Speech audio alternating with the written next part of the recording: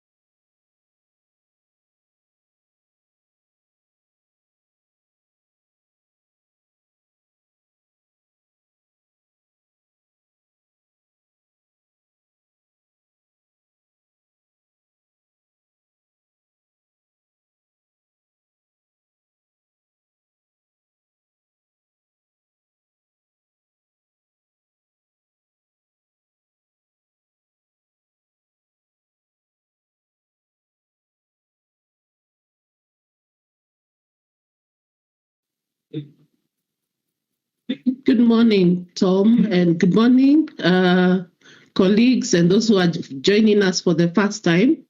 My name is Dr. Angeline Wambogo. I'm from the Development and Innovation Directorate. We'll be interacting a little bit more when I make my presentation, but for now, just to welcome you to Management University of Africa. This is a place to be, where you will find a place to belong and to become the person that you envisage to be.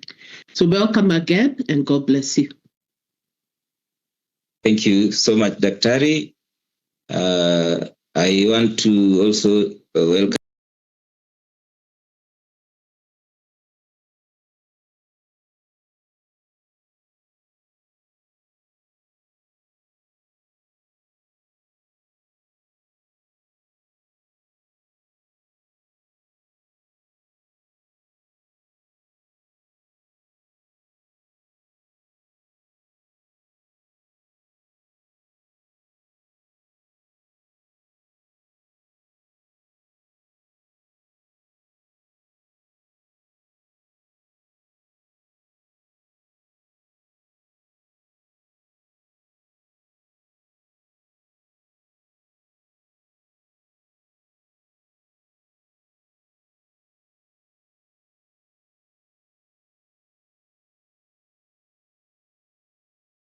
I know Dean will have a lot of time to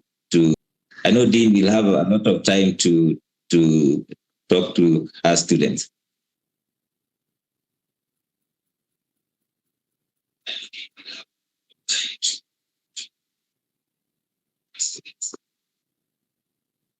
Okay, let's go to, I think I want to end the introduction part. I know to our students, we will have a lot of time with our faculty and the staff to interact during the session. So I want to end the introduction at this point.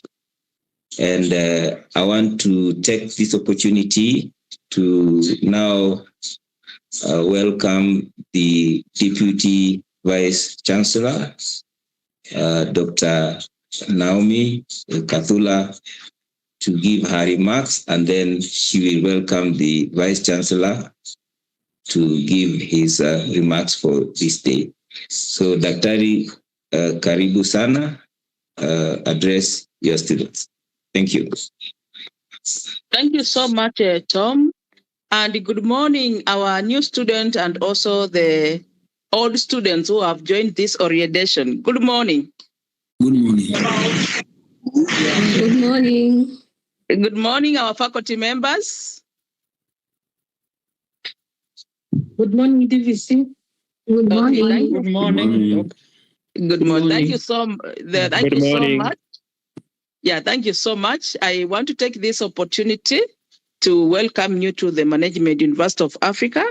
My name is Dr. Dominita Naomi Kadula. My area of specialization is education, but I also serve a lot in the School of Humanities, the Social Science Development Studies, from the background of BSc. So I welcome you to this university where it is the best place to be, is the best university to be. Any university you go becomes your best university, and the experience you get here, you will not get it elsewhere. The experience we will give you as the faculty, as the facility, as the interactions, even if you're interacting with you through, most of you, you are Odell student, through our ERP, through our LMS, you'll find it an experience where probably if you share with your colleagues, they may not have had such experience. So why I'm saying this, I'm saying you, as you join Management University of Africa, I'm assuring you of quality of your academics, is where even if you are learning alone wherever you are, you'll be able to interact with your classmates, either responding to quizzes or to an assignment which has been posted, and you have to interact with the two of comments of your classmates before you can continue. And through that way, you find you will not be lonely, despite most of the students being online. You'll find yourself you are not lonely. In the process, you find you'll be able to join the WhatsApp group with your unit mates so that you can be discussing, and also with your lecturers so that in case you have a challenge, you are able to reach your lecturer directly, and you are able to post anything, and the team member will be able to respond. So for us, we treasure on giving you the quality. We also treasure, somebody to mute, we also treasure to have students who are ethical, so that in assignment you are doing, be very ethical. Originality is very important. We want you to learn, not just to do things, so that when you are out of this university, you say, I went to that university and I've left that university with these competencies, with these skills, with these dispositions, which anybody, whenever you mention the university, people will say, yes, you learned. I'm sure most of you are working. So as you learn, try to implement most of the things you are learning theoretically into your workplace so that your employer can see a change of you having joined the university, and for you having been acquiring the professional skills you'll be acquiring. Alongside this academic journey you have joined, which is usually the academic side, as the orientation will be taking place, you realize we have a lot of micro-credentials, a lot of professional courses, which you can do alongside, so that by the time you graduate with your degree, you have also done other short courses, professional courses, which most of the employers are requiring for promotion. So don't only stick to the academic, explore the micro-credentials, the professional courses, and also the international languages so that you are able to serve anywhere in the world. So I welcome you to acquire the knowledge, to acquire the skills, to acquire the disposition from the Management University of Africa. Have good interaction with your fellow peers in the class, have good interaction with our faculty and even the management. We usually operate an open door policy. You don't have to book an appointment to come and see the DVC. The same, you don't book an appointment to come and see the VC. And we are also part of the faculty. So you are most welcome. Anything you find is good there, tell us. Any program you think is of a lot of market demand. We have Tom Kawino here who is surely the end of marketing. So if there's a program we are not offering and you find this from the market survey, you are the people who can provide us that feedback. Tell us, we have the expertise within and be able to come up with that program so that we can have more students joining our university. So feel much welcome. Feel happy that you have joined the Management University of Africa and it's the best for you and you will enjoy the learning ambience of this place. Those who are coming physically, they will enjoy the ambience of the place. This is where my toilet is your toilet. The toilets have tissues and you find no student will go and pick that tissue to put in the handbag or to put in the pocket. We want a clean environment and we have responsible and accountable students who are able to maintain their environment clean. You not find a student littering anything around. They have somewhere, they see the dustbin, you put things there so that anybody coming to this environment does not give that image. We have seen most universities, but we want our university, despite being a private university, to be the best. Those who are joining us having been placed here by COOPS, I'm sure you are aware, although I invited COOPS. I think somebody from COOPS will be able to talk to you. Most of those who have been placed into the Management University of Africa by government feel much welcome. The only difference you'll have with your peers who have been placed in the public university is that the government is going to pay for you 60% of your tuition fee. Then the parent pays the 40%. But if you look at our fee structure, if you compare even with the public university, our fee structure is very favorable. And somebody in finance will be talking to you. You don't even have to pay 100%. You pay 60, 20, 20, so that you just clear before you do the exams. So what the government will not be giving you is the pocket money, which they will be giving the rest who have been placed in the public university. But the good thing with you is that you will finish your coursework in record time as compared to those others. And I want you just record that. The time you take to finish your degree and the one who have been placed in public, because as we don't go for those long holidays. So as we continue learning, so you find you are going to graduate within the shortest time possible as compared to those who will be having the luxury of going for either 3 months, it's not leave. 3 months holidays, which probably they don't have something they are doing. So feel much welcome. You don't have to change. You are in the right university. Stay with us. The parent is just going to pay 40% of your fee. So with that, I just welcome you. Feel happy. I want to invite our VC, Professor John Chelgate, to address you. Prof, welcome and address our student. Thank you very much, Dr. Dominita, for the great inspiration what you have given our students this morning. Thank you very much, all our colleagues who are logged in. This is a very important activity in the university calendar.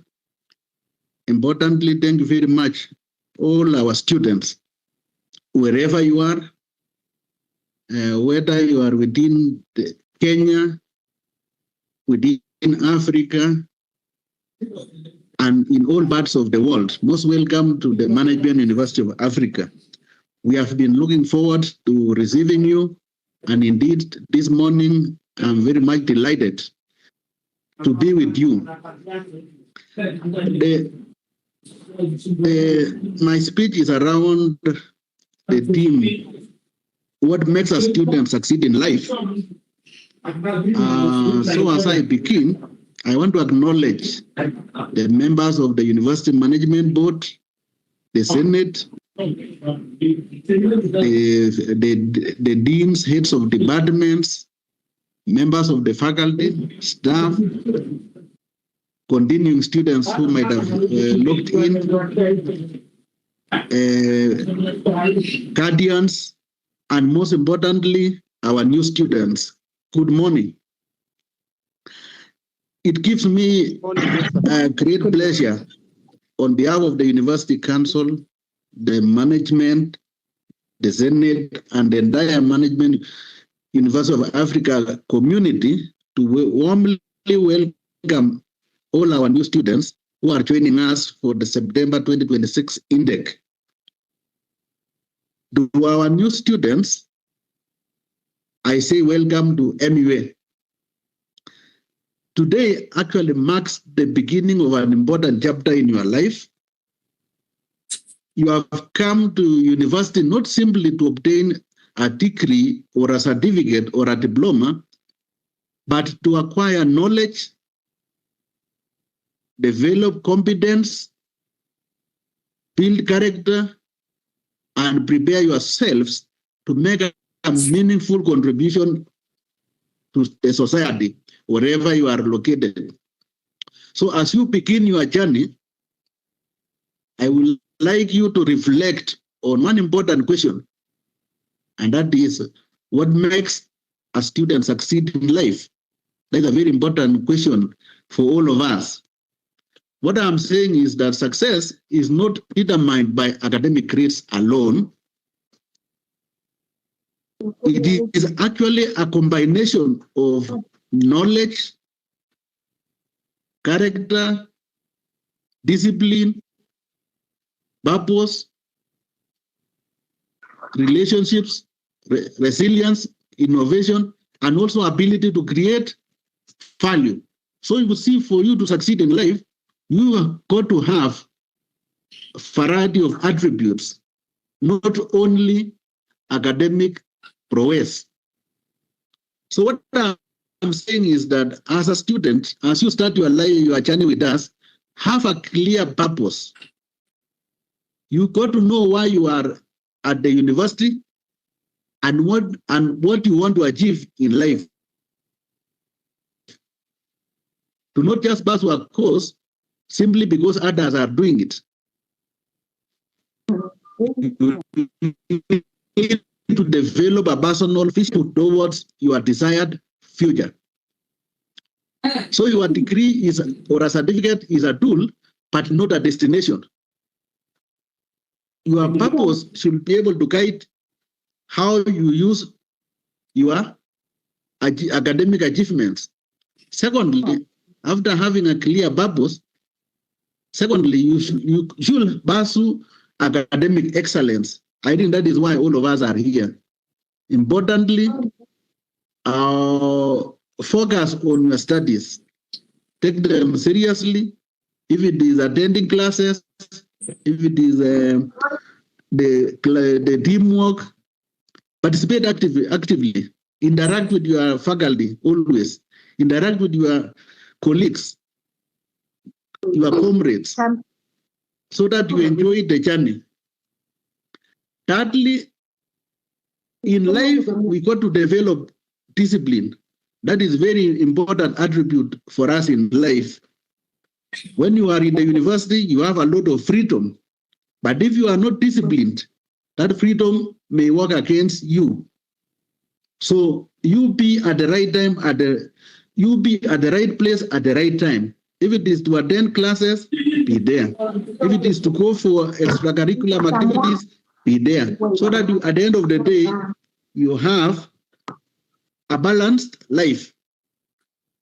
Fourthly, and this is the last I'm mentioning today, is that you got to protect your character and integrity. And that is what MUA stands for, integrity. So what I'm saying is that your certificate will show you what you studied, but your character will show us who you are. So what I'm asking us is, let's avoid examination cheating. plagiarism, dishonesty, and any other forms of academic misconduct. You got to build a reputation for honesty, accountability, respect, and trustworthiness. I think those are very critical for you as our student, and those values will be with you the rest of your life. So your reputation will become one of the most valuable assets.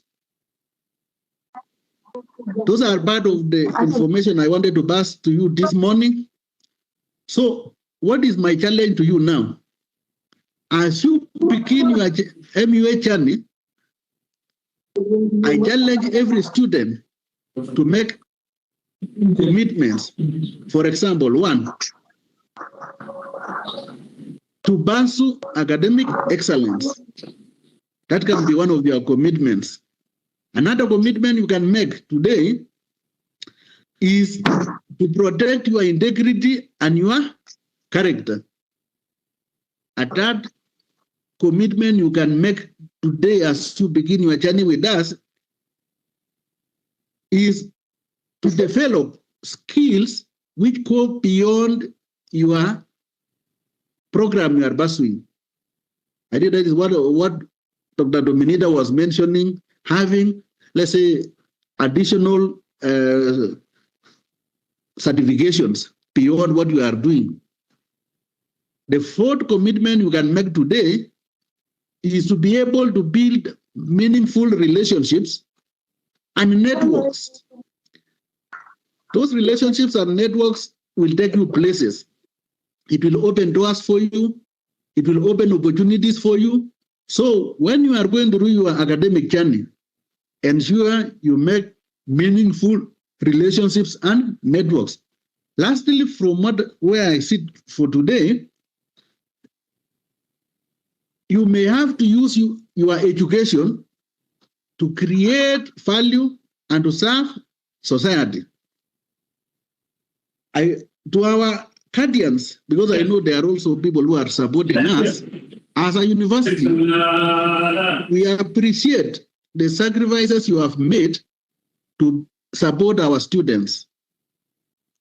We assure you that MUA will provide an environment that supports their academic, professional, and personal development.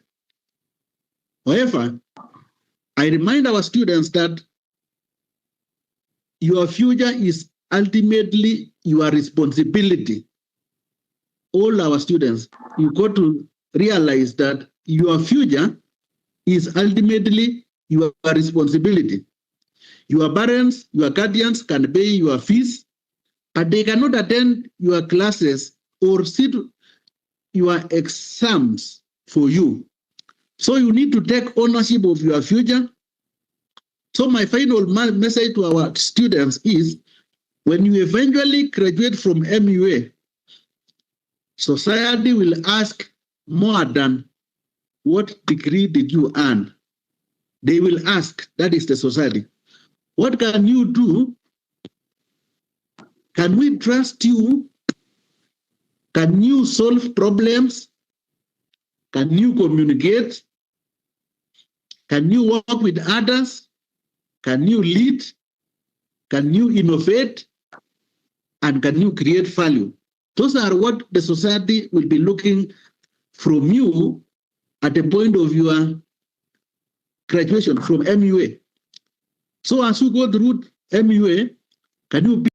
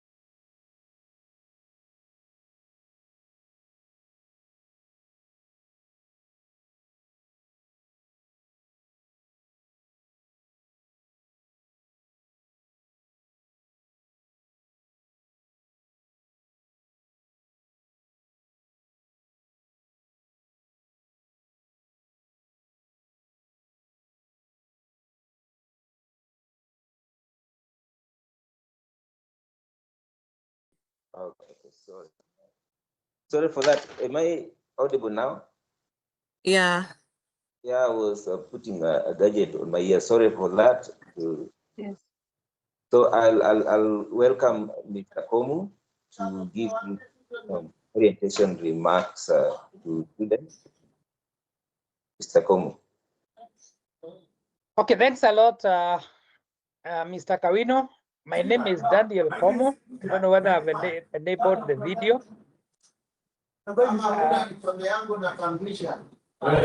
the Registrar, Academic and Student Affairs. I also teach in psychology courses, counseling courses, as well as communication. So I'll be taking you through the registrar's part. But before then, I would want to ask whether the HELB, CUSP, or CASNEB representatives are here. If they are, you'll notify the masters of ceremony because you're supposed to come within this time. But in the meantime, let me request. Ndio maana tunaenda yekelea, tunashikanisha na waya juu. Bora tulisimame. Naomi to mute. Elb is joining shortly. He was at Meru University. Okay, thanks. I think administrator can mute the students and participants who are not presenting. I'm told Kasnab is present. Komu, you can check on the chat.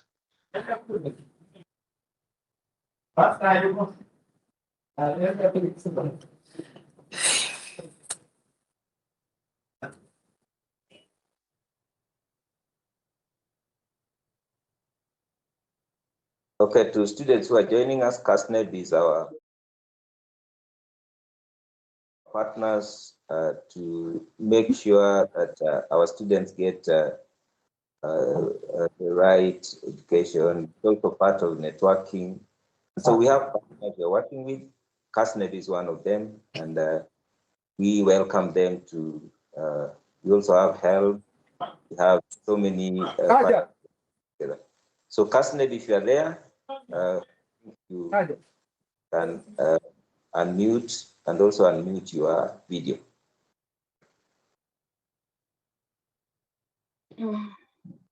So good morning. I don't know if I'm audible. Yes, we can hear you. Okay, sir. Thank you very much, Mr. Daniel Komu, for this opportunity. As you have heard, my name is Anne Wandeto from CASNEB. I'm here this morning to tell you more about the professional courses that we offer. But before that, I would like first to appreciate the Management University of Africa for this opportunity that you have given to CASNEB, that we can orient some of your students on the professional courses that we offer. We also want to pass the greetings from our CEO, who is Professor Nicholas Letin. He is also a former Vice Chancellor of MUA, so we know that our working relationship has been good. Thank you for the students for joining MUA. This is a reputable university, and also we have worked on many other opportunities together. So as you have heard, CASNEB is a #1 government institutions, and our mandate is basically to offer examinations, mostly in professional areas. #1, we have exams in accounting, and the exam that we have in accounting is Certified Public Accountants, which is CPA.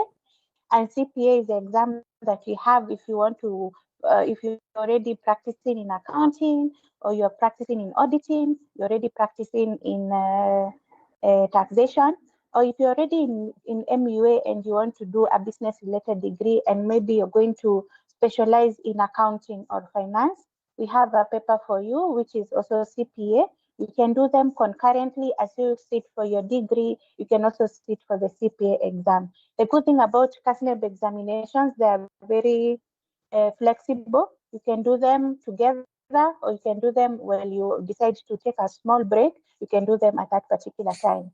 Also, we have an exam called Certified Secretaries, which is an exam that you have if you want to practice in governance, also in company secretaries. If you're an advocate, a lawyer, or a person who works in governance or even HR, we have the CS paper or qualification is for you.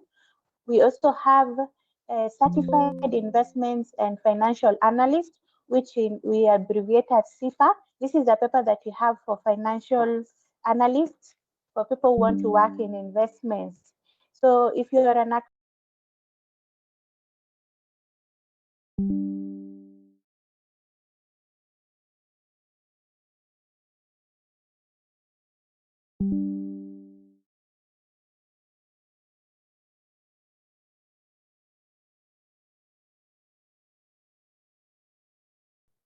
so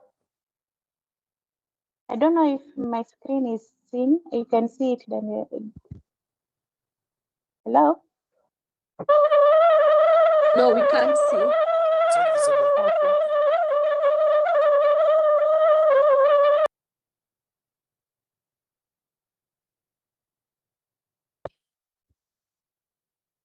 I don't know if you can see my screen right now.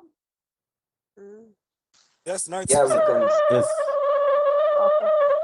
Yeah, as you said, this is our brand promise. It's be empowered. Now, I would say, do we have some qualifications? We have two post-professional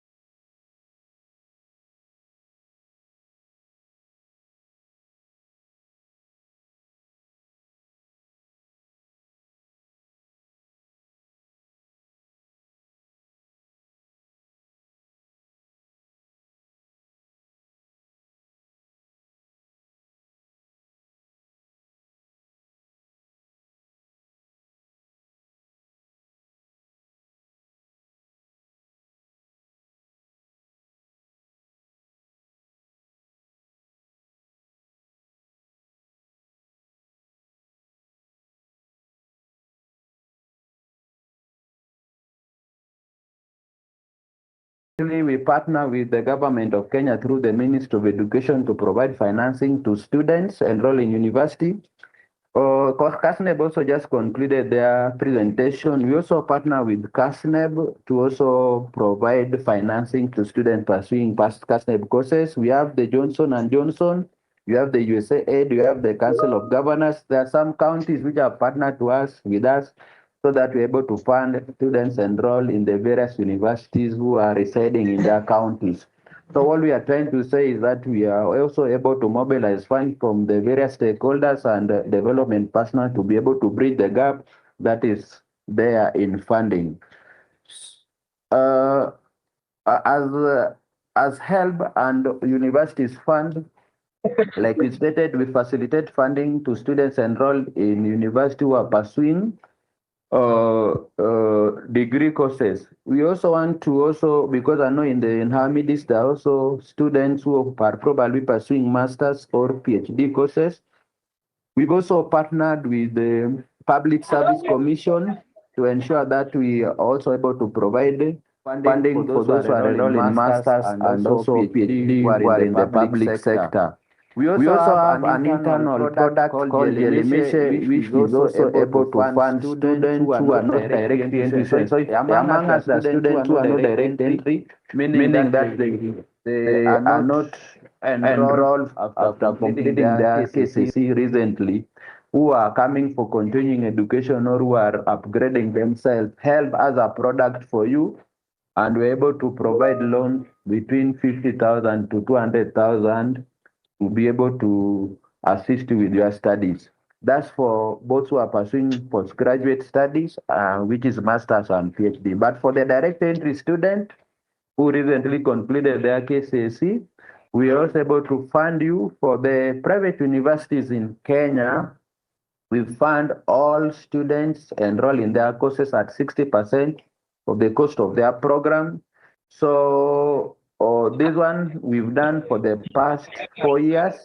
Previously, for those enrolled in public or private university as self-sponsored were funded up to 60%. But with the current government, this funding is enhanced. So we are able to fund you. If the cost of your program is 200,000, we'll fund you at 60% of this. That's 120,000, which we'll send to the institution to complement your fee.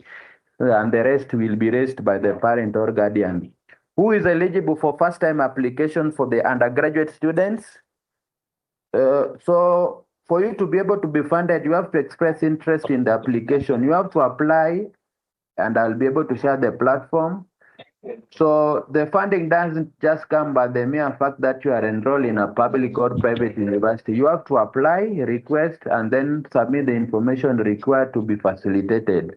So why am I talking about first-time application? Because in every academic year, you will be required to express interest in funding. So once you apply once, you don't go back and sit and then wait for the government to fund you through the remaining duration of your studies. So if you apply for the first time, it's the first time that will require a bit of more information, but the subsequent application, which is in your second year, third year, or fourth year, it will be very easy. You'll just be doing it through your mobile phone, as I'm going to also state here.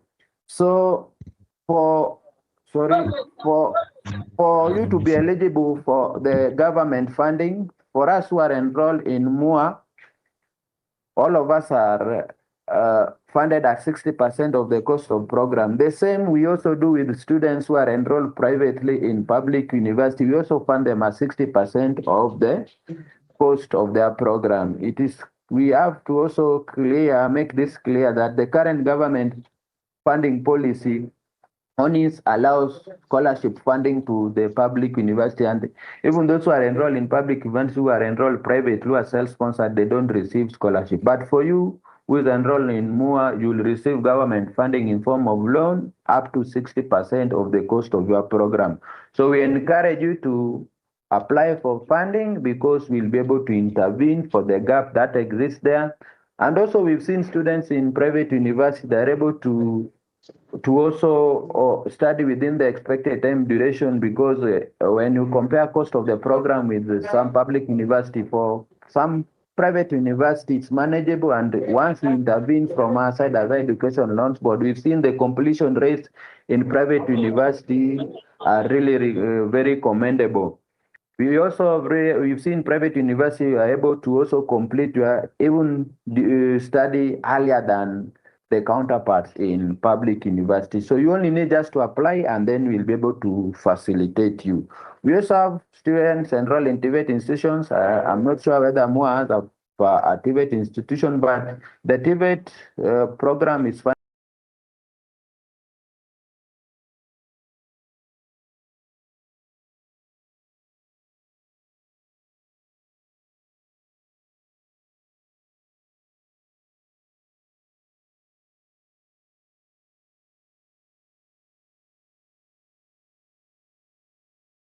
Students who are underage or you are yet to acquire ID, so they feel like they are not eligible for funding. All of you are eligible for funding. So if you are underage, you are yet to receive a national ID, please, you are eligible for funding. Just make a request for funding. We will allow you to use your index number as you pursue your ID application. Those who have the national ID, we expect you to use your ID to be able to apply. If you are able to go through with your index number with the application now, we expect you that in the subsequent application, you now provide your ID to be able to proceed with the request. The requirements are very simple. You must have a registered email address. We'll require your secondary and primary school details. We'll require your passport photo. A clear passport photo will require your copy of ID in PDF format. If you don't have an ID, you will be required to provide a copy of your birth certificate for those who are underage or those who are yet to receive IDs. We'll also require your parents' details in terms of their phone numbers and national ID so that they are able to provide consent to be processing your information. And also we'll require guarantors. Guarantors are just like a referees, those who know you to be able to also recommend you for funding. For the underage, you will only be required to use your KCC details. So I'm stressing on this because we've really realized that majority of people or students who are not applying feel that if they don't have a national ID, they're not able to apply. You are allowed to apply with your birth certificate and KCC results slip so that you are able to be funded, and we'll update your information as soon as you acquire that ID. What we encourage you is to also pursue your ID application so that you are not disadvantaged in subsequent applications. The first time application is done at the portal. We encourage you, the application has been open since August, since July, and now we are heading towards September. For those who are in our midst and are yet to apply, please don't wait for the last minute. We've seen many students are really struggling to apply this week. They have waited till the last minute when the application is about to be closed, and we're expecting to close the application by next week. So we are encouraging you, if you're yet to submit your request, please do it now. Don't wait for Monday. If there are going to be an extension, let it be a plus to us, but let's not wait an extension. Apply now. If you have a challenge, see us through the various channels that we have so that we are able to assist you. We'll require your personal information, just a snippet of what you require, and already stated this, your birth certificate, your ID, phone, number, and addresses. We'll require also your current place of residence information, just to be able to ensure that we are funding a Kenyan student. We also require the basic education background, that's primary and secondary school details, so that we also validate that you are actually enrolled in a program you qualify for. The next one will require your education institution details, that's the MOA, admission details, your current cost of program. And for the management university, here we require students. We've seen students who are enrolled in diploma programs trying to beat the system by applying that they are enrolled for bachelor's program. At the moment, the government doesn't fund any diploma in any university within the republic because we are yet to provide a policy for that. And the reason also for that is that the funds we have are quite limited. So the scope of funding is just within the bachelor's program and for the postgraduate studies. We'll require the parents' information that we have stated. Once you have the IDs and phone numbers, that will be clear and it will be okay. We'll also require your guarantors details. Guarantors can be your parents. Don't go around looking for guarantors. The same parents you've listed, they can be your guarantors. If you are raised from a single parent household, you can have an aunt or another person that you know as a guarantor. So there shouldn't be anything stopping you from being applying. I don't want to touch for the upkeep because upkeep is not currently provided for students enrolling or private university. We disperse everything that is meant for you to the university to cater for your tuition. So this is the portal where you'll be able to apply. It is www.health.co.ke. And it is where you'll upload the required documents and also provide the required details to be able to succeed. It is very easy. Once you have an email address and you will create a password and you'll be able to proceed. So this is how you create an account with your email address and an ID. So it is not complicated. This is what happens when you get into the system. It will have about 5 key sections. The section 1 is for the personal information. That's your personal details, the residence information, where you live, where you are, the education background, that's your primary and secondary school background. You'll have the university details and the parents' details. So it is not as difficult as some of you perceive it to be. Once you have the required documents and also information, you are able to navigate this within 10 minutes and you'll be done with your application. And once you are done, for the students enrolled in MUA, you will only be able to see the government funding in terms of loan. So if you don't see scholarship, it's because it's restricted to only students enrolled in public university. But all of us who are enrolled privately, whether in public or private universities, we are eligible for funding up to 60% of the cost of the program. While you are completing your application, just ensure that you're able to see that your institution details are clearly displayed so that your funds are not all dispersed to another university. If you have transferred from another university to MUA, just ensure this is updated with us so that you are not inconvenienced where your funds are dispersed to another university instead of Management University of Africa. So ensure your details are well aligned. Like I stated when I started, once you apply for the first one and we have disbursed to your college, the disbursement will be done in 2 tranches for semester 1 and semester 2. I know most private universities have 3 semesters, but for us, whatever has been allocated to you, for instance, if you have allocated 100,000 shillings to you, we'll disperse in 2 tranches. That's 50,000 and another one 50,000 for that given academic year or financial year. So we work with financial year on our end. So for now, we've opened the application for 2026-2027, which will be processing. So the next application for subsequent application will be next year, July, August, for 2027-2028 financial year. So ensure you are aligned with our calendar so that you are also able to apply on time so that you also disburse on time. So the subsequent you'll be doing through your phone. Subsequent meaning that you have already been funded for the first time. You are able to apply, you have allocated you and disbursed. So when you're proceeding to the next academic year, you express interest in funding and you'll be able to do it easily through your phone by dialing *642# or downloading Help app to be able to be funded, and also it's also easy to do it within 3 minutes. If you are stuck, always reach out to us as soon as possible so that we're able to assist you rather than waiting for the last minute. How are you able to track your applications? You can track it through the F portal, through the student portal. At Higher Education Loans Board, you can dial *642# so that you're able to see where the process is. As I finalize, we ask you to stay vigilant. Our services are free. Please don't get conned by somebody telling you that if you pay them, they'll be able to facilitate your application so that you are funded. All of you are eligible for funding. Just ensure you express interest in funding. We'll facilitate to help. Or universities fund will not ask you for payment to process your application.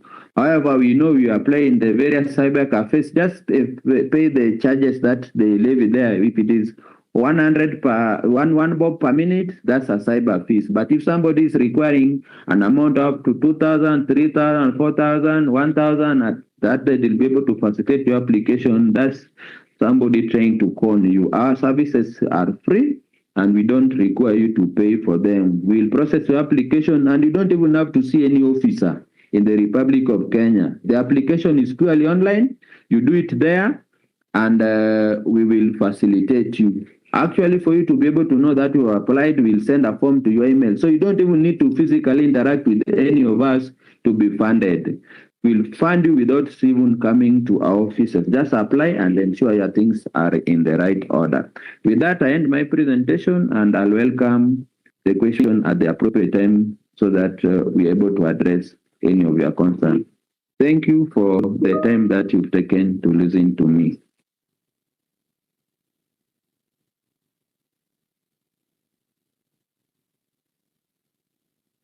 Thank you so much, Aquilas.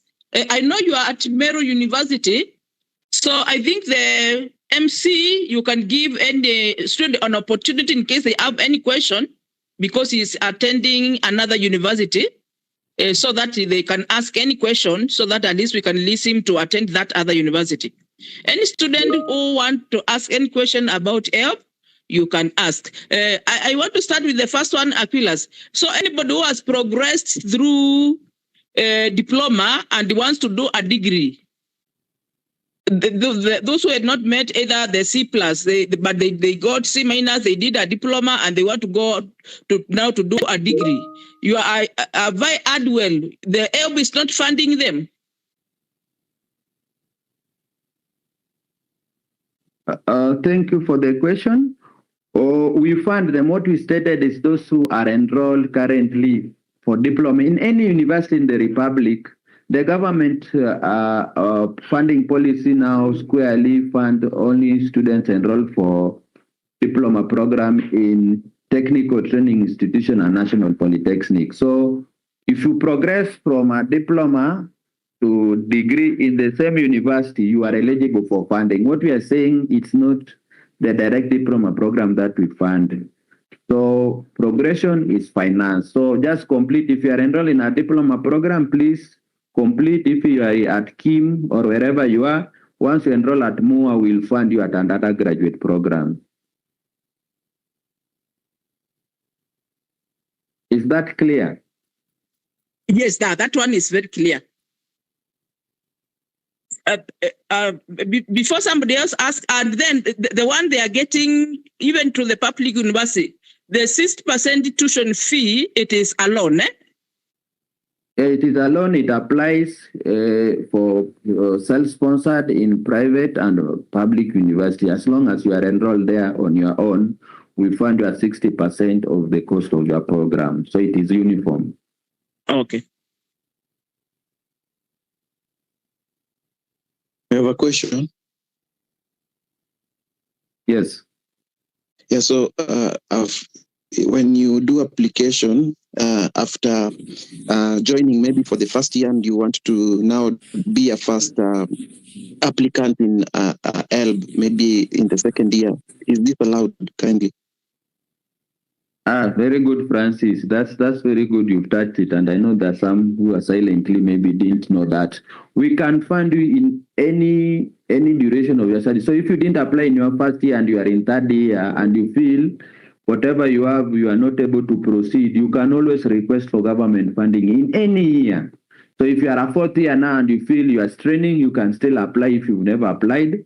If you're in second year, what we mean by first time, you are applying for the first time, not that you are applying because you're in first year. Yes, so that's what we mean, and we'll be able to fund you. So you are encouraged to apply when you feel you may not be able to intervene completely for your course. Thank you. And also, sorry, I'm also for benefit of Francis, we also fund you for the duration of your, I think this should also be clear, for the duration of your course. So if your course is for 4 years, which I know majority of the bachelor's program in universities, especially the business courses, are 4 years. If your course, the duration of your course is 4 years, we'll fund you up to 4 times. We've seen a situation where students require to be funded beyond the scope or the duration of their study.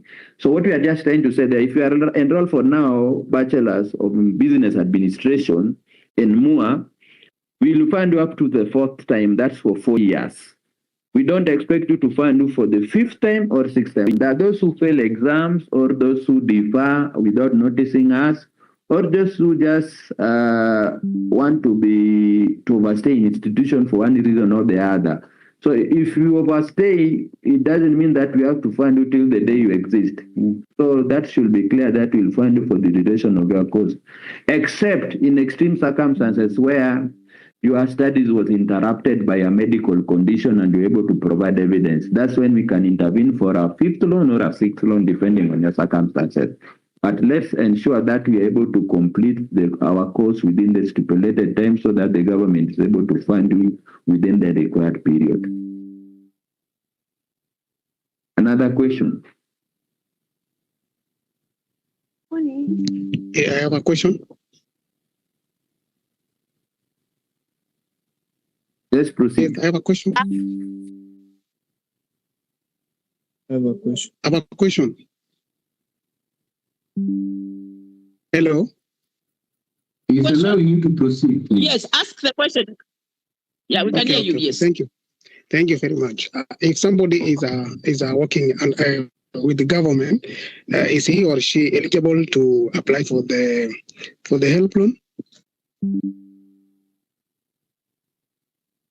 Oh, thank you. Though I didn't get your name. Yes, you are eligible if you are working with the government. I told you there's a product that is we've partnered with the Public Service Commission, which for civil servants.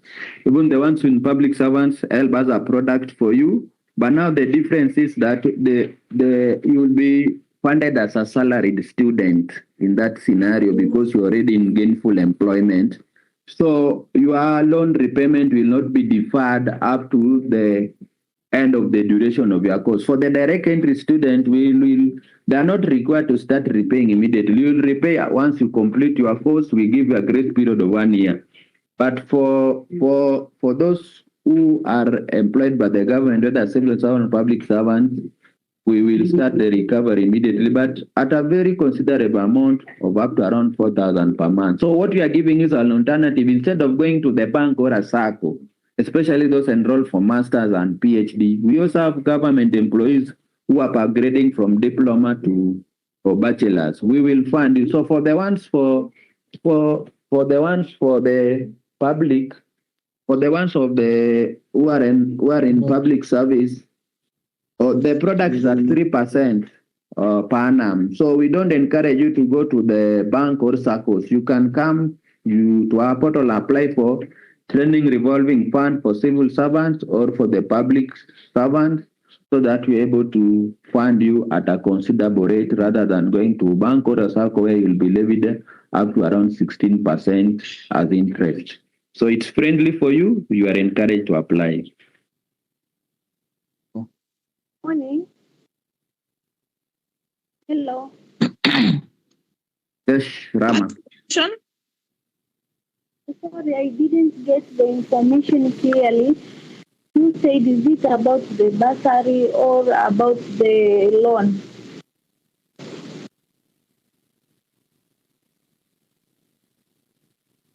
I didn't get you clearly, Rama, but I believe you're asking about bursary, scholarship, and loan. For the university, like I said, self-sponsored and privately enrolled students, we offer loan as a government funding to all of you, not bursary or scholarship. It is purely loan in form of tuition to the universities at 60% of the cost of their program.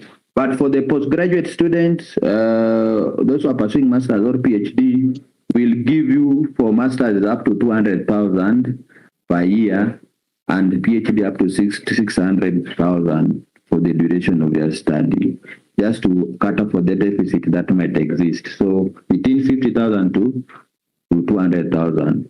But for the directly enrolled students, it is 60% of the cost of their program for the undergraduate studies, and it is purely loan in form of tuition.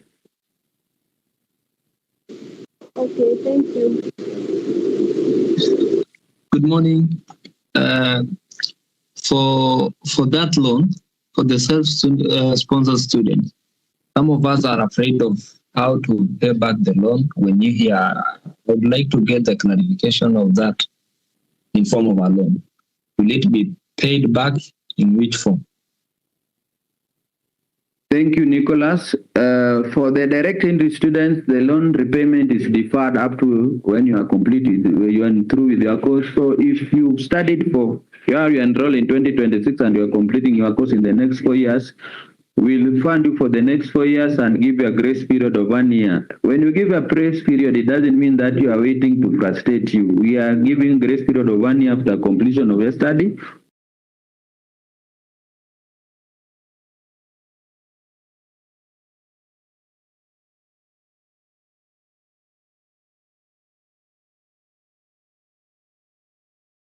Will take you to court, we'll just encourage you to be able to start repaying when you're in a position to pay. If you are not in a position to start repaying, please reach out to us so that we are also able to know your circumstances. The problem is some study and then they disappear. You don't even know where they are. You try to reach out in form of text.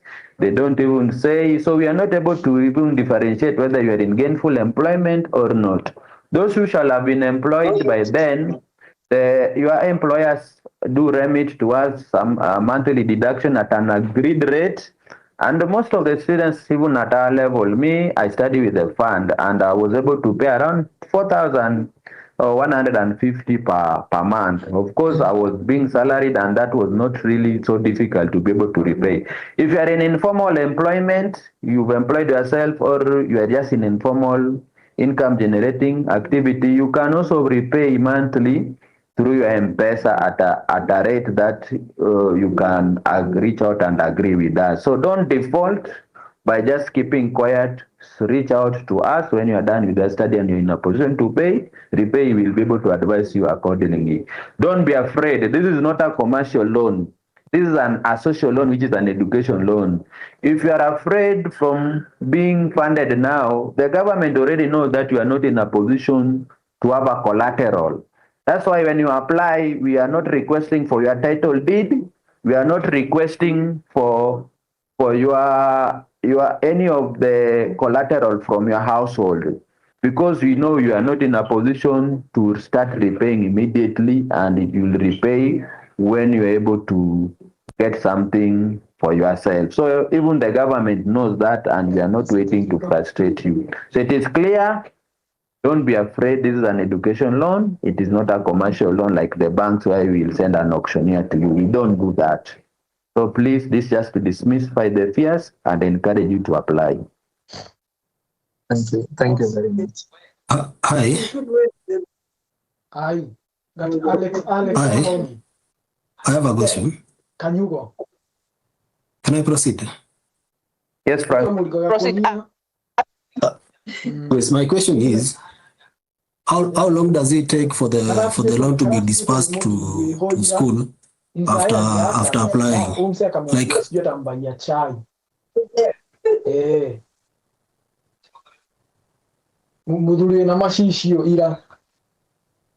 hi, have you heard my question? I've had a question. Yes. Someone to mute the person speaking. I don't know who is that. For your question, it's clear. We are supposed to pay you as per your opening dates. So even now, we have started processing payments to students in both public and private institutions. So we pay you as per your opening dates, which are supplied by the university. And then we pay as per semester date. So once we pay this semester, the September semester, we'll be paying again in January in 2 tranches. So, and that's why we always encourage you to apply as early as possible so that when you commence your semester, we're able to release the funds to you. But if you apply later on, it also takes time to be able to pay you. But we are supposed to pay you as you begin your semester, except in instances where the funds delay, because we get our funds from the government through Treasury. Also, we get our funds from the students who are repaying. That's why we encourage you, if you are complete with your study and you are in a position to repay, always reach out to us so that we are also able to facilitate another student. When you repay is how we also go and finance another student. So we collect from those who are repaying and also we receive funds from the government and be able to disburse to you when you report for your studies for the semester. Then another question. Okay, thank you so much. allow me to say something, because I know health is a serious area of interest to students, but we are also in an orientation. So I request that that be the last question from, is it Jesse? And then Aquilas, you can give your number and your contact so that students can actually contact you directly to with the questions that they have. So I'd like Jesse is the last question, then we continue with the orientation program. Thank you, Jesse.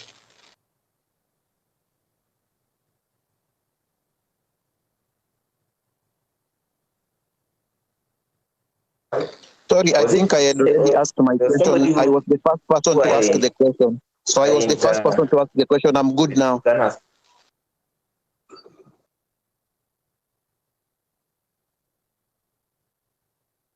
Can I ask the question now that I had two questions? I've just been answered on one, kindly.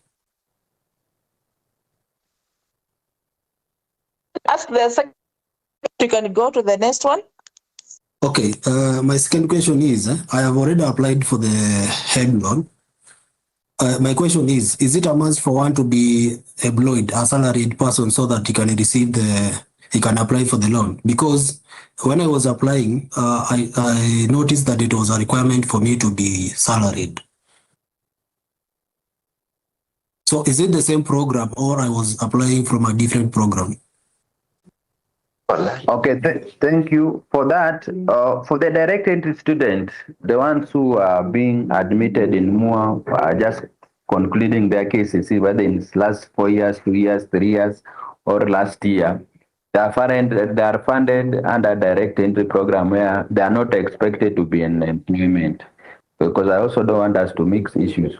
But those who are enrolled later on, that they have stayed out there for a long period of time, now they are enrolling for their undergraduate program. There's a product meant for them, but for only those who are salaried to be able to be funded.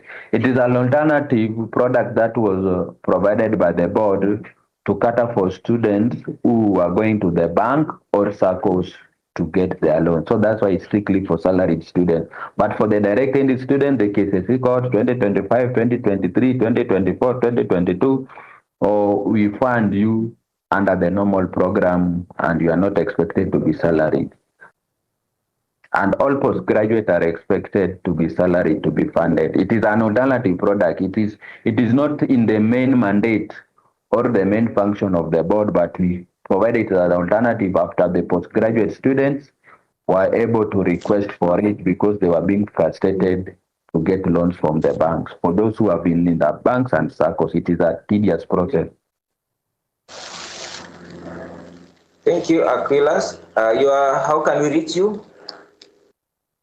I've provided my email. Whenever I give my numbers to students, they call even very late at night. So it's sometimes very difficult, but I've provided my email and I'm always on my email. I can always answer, and whenever I want to call a student back, I'll be able to call them through my office line.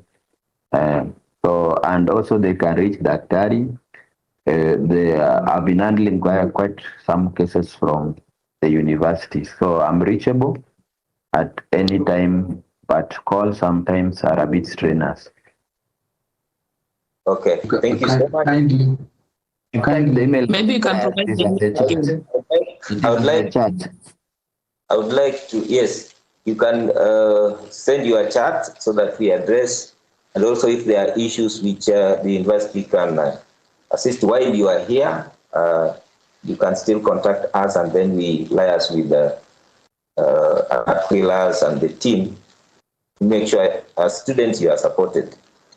So with that, I just want to welcome Komu. I want us to continue with the program. I want to welcome Daniel Komu, who is our registrar, to present his program, his address to the students. Registrar. Okay, thanks a lot, Mr. Kawino. And I also want to thank the HELB and the CASNEB representatives, because as we do the orientation, we are going to come across the finance part, and a lot of questions on help are usually asked. And I believe now we have the answers. We may not have, and the person is still here. Issues with CASNEB, we have a School of Professional Education and Languages. So a lot of what was brought from CASNEB is also what will be offered at MUA. So basically, that is the reason why we felt it is important for them to the officers to come and address the student. So now we are going to have all the HODs give us some presentation. I'll be the first one. And from the registrar's desk, the first thing that I want us to note is that as a university, you can go to the next slide. As a university, like all formal institutions, we have a vision, mission, and philosophy. It is very important for members to know. I don't know, Florence, the screen is not moving.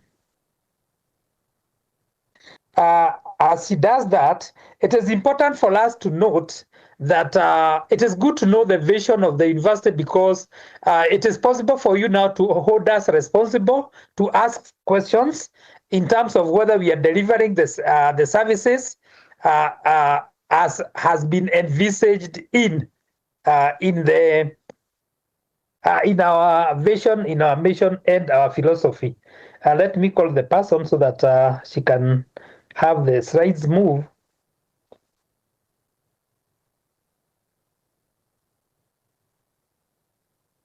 So one of the things we say in terms of our vision is that we want to be a premier institution. So being a premier institution means that all the services that we offer are expected to be of high standards, and that is the reason why the feedback that we get here is quite important for us. I don't want to go to the mission and also the philosophy, what they say, but they are going to be circulated to you. Be very conversant with them. The second thing I want to mention is on the university core values. We have 5 core values, and amongst them is the lifelong experiential learning, which is the reason why many of us are here. Proceeding on with studies when they are working. Then we also talk about academics, freedom, creativity and innovation, integrity that the VC talked about, and also there is the concept of social responsibility. So I'm talking about this because these are the standards by which all of us as students of MUA will be expected, and these values and the philosophy as well as the mission will also run in the curriculum, so that that one is inculcated not just by appealing to the students, but also through what is going to be taught in class. The other thing I want to talk about, and Mr. Kawino, you can help me get to Florence. The other thing I want to talk about is on communication. I want the members to note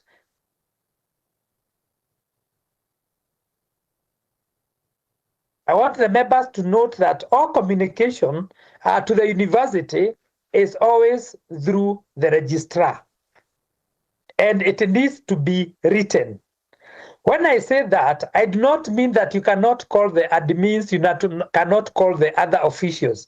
But when you want to make it official and make some very official follow-up, it is good to communicate. And when you communicate, you should put your admission number, because that is now what it is, that the reference that we shall know you with. Okay, thank you. It is there. You'll also get an email from the ICT.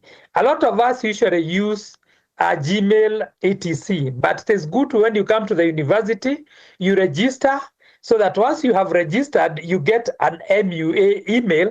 And anytime you use that email anywhere, it can be seen that actually you're using an official email. Proceed to the next slide. Proceed to the next slide.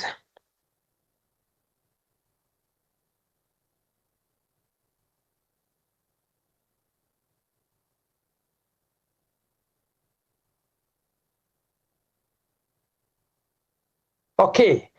One of the things we want to ask is, why is it that we think that you'd made the right decision for joining MUA? You made the university of your choice. You have a number of reasons. Number one is the issue of finance, 5% discount on the early bird payment of fees. That is to encourage you to pay early. Once you pay early, you get a discount. We also have very flexible learning modes. We have the evening and weekends. We also have the distance, the Odell, and we also have the full-time students. In addition to that is the issue of industry, where our faculty have got industrial experience, so that what we are learning is not just a book learning, but we also give you experiential learning. And this is also important because a number of us are also working, and then it means you'll be able to link what is learned in the academic and what it is that we are doing. We also have access to international faculty.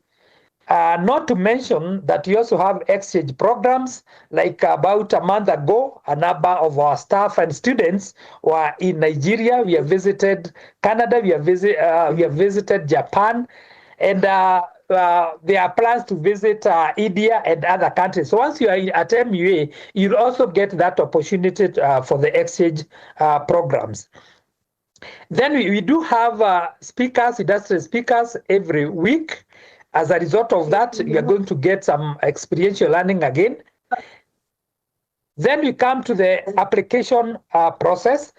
Since all of us have gone through that process, I may not necessarily go through it, but I think we can commend ourselves because for the first time, we have done application through the online platform. And the fact that we are here and no student has been admitted manually means that this is a great achievement for the university, as well as for you, as the testimony that we are continuously embracing technology. Proceed.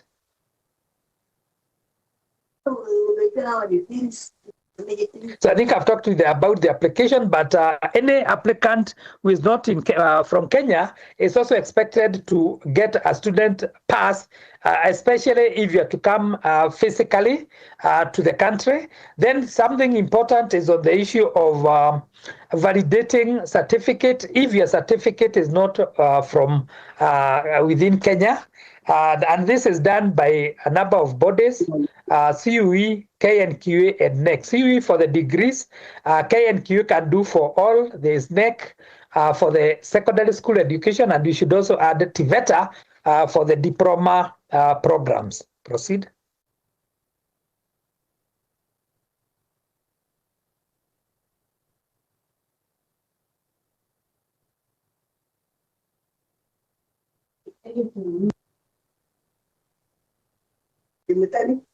So in terms of the registration process, you're supposed to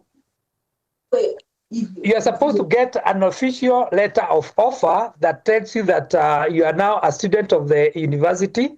And then once you have become a student, you're supposed to get a student ID card, and this is provided within 1 month after you have joined the university. The registration of units is done immediately you have been admitted, and as at now, you're also going to do it through the portal. And the minute you are admitted, you are assigned a number, an admission number, and this is upon payment of requisite university fees. There is a minimum that you're supposed to pay for you to get an admission number. I saw a question on that. So as at now, you're supposed to have paid at least 60% for you to get the admission number as you're at the beginning of the semester. So something else that we want to mention is that apart from this semester where we shall proceed, in the subsequent semester, always make sure that you register before we start the semester. This is because if you don't register on time, the registration is usually the last day of registration is the first day of opening. So anytime you don't do that, then you are charged 500 shillings, 500 shillings for any day that you exceed. Something else that you may note is that you can defer registration. You can defer registration, for example, those who have joined and you are not able to take up the appointment immediately, you can defer the admission and join in the semester that you are ready, but within the year. Let's proceed to the next.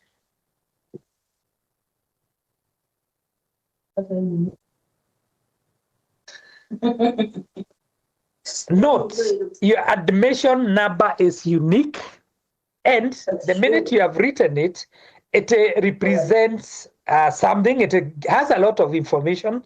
For example, you can see that the first one, it talks about whether the program, whether you are ODEL or you're not ODEL.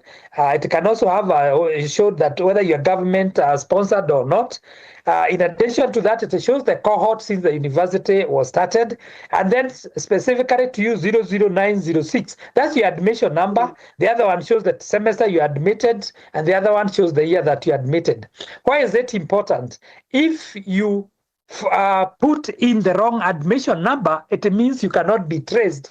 And if it is on the issues of exam, you can easily get marks that are not yours, or you are told that you never did the examination. To avoid that, it is good for you to master your admission number and make reference anytime you communicate to the university on that on any issue. So you must quote it in all your correspondence, and very important, even in your examination. Proceed.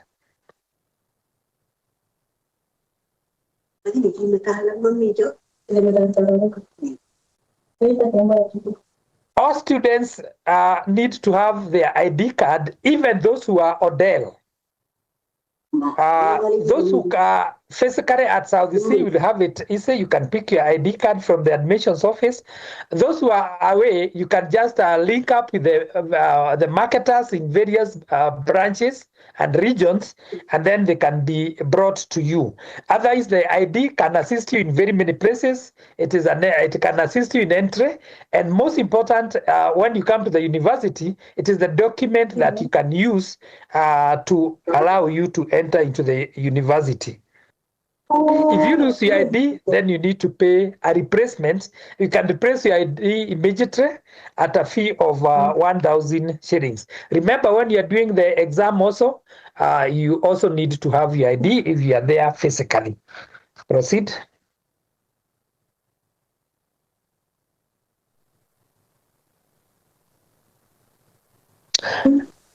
One thing I want to make a lot of emphasis on is the student handbook.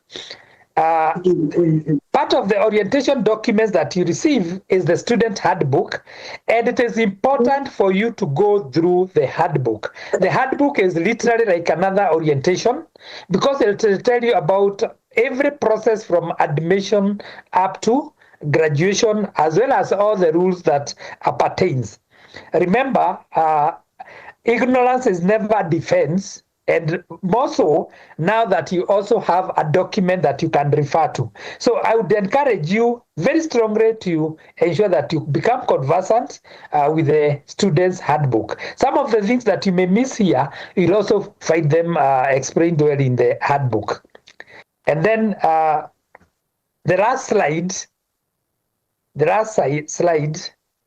I want to talk about the graduation ceremony.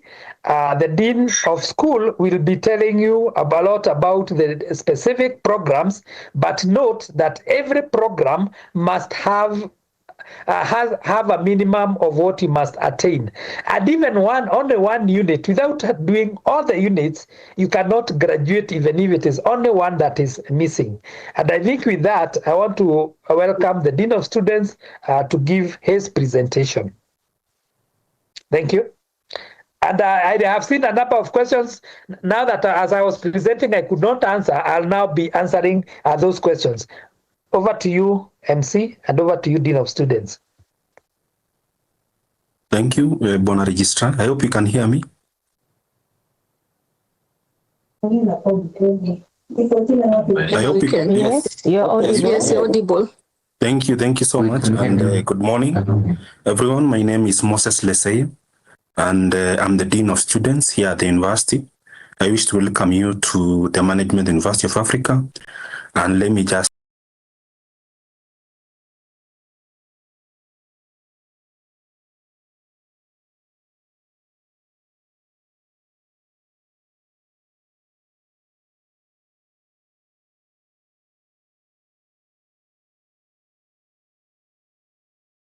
policies, mentors, and resources to keep you on track. If you ever feel lost, come to us and we'll be able to help you find the direction.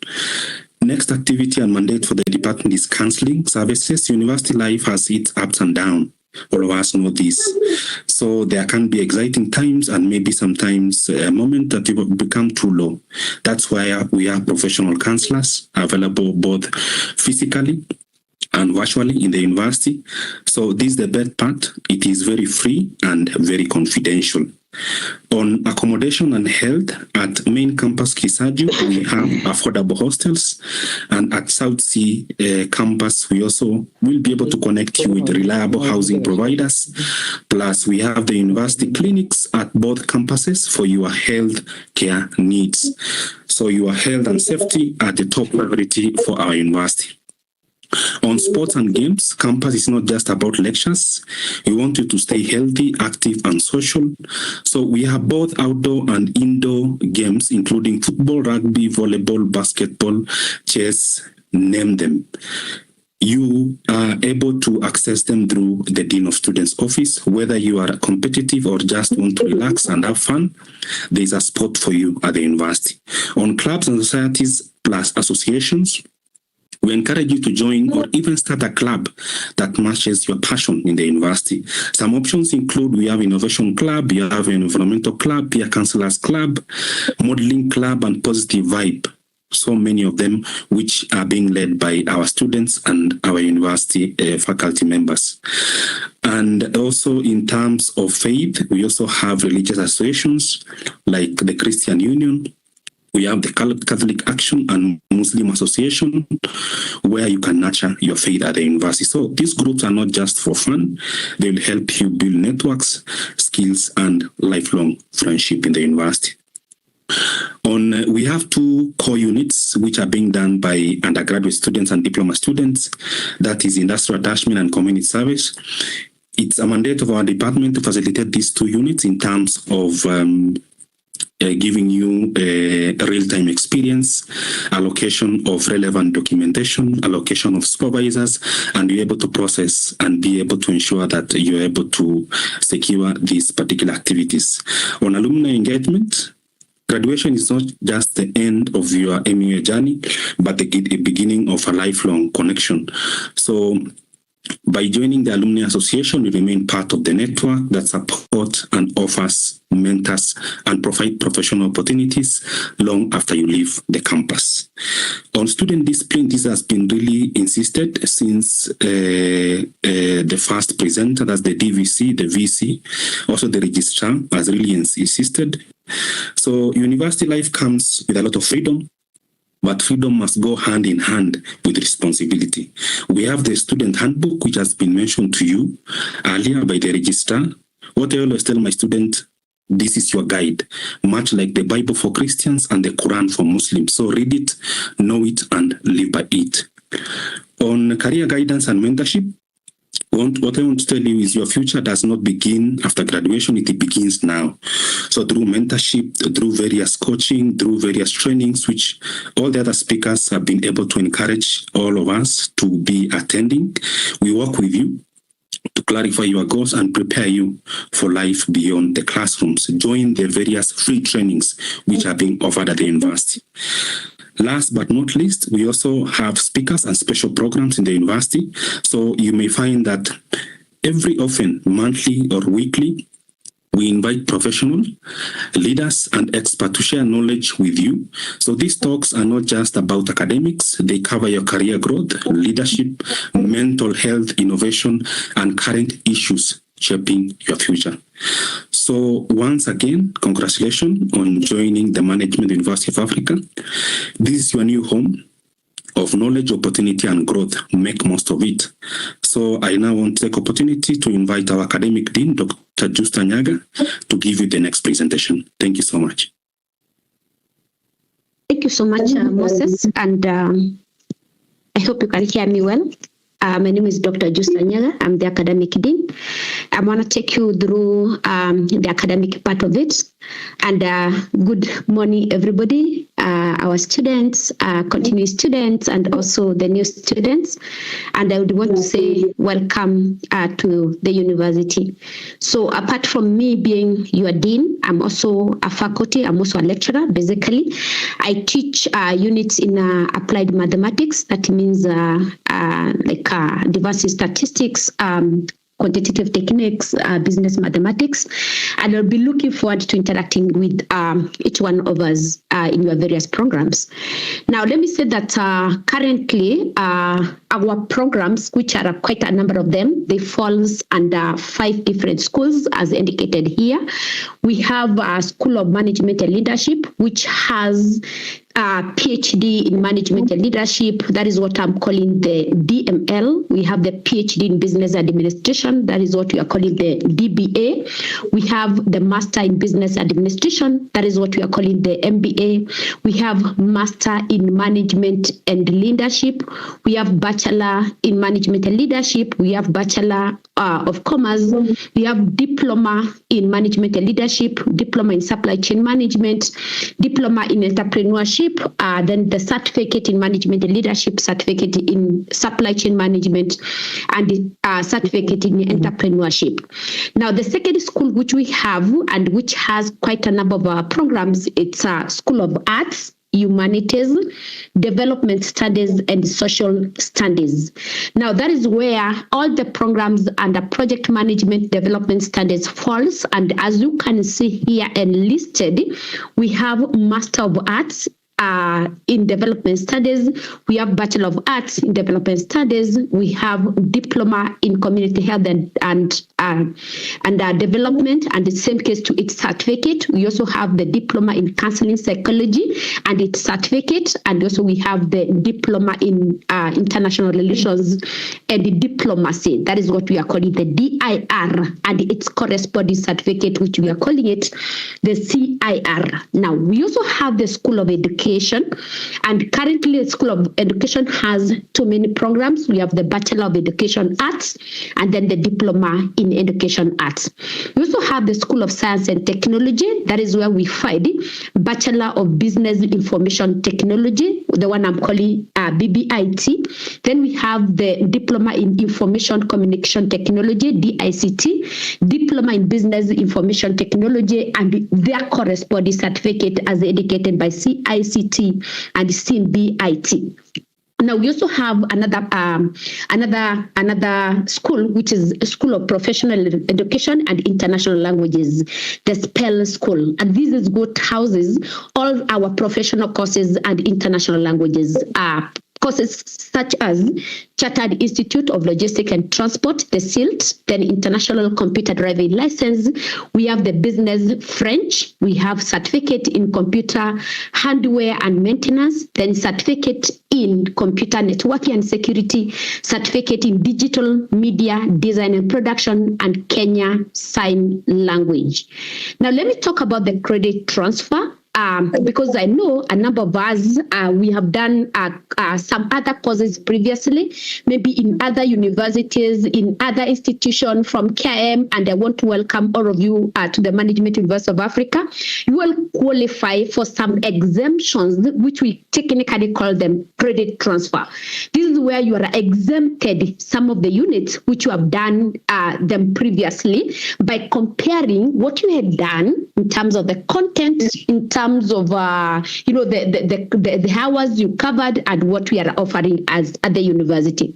Now, what you realize is that to qualify for credit transfer, you must have covered or you must have obtained at least 50% or what we call a grade C in that particular specific unit. At the same time, you must have covered at least 75% of the content. So we will be able to compare with what we have as the university. That means we also compare the credit hours you learned as well as the contact hours which you learned to inform us.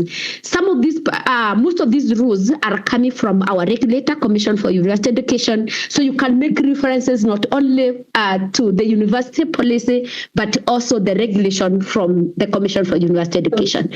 Now, what you realize is that when you want to apply for credit transfer, you will be required to pay non-refundable, non-transferable credit transfer application fee. It is 3,000 per unit. So once you pay that, first is to be advised what you are exempted on. Then after that, you go ahead, fill the form. Then after that, you pay the 3,000. It will be processed in the university, and then you will be given a letter to show this is what you have been exempted.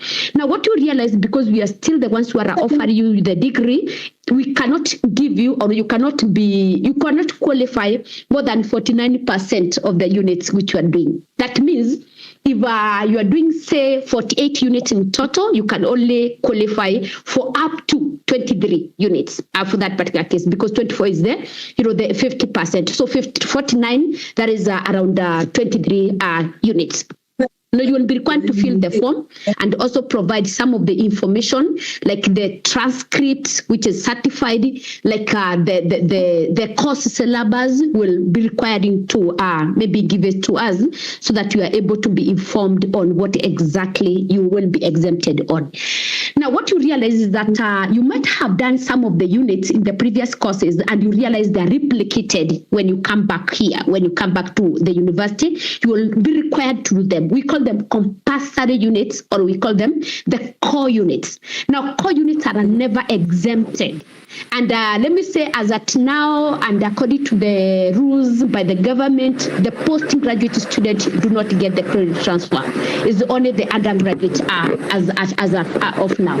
But allow me to talk about the core units in the next slide. And starting with the highest level, which is the PhD, you can take us to the next next slide, which I can't see it there. But wow, okay.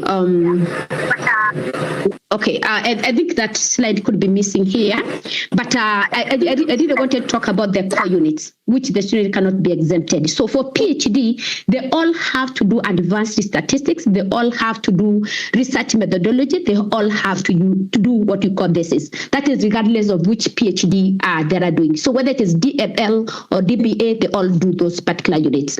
Now for the masters, that is MBA, MML, and MDS, which we currently have. They all have to take the unit, we call it statistical decision analysis or quantitative methods or social statistics, and specifically to the MDS, those who are specialized in economic development. Now, all the students for the masters, again, they all have to take business research methods or what we call the research methodology. Now, you realize between MBA and MML students, they all have to take what we call managerial economics, strategic management information system, strategic management, human resource management, marketing management, leadership and organizational behavior, as well as transformational leadership.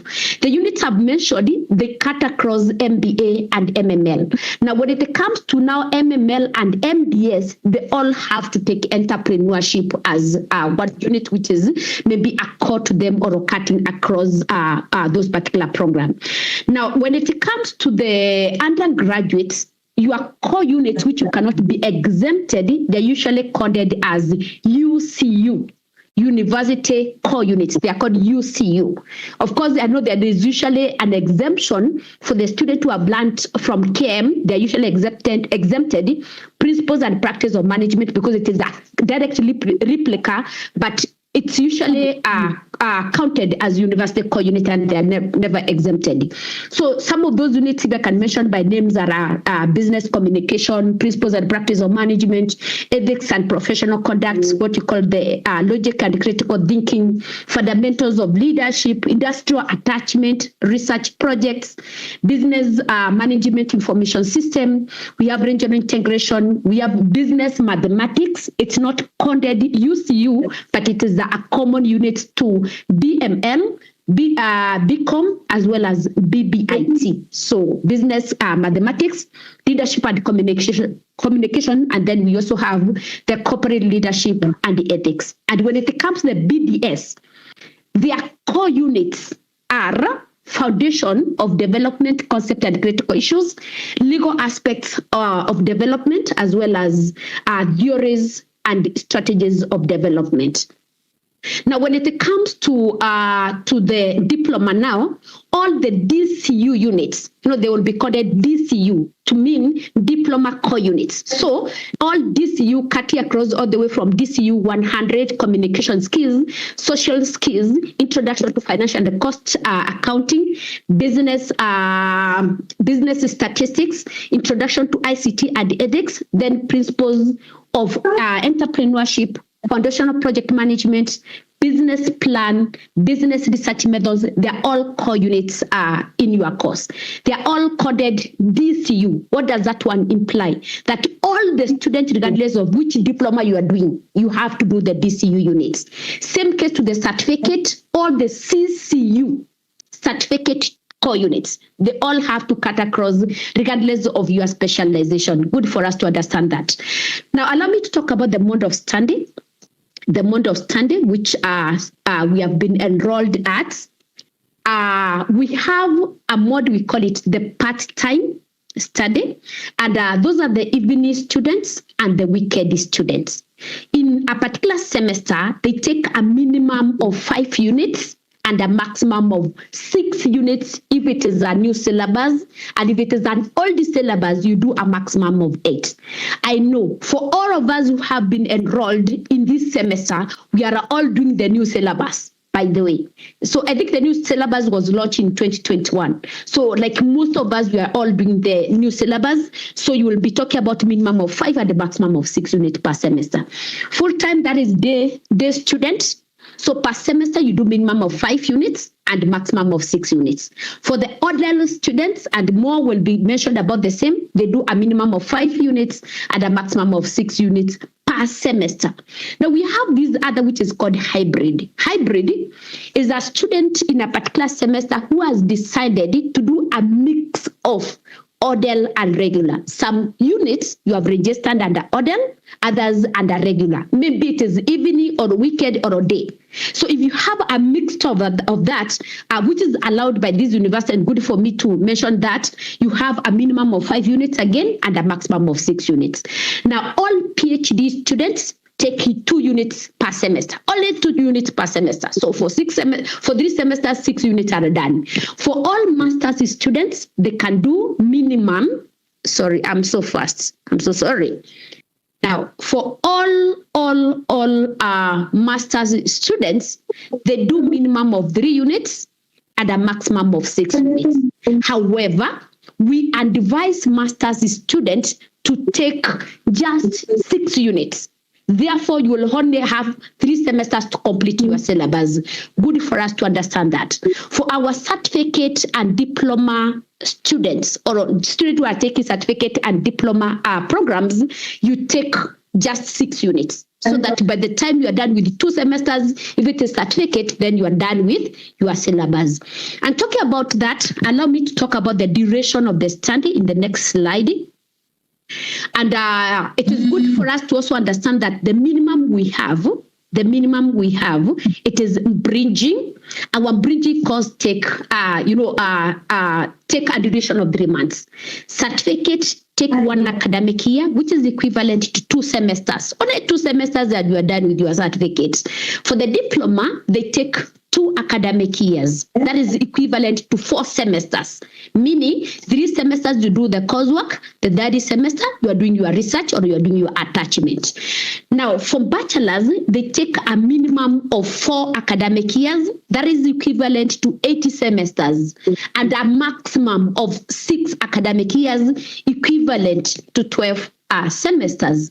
For masters, they take, for you to complete the whole course, they take a minimum of 2 academic years, which is like 4 semesters, and a maximum of 3 academic years, which is equivalent to 6 semesters. For the PhD, minimum of 3 years or 6 semesters, and a maximum of 6 years. That is what we take. Now, I'm talking about maximum. Now, what happens if you reach your maximum? So it means your student ID has expired as a student for the university. So your ID has expired. So you need to revisit the registrar's office so that you can be readmitted. You be issued a new ID, then you complete with the remaining part of your academic until you complete. That is very much important. If you reach your maximum, visit registrar's office, be issued with a new ID, then continue with your studies. Now, it is needed for us to know that a student can defer. You can defer your study, you can defer a semester, you can defer an exam because of various reasons. Probably you are unwell, probably you want to go, maybe you are engaged, maybe job-wise, all those, there are so many reasons, probably the fees and all that, and that one is in the next slide. So whoever want to defer, maybe whichever you want to defer, please do it within 1 month so that we can, from our side, we are able to know where our student is. So you have to do this in an official way. How? By filling deferment form. Filling deferment form. Do it within 1 month of the semester and by filling the form. So what happens if you just decide to disappear? You have started your semester, but you have decided to just defer, to just not defer and or maybe disappear, then you will be charged 15% administrative fee. So that maybe the other 85% is pushed in the next semester so that you can continue. But we always encourage that you defer in an official way so that we are accountable for where you are. With that, I think that is what I wanted to mention. More will be interacting more and more so that we can be able to assist each other and be able to really help you to move in a very seamless way this journey of academic. I'm so delighted to have you around, guys, and you are so much welcome to the Management University of Africa. Looking forward to have you around. Thank you. Then I will invite the ODEL coordinator, Ms. Isabella, to take us through the ODEL. Kindly before you go, madam. Yeah. Yes, please. You are a little bit fast on the issues of credit transfers. Could you kindly just briefly, because you talked about having done, like if you have a professional course, you said you paid 3,000 for requesting, first of all, to know how many units you can have credit, and then now, or what did you? I would like you kindly. I didn't get that bit.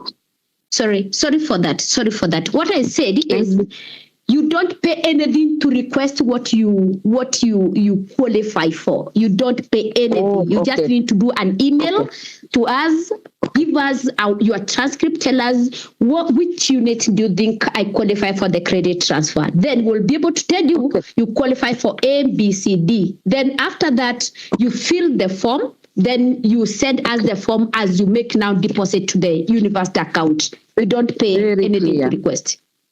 Great. It is now very clear. Thank you.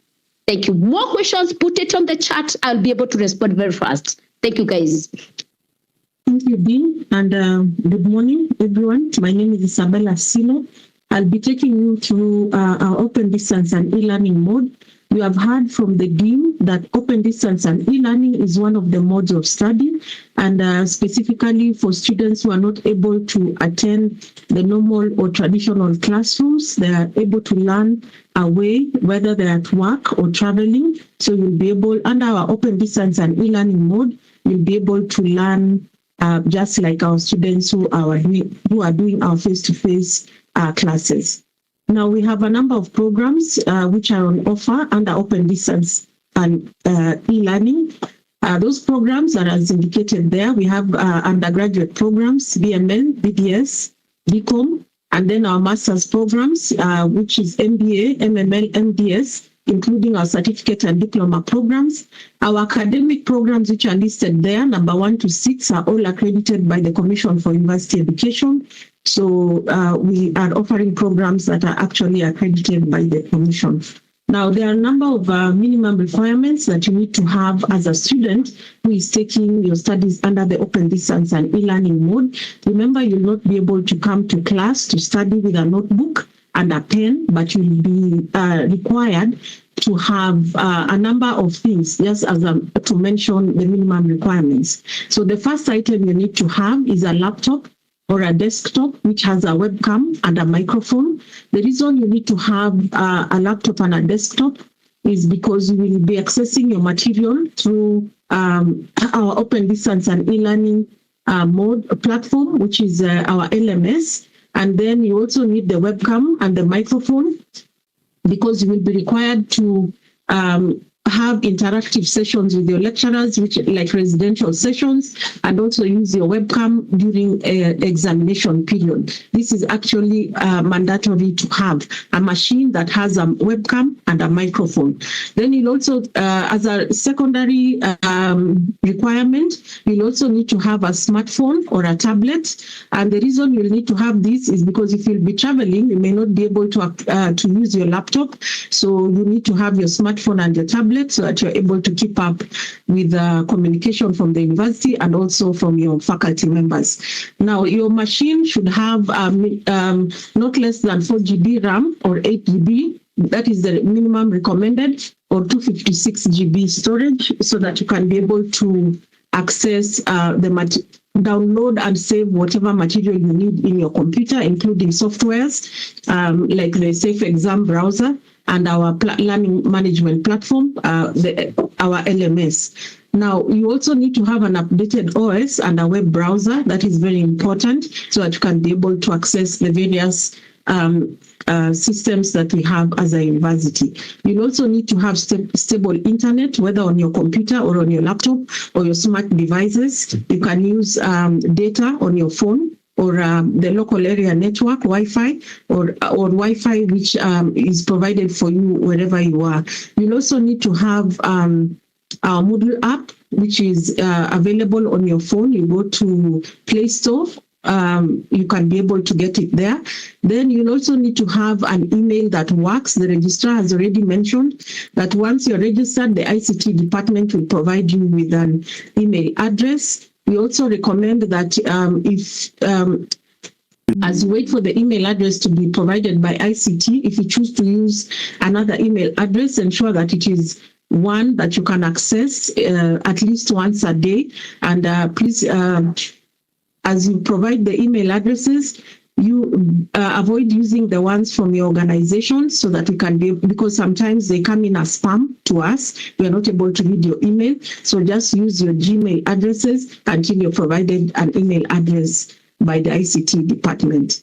Then you also need to have a PDF reader so that you're able to read the PDF documents that are uploaded in our learning management system.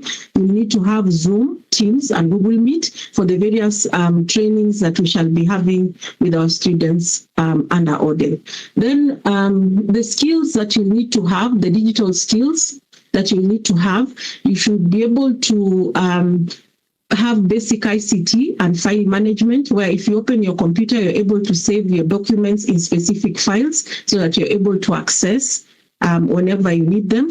Then you'll need to have knowledge on how to use the internet and Moodle navigation. On Moodle navigation, that is our LMS system. We will have various trainings on that, and we'll be able to teach you on how to access our LMS or Moodle platform. You should be able to also know how to use the email, compose emails, respond to emails, including email etiquette, where you start with a salutation, explain your issue, and as mentioned by the registrar, you finish off by setting your name and your admission number. Your admission number is unique to you, and that is the only way we can be able to identify you as our student. Those among the other digital skills are what you need to have, but we shall continue to have various trainings so that we are all up to par in terms of the digital skills requirements that you need to have as an ODE student. Now, we have a number of trainings that we have for our students in the university. We have trainings on our learning management system and the student portal. We also have trainings on the exam portal, on our exam platform, where we'll be sitting for your online exam. For those of us who will be doing online exam, and the deputy registrar exam will talk more about that. Then we'll also have trainings on library and university resources. The librarian will talk more about that. And we also have research trainings, which will be addressed by the director of research as we continue to progress. Now, on the first training on the learning management system and the student portal, what I'd like to inform us is that we have upgraded our learning management system. And next week, in addition to this orientation that we have had today, we shall orient you on our new learning management system, which has been enhanced, and our new e-learning portal, our new student portal, which has also been upgraded, and we'll need to train you on the same. So communication will be sent to all continuing and new students on the training that we shall have next week on the learning management system and the student portal system. Now, we also have, as open distance and e-learning students, in addition to having the learning management system, where you'll be able to access your notes and continuous assessment tests from, we also have residential sessions, and these sessions are interactive sessions where you shall meet with your lecturers. We normally put Zoom links in the Zoom links in the LMS where you should be able to access. We'll give you a username and a password to the LMS. And then we also share a timetable showing you which unit will be taught when by the specific faculty who have been assigned the units. Then you'll be able to access the link in the learning management system, and you'll be able to interact with your faculty members throughout the semester. And this is just one of the requirements that we need to have so that you can be able to interact with your faculty as a way of introduction to course materials, and to also receive tutoring for difficult aspects, and to also revise before examinations. As we continue to improve our system, we will also find, as time goes by, we will also have recorded sessions placed in our new LMS. But when that time comes, we will also invite you for an orientation session where we can now inform you that we have moved from the residential sessions that are taught through the links shared in the LMS to a session where we now have recorded sessions placed under each topic. We have pre-recorded lecture classes, which our lecturers will place in our LMS under every topic, and you'll be able to learn just like the students who are doing face-to-face. Now, previously, and this is important for you to know, because I know this is what probably was you were informed before you made the decision to join the Management University of Africa. Previously, we would submit cards and work-based into the system, and then we give you a deadline where you're supposed to have submitted those cards and work-based back into the system. But now, the reason I am mentioning this is because of the orientation that we shall have next week. Our LMS has been upgraded, and we shall not be downloading cards and work-based from the LMS and re-uploading them back so that the lecturer can mark. What we shall be having in our new interactive system is that we shall be able to log into the LMS, and then each topic has interactive assignments which you need to do throughout the semester. A normal course would have up to 10 topics, and you will be required as a student to interact with each topic and do the assessments that have been assigned under each topic. That is how our new LMS will now be working. Now, at the end of when you get to each assignment, say for example, topic 1, and you have an assignment that has been given to you as a lecturer there, also ensure that you check the timeline that the lecturer has given you. The lecturer may have given you 3 hours to do that work, 1 hour or 48 hours to do the assignment under topic 1. What I'm saying is that as an ODEL student, you will need to continuously interact with your LMS and with your faculty on a daily basis. You need to at least open your LMS and see what your lecturer has posted as an assignment so that you can be able to keep up with the timelines. The other thing is that you also need to keep up with the charts that other students will have posted there, or questions that will have arisen from the discussions you have had from the various topics. So ensure that you are able to interact with the learning management system on a daily basis. Now, for you to be able to access the LMS, we have said that our learning management system has been upgraded, and we will not be having uploading of modules. What you will see there is interactive material that lecturers will have uploaded, and we will train you on that next week. However, for you to be able to access our learning management system, you will need to have paid at least a minimum of 60% of the school fees for you to be able to gain the access to the LMS. Then, as a student, you must be able to participate in interactive assessments and submit all assessments before the timelines that the lecturer will have put for you in your specific course, in your specific assignment, under every topic. So each student should just focus on the timelines that are updated in your LMS by the faculty member. In case of any challenges, we recommend that you contact ict@mua.ac.ke. Just take that email address, or odeladmin@mua.ac.ke. Now, this, in case of this, will be now after we have done our LMS training next week. We will have a specific training for all ODEL students, new and continuing. After that training, if you have any challenges, please use those emails that we have provided there for you to be able to reach out to us. We have a number of reference documents within the university, and they are very important. The registrar had already alluded to them, including the DVC, VC, and the dean, and the dean of students and the academic dean. And what I'm doing here is to just reiterate that it's important, especially for you as a student who is studying away from campus, to interact with these documents so that you can be able to know some of the processes or most of the processes that we are not able to explain to you here in the orientation session due to the time that we are allocated. However, these documents are also very comprehensive, and if you take time to go through them, you'll be able to understand the processes. We have the university rules and regulations document. We have the student handbook, which is shared to you upon admission. We have the academic calendar, which gives the timelines and the dates that you're supposed to observe as a student. We also have all the termly dates. All these the academic calendar and the termly dates will be shared with you. Then we have the Commission for University Standards and Guidelines. This guides how we operate as a university under open distance and e-learning and the face-to-face mode of study. Then we also have the ODEL students checklist, which just guides you on what you need to do throughout the semester, from the time of admission or from the time of unit registration up to the time when you shall be able to do your exam and receive your results.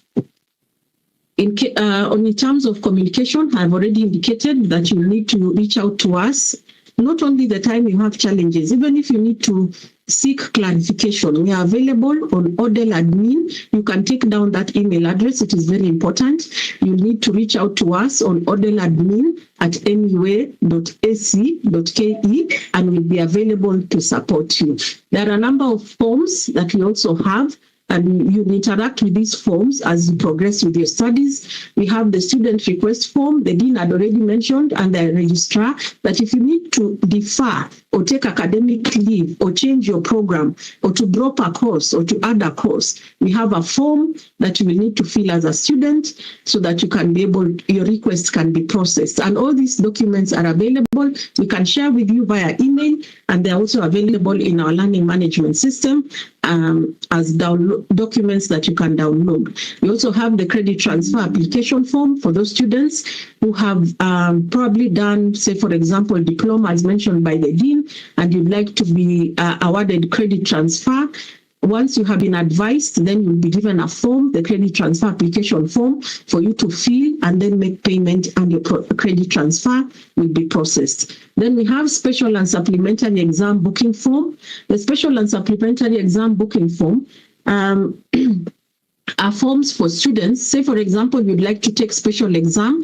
If in the semester, this semester, September, December, 2026 semester, you have registered for 6 units and you have done all cuts and work-based for that, all the necessary continuous assessment tests for that semester, and you're not able to do the final exam, then you're eligible to fill the special exam booking form. Now, the supplementary exam booking form is for students who were able to register for a course, for all their 6 courses, did the cuts and the work-based, sat for the exam in the examination period within the September-December semester, and did not perform well. They got below the pass mark, or they failed in that unit. Then you'll be required, and you will be required to fill the supplementary exam booking form as a way of you only take the exam which you failed without necessarily doing the cuts and the work-based. That is why it is called a supplementary exam booking form. Then you also have the supervisor allocation form.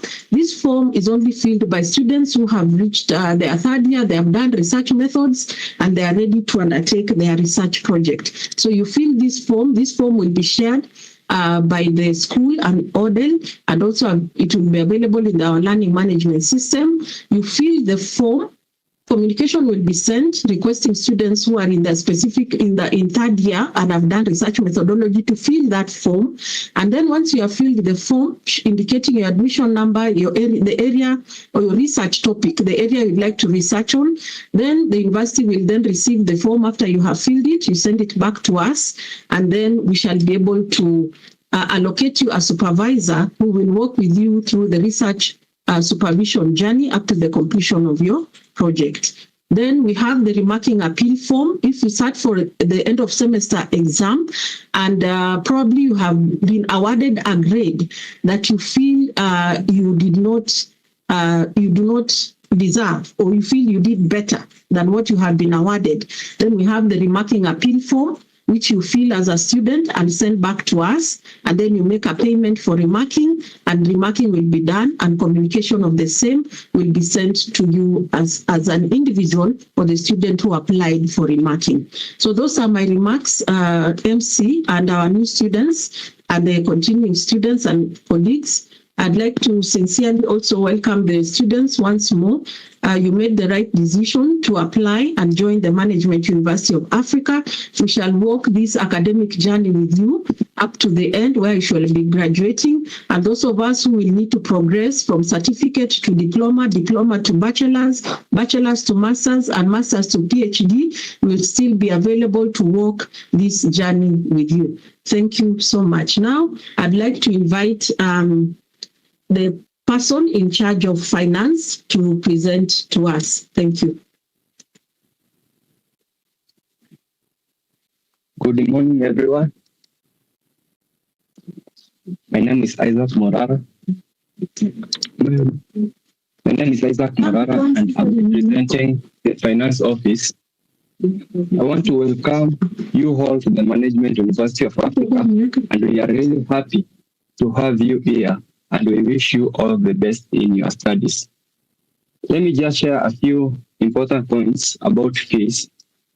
So number 1, every student is required to pay all program fees for the semester and to pay them within the deadline given by the university, and ensure all payments must be made through the official university paybill, which I will share in the chat.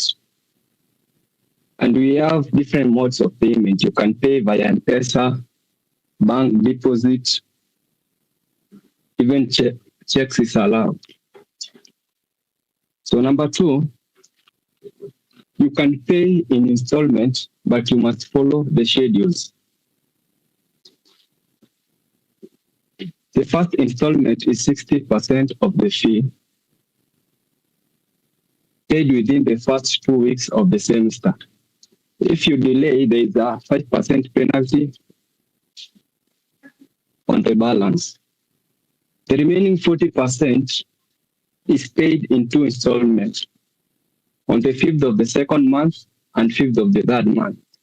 If you don't pay by those dates, it will also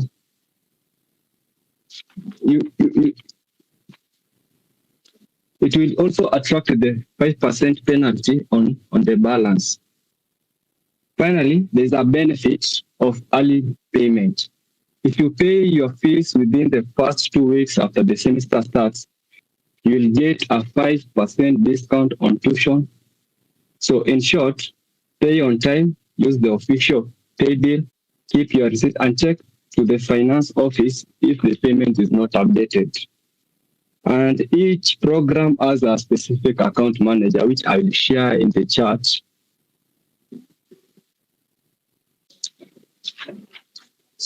So if you have any question or you know you might face challenges with payment, please talk to the finance office early so we can advise you and avoid problems. So on behalf of finance, welcome once again to MOA and thank you for your attention. I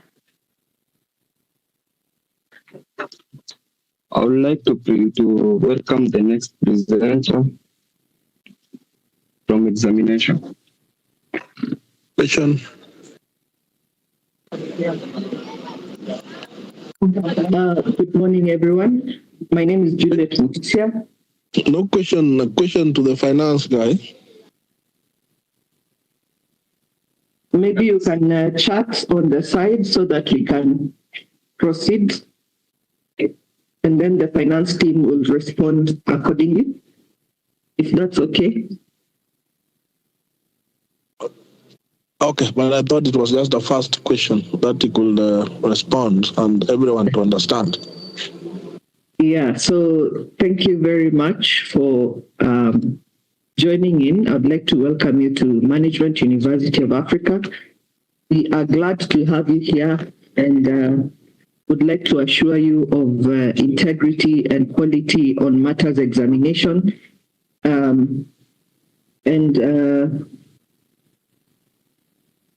Of importance to note is that after you finish your semester, you will need to be examined so as we are able to gauge your performance and you are able to know where you are. So the mandate of the examination department is simply to receive the question papers from lecturers. So we are a service department to the school, to the students, to the registrar's office, and to the entire university. So we'll receive your papers from the faculty. We'll have them moderated, printed, packed, and kept safely for you to administer, for you to attempt the exams during the allocated timetable schedule. Then secondly, we'll have the administration and invigilation done. Your papers will be marked or scripts will be marked. Then we do some integrity checking and record verification. Then we have the data processing, capturing and releasing of results. And we have the preparation of the provisional and consolidated transcripts. And finally, the cherry on the cake is graduation, which I'm sure all of us are looking forward to, and your certificates. So we may move on to the next slide, please. Thank you. Let's move on to the next slide.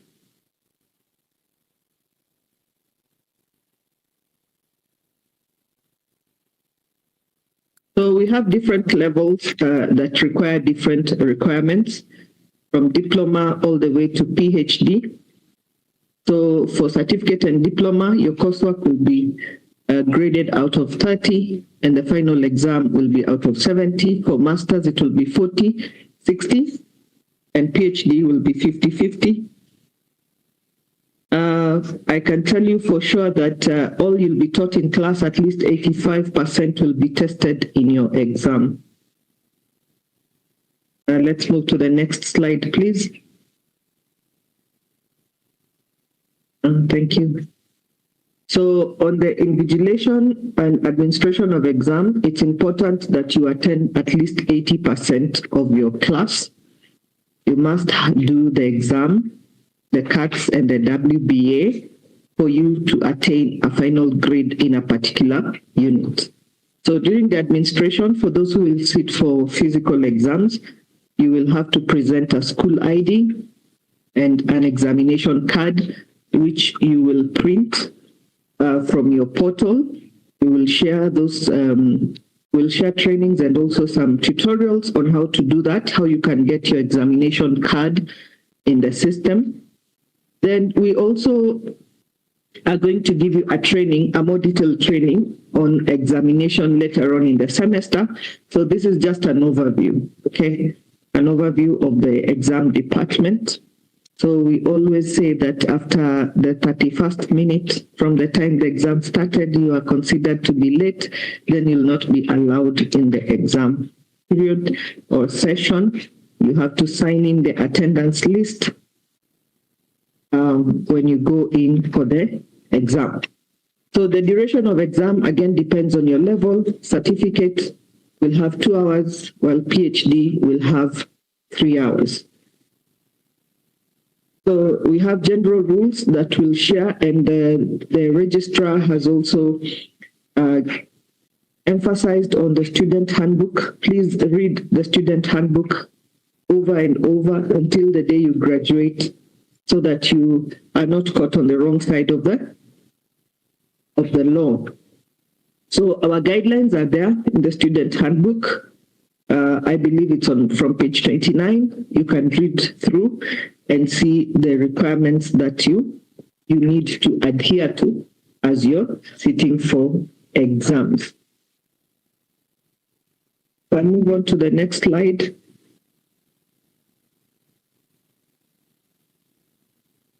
Let's move on to the next slide, please. So matters integrity. We've talked about this all the way from the VC. Everyone has mentioned about integrity. So also at the exams office, we emphasize on integrity. So ensure that you do your work, have originality in your work. In whichever work you're presenting, ensure that there's originality and that it is your own work, so that you're also proud of it. Let's move on to the next slide. You just moved to the previous one. Yeah, let's move on. This is still on the requirements, which are also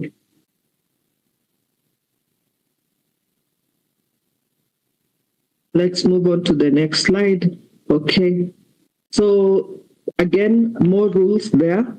Today, we don't expect you to get everything, but because there's a lot of information that's coming, but we'll have a training for you. We'll be sharing information to you, tutorials on how to access our portal on matters examination, on whether you have to register for the exam, when you have to do all that you need to do, get exam card, book for special paper, all that we will do on the portal. And just like the director Odell mentioned, these processes, now the forms, you fill them online, okay? Then they are approved. Okay, so matters online examinations. Those students who will do sit for online examination, we will have a training for you. So you'll need to have a laptop that is working and a personal laptop. not a company laptop, because some companies actually have a lot of firewalls in their systems, and our exam will lock out everything that, every browser that is open during the exam. So the company might think or might raise an alarm that maybe there's something fishy going on in that particular laptop, and they might lock it. Thank you for the hands up. For the thumbs up. So we'll use the Safe Exam browser. You'll need to have a laptop, but we are going to train you on the same. We'll also have a live chat. During the exam session, we will have a live chat. That is whereby you will go to the chat in case you face a challenge, or maybe there's a problem with a question, or you have any other concern concerning a particular paper or your account. Then you chat there. During the exam time, you will have someone online to talk to you and help you settle down. And you'll be able to attempt your exam. So of importance to note is that we also give trial exam or a demo exam in the portal, and you can try as many times so that you familiarize yourself with the exam system. It's pretty friendly, user-friendly, and easy to use.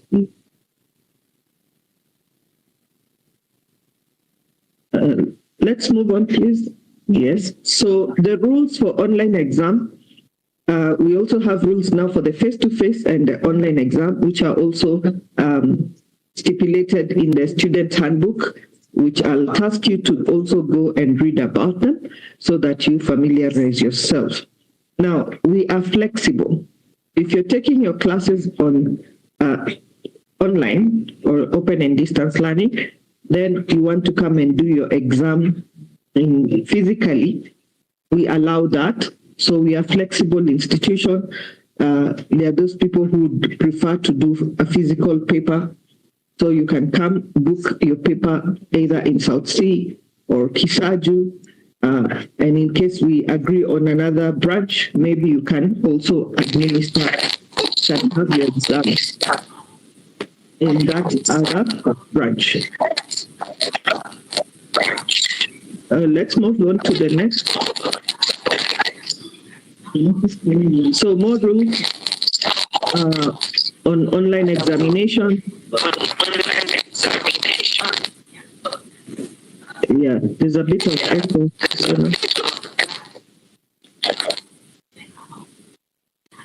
Okay, so more rules there, which you'll also find in the student handbook. So let's talk about grading of exams.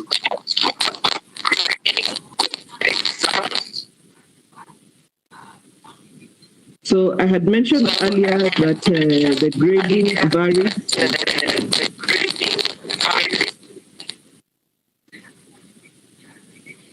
Are you guys able to hear me clearly?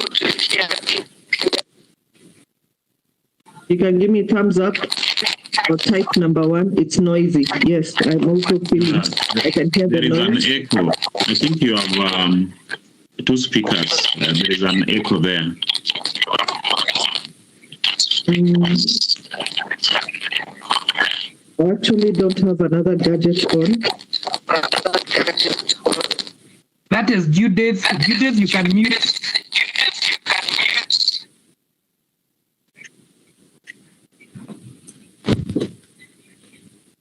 Okay, thank you.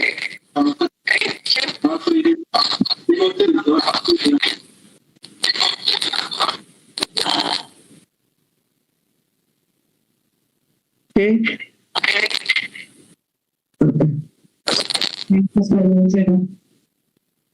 Is the host able to mute the person who is... okay. It's better now? Yeah. Give me thumbs up. Clear. Okay, It's okay now. thank you. Thank you so much. So, thank you. So, examination grading, as I mentioned earlier, certificate, diploma, undergraduate, master's, and PhD will be graded differently, okay? So, you will have 40% for a pass, I mean for a, below 40% is a fail, and then above 40 to 49 is a pass for for the diploma, certificate, and undergraduate. For masters, it is 50. If you have below 50, then it's a fail. And matters projects, they'll be graded just like any other unit. That is project in any category, okay? Any program that you do. Then field practicum, the non-class, those ones we call them non-class. Field practicum, industrial attachment, community service, these are graded as pass or fail, okay? So that's important to note. When you get your transcript, you'll get a pass or a fail. Then let's move to the next slide. Thank you.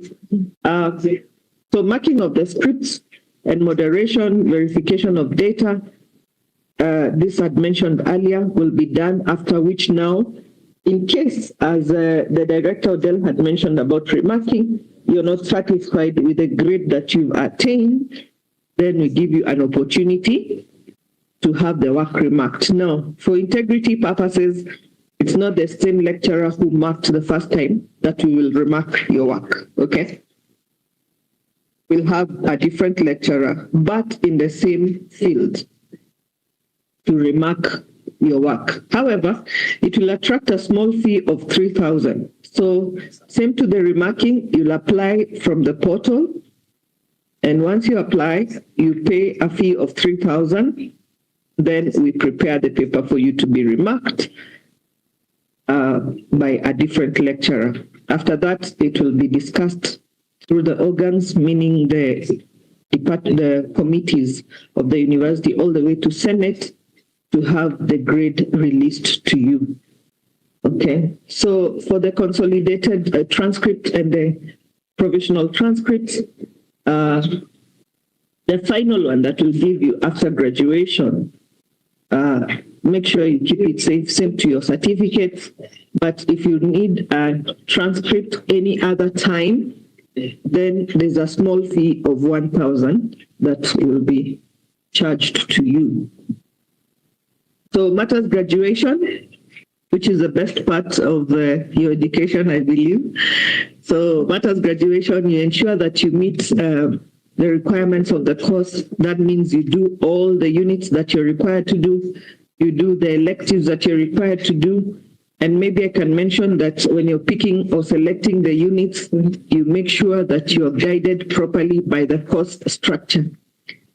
Also in the system, when you're doing registration, you will find that you have to select an option that you're interested in. Option would be finance, for example, or HR or marketing. So you select the units and you'll be required to do those particular units for you to meet the minimum requirement for your graduation. Of importance to note is that you can actually do 2 courses concurrently or 2 options concurrently.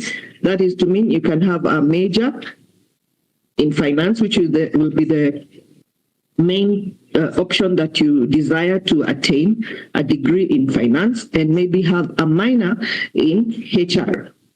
The difference there would be that you do the project for finance and no project in the HR. But if you want to do a double major, that's like killing 2 birds with 1 stone. You can do the project in finance and a project in HR. So there we'll consider you to have 2 majors in that degree. So thank you so much for giving me your time. And there are the pages that you can check on examination. If there's any question, you may chat. We are here to help you and we will respond accordingly. And I would like to welcome Bwana Macharia for the library session. Thank you so much. Thank you. I'll be presenting on behalf of Mr. Macharia. Good morning and welcome to the Management University Library. My name is Lynette Omboi. And as I introduce about the library, I would like to start by stating that the library is made up of 2 physical libraries, that is one based in the main campus, that is at Kisaju, and our Sept campus. We also have the online library. Our operations are fully automated from borrowing of books to access to the different resources that we have, because we do offer a wide range of electronic books and journals that are accessible both physically at both campus libraries and also off campus. The platform that we usually use to access resources that is electronic resources that are off campus is one called My Loft. We previously used to use RemoteX, and at some point during this year, we were able to migrate a good number of our users to My Loft. So to our new users, we're going to embedding or onboard you to My Loft. We also are part of a consortium called the Kenya Library Information Services Consortium, KLISC, where we access electronic resources at an affordable rate. So from that, basically, both our libraries have a collection of about 12,000 print volumes, and some of these volumes are physically present, and we also have books that are in the book platform, that is ebooks. From there, we are basically saying the library has collections that are up to date, easy to access, and appropriate for the different academic and research needs of our users. Next slide.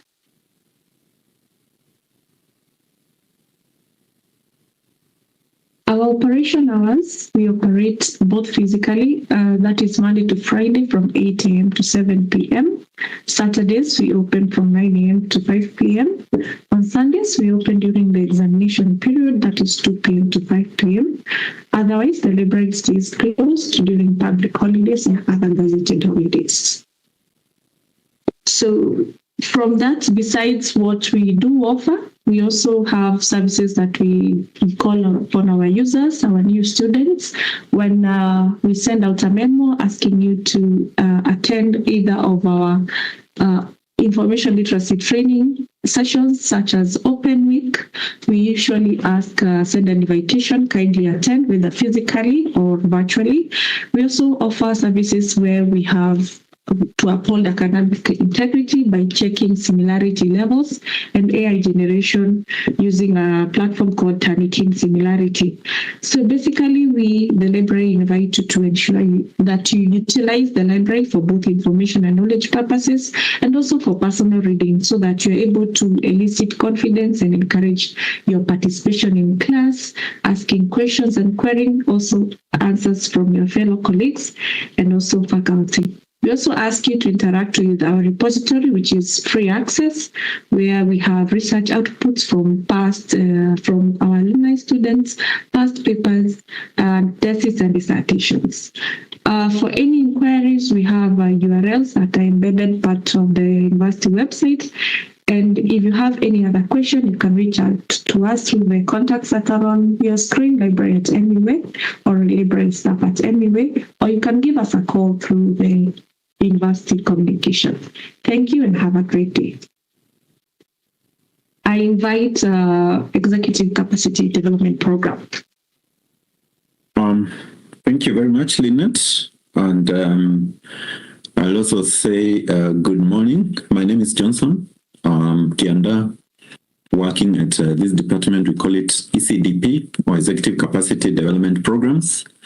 In this department, what we do is we offer short course trainings and capacity building programs that are meant to equip our participants and delegates to be able to sharpen their skills and improve their efficiency and performance in the organizations or businesses where they work. And so you'll find that it's slightly different from what you've heard since the morning, but it complements the academic programs. And as you remember what DVC said, that when you join, don't just come and study and leave with just a diploma or certificate or degree, but here then you have an opportunity now to be able to get an additional certificate that you can use, especially for promotion purposes. And so These courses, we offer them there are two classifications of courses. One is what we call open programs. Open programs are courses that we've designed that are relevant in the area of management, leadership, governance, and entrepreneurship, but they are scheduled. They are running from January to December. We have a training calendar that we upload in our website, and you'll be able to see upcoming programs. These courses, we train participants from different organizations who will apply, pay, and then we are able to facilitate the course either in Mombasa, Naivasha, or here in Nairobi for a period of, they are classified from 3 days to up to 2 weeks. And so you'll be able to see the number of days, and the fees is charged according to the number of days being facilitated. Then we also have customized courses. The courses, these are courses that are designed according to the client's requirements. And so some organizations, after having done training need analysis for their staff members, then will request us to develop a specific course that is targeted to a particular group of employees or team. And so we'll customize this course and deliver it either within the university or to the client's premises or to the venue that the client chooses. And so this one, we call it a group training. And it's also very popular with our clients, especially different corporate organizations. Now, someone may ask, why should I train with you and not any other training service provider? One, we are accredited by NITA. And so that means we are recognized by the government as a training service provider. And that also means that, especially if you do the in-house or customized courses for your team, then your team can be able to get reimbursement from NITA for the fees that they used to train the members of staff. We also offer the courses that we offer. The Management University of Africa is where leaders are made, with cutting-edge programs that are designed as a result of surveys that we run with different organizations and participants that we train to be able to get which other courses would they want to participate in. Also, being a university that offers management leadership courses, then we have professionals who we work with who are able to offer these courses, who are qualified to be able to offer the courses to you. And so we are not just picking any other facilitator, but we are picking experts from the industry, experts from the university, who will be able to deliver the courses and ensure that you not only gain knowledge, but you also gain skills that will be able to help you to improve your performance and also help you to sharpen your skills, so to speak. In terms of mode of delivery, these courses, we have 3 ways that we deliver the courses. There's what we call in person, whereby you, especially the open courses, you have to come to the place where you're offering the course, and then we'll be able to train all of you together. So that is in-person mode of delivery. We also have a virtual mode of delivery where some of the courses, we offer them online, virtually through Zoom. And so some of these courses we meet early in the morning or in the evening after work from 6:30 to 8:30 in the evenings. And it will run up to a specific period of time. So you find there are courses where we meet 2-3 days a week. The other courses that we meet once a week, whereby then the rest of the time you have some assignments that you are given to research and come and present during the course. Then there's also a self-paced course, which is another mode of delivery that we are working on to ensure that we also be able to upload these courses on LMS. And with that, then it will mean that once you register, you can actually read the material, watch videos, respond to quizzes, and by the end of it all, then you'll be able to get a certificate for training. So all the three modes of delivery, you still get a certificate of training from the university, which then you can use for whatever purposes that you may need for interviews and all that. So I would encourage all of us, as you join different courses, please also consider to take some of these courses. They are very important. For example, some of the courses we offer is we have a management and leadership course, which is a 4 weeks course. We have a supervisory skills. We have senior management leadership course, which is a 6 weeks course. We have strategic leadership. We have a monitoring and evaluation. We have communication, public relations, and customer service. So as you see, these are courses that would really be able to help you when it comes to advancement of your career. And so in case of any further inquiries, you can always get in touch with us through email, ecdp@mua.ac.ke. Okay, so karibuni sana, and we look forward to a great time of learning with us. I would also like to very briefly present on Development Fund. Development Fund is one of the departments within the university whose mandate is to mobilize resources for infrastructure development and also mobilize resources to assist some of the students who are amongst us and they need financial support.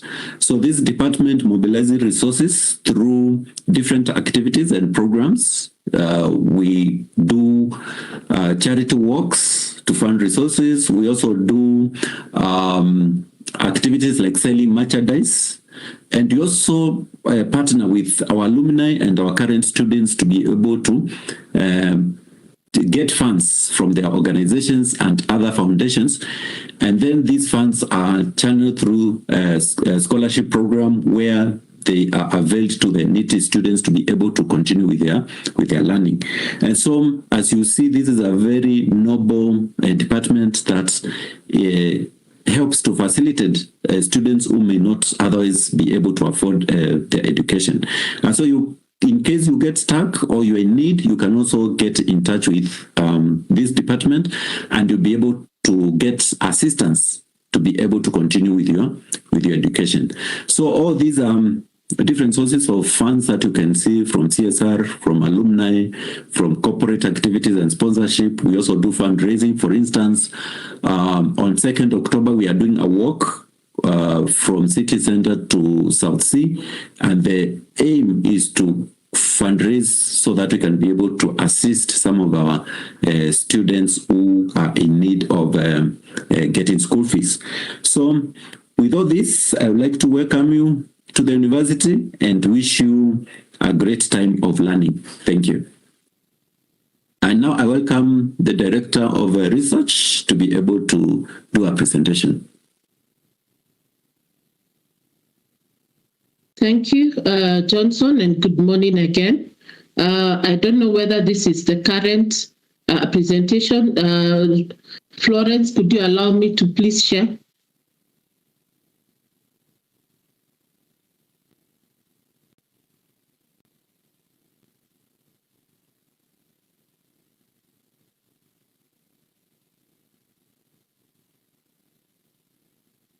Okay, just a minute, please.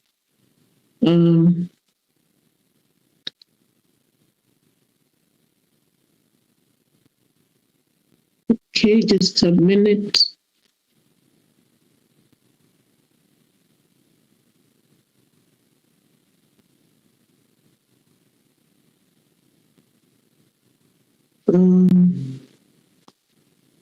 I can see it, but I can't see it on your end. Allow me to check whether what the problem could be. Are you able to see it? Maybe Florence, you can confirm. No. Not yet. University based in Kisaju, Kajiado, and we have another branch in South Sea. Okay, it seems I'm going to have a challenge. So what I'm going to do is just use what you already have so that we just go on.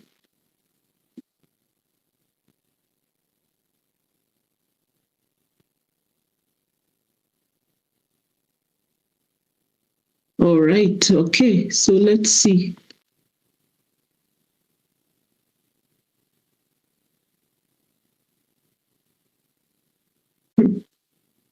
You're about to see it now? I don't know why it's from my end it's showing, but I am not able to share. I've shared. I don't know if we are able to see it. Okay. Am I stop sharing? You share. Yeah, just stop sharing. Let's see. Okay.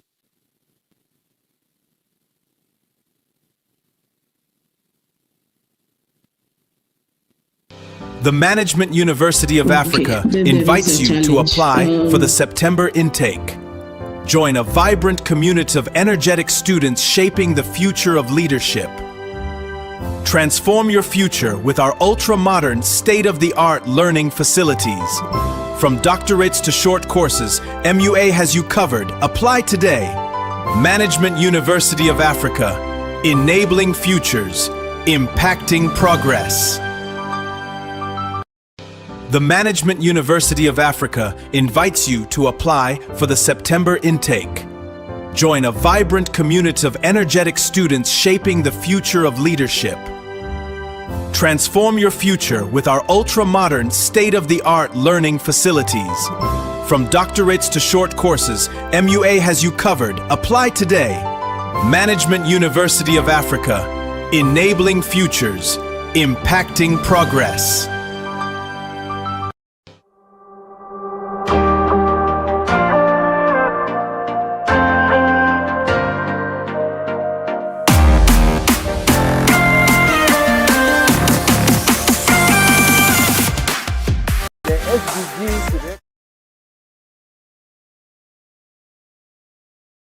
Three. One is to ensure that the university is aligned to research in the country, and two is to ensure that as students you are able to fully participate in the activities that the university has, and we'll be looking at some of those activities that the university engages in. But three is to ensure that we also have collaborations between industry and academia.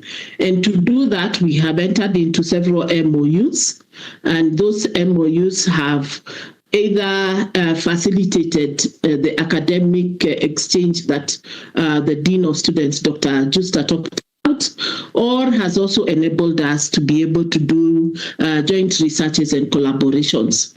So in terms of now the functions that we look at, and Florence, maybe you can now go a bit,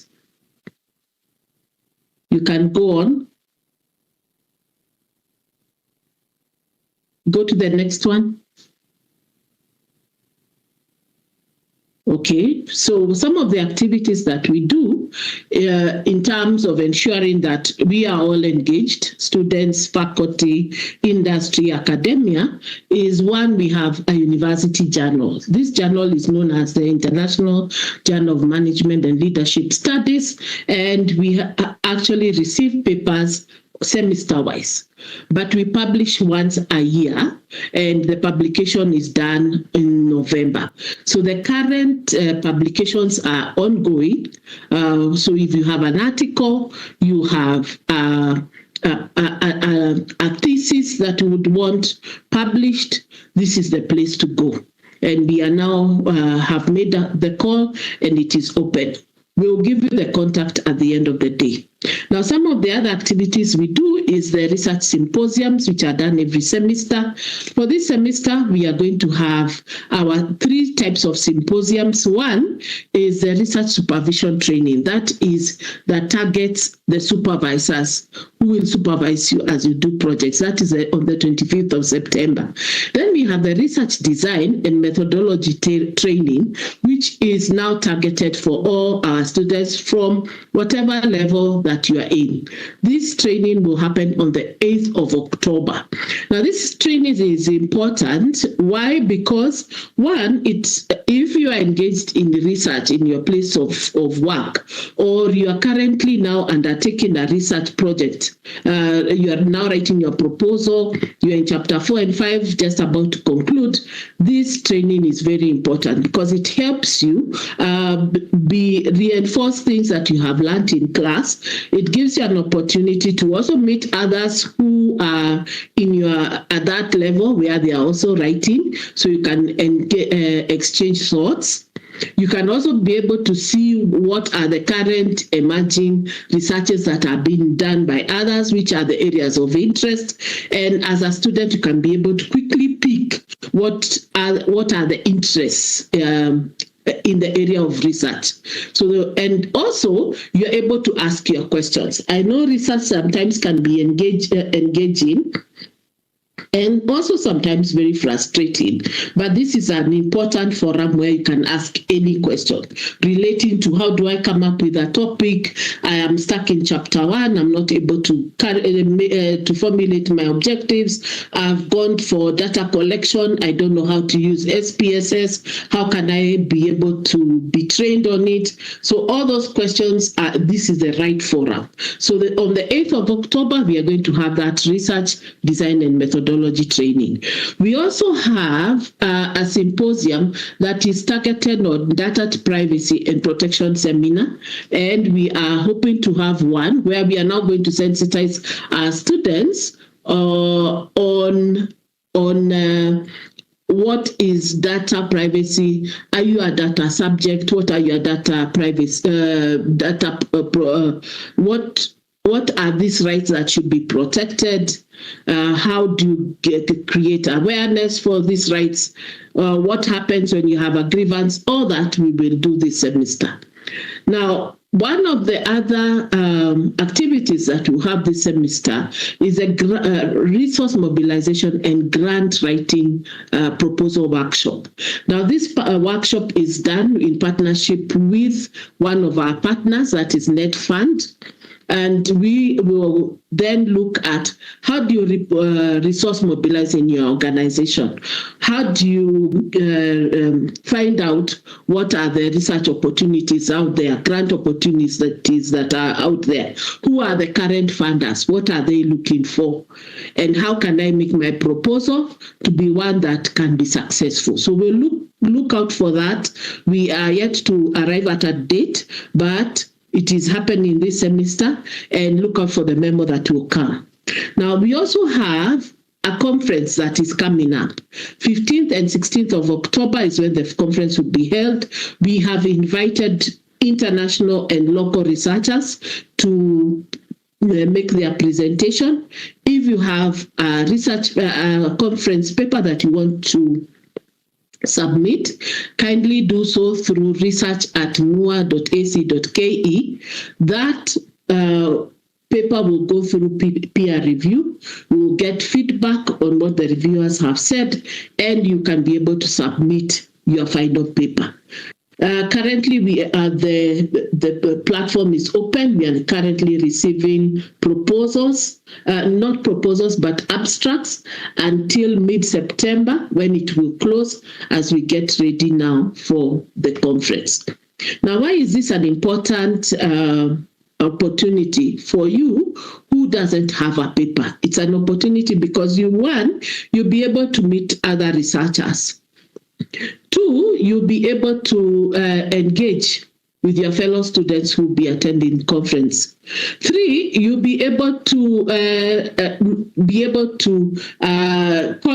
sharpen your presentation skills by just being present, because you'll have opportunities to ask questions that are related to your area of need. You can also write to us and say that you would want to be one of our panel presenters, meaning that you'll be part of the plenary on certain discussions. So if you are an expert in any area, please write to us. We'll be able to get back to you and plug you into the conference. Now, another activity is the Innovation Week. The Innovation Week will be from the 12th to the 16th of October. It's done every semester. This is a very important opportunity because, one, you'll be able to pitch your idea, your innovative idea, and then we'll pick you up and take you through a training. That training will happen this semester. It's a targeted training that we want to do with one of our partners.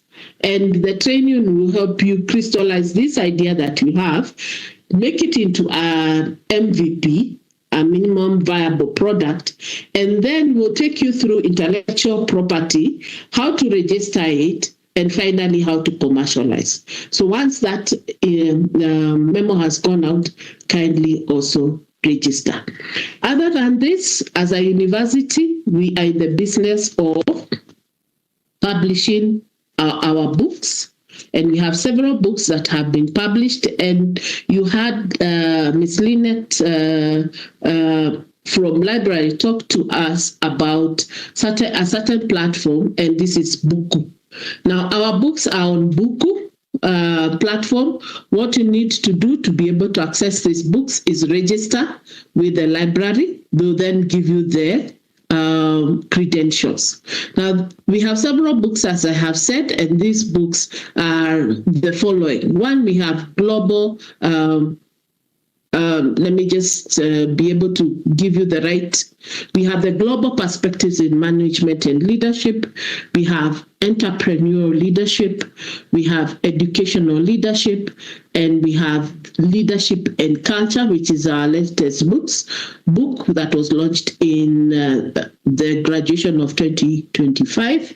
We are currently writing the 5th publication, which will also be launched during the 2026 graduation.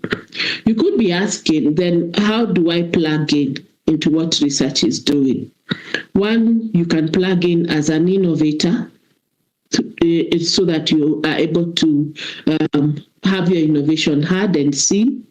You can plug in as an author, either in future books or in the journals in the journal that is about to be published, or you can plug in as a participant in the trainings that will be happening this semester.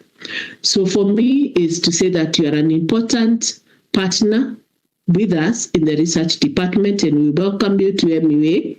Please feel free to reach out to us. Our email is research@mua.ac.ke. I'm Dr. Angeline. There are others in the department that you'll meet later as we engage. Thank you very much. So I want to call the next presenter. Florence, we can go to the next presentation.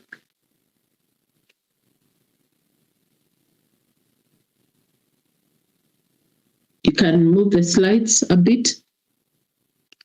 Yes, so we want to invite a representative from the ICT. Thank you very much, and God bless you, and enjoy your weekend.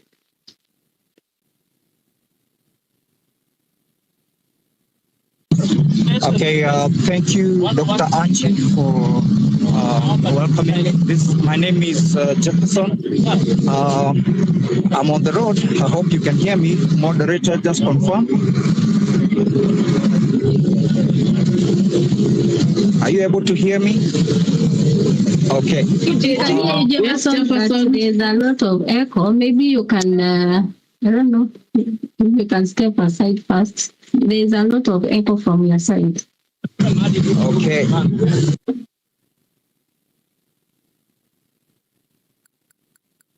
Or somebody else can present, and once they are ready, ICT can come back.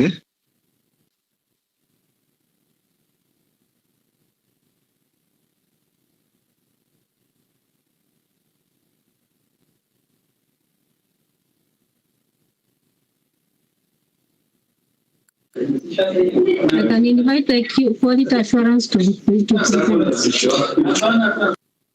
Just a minute. We are stopping just a minute. I think I can proceed now. Is that okay? Yeah, now you're okay. The echo has gone. All right. They can go back to my slide, please.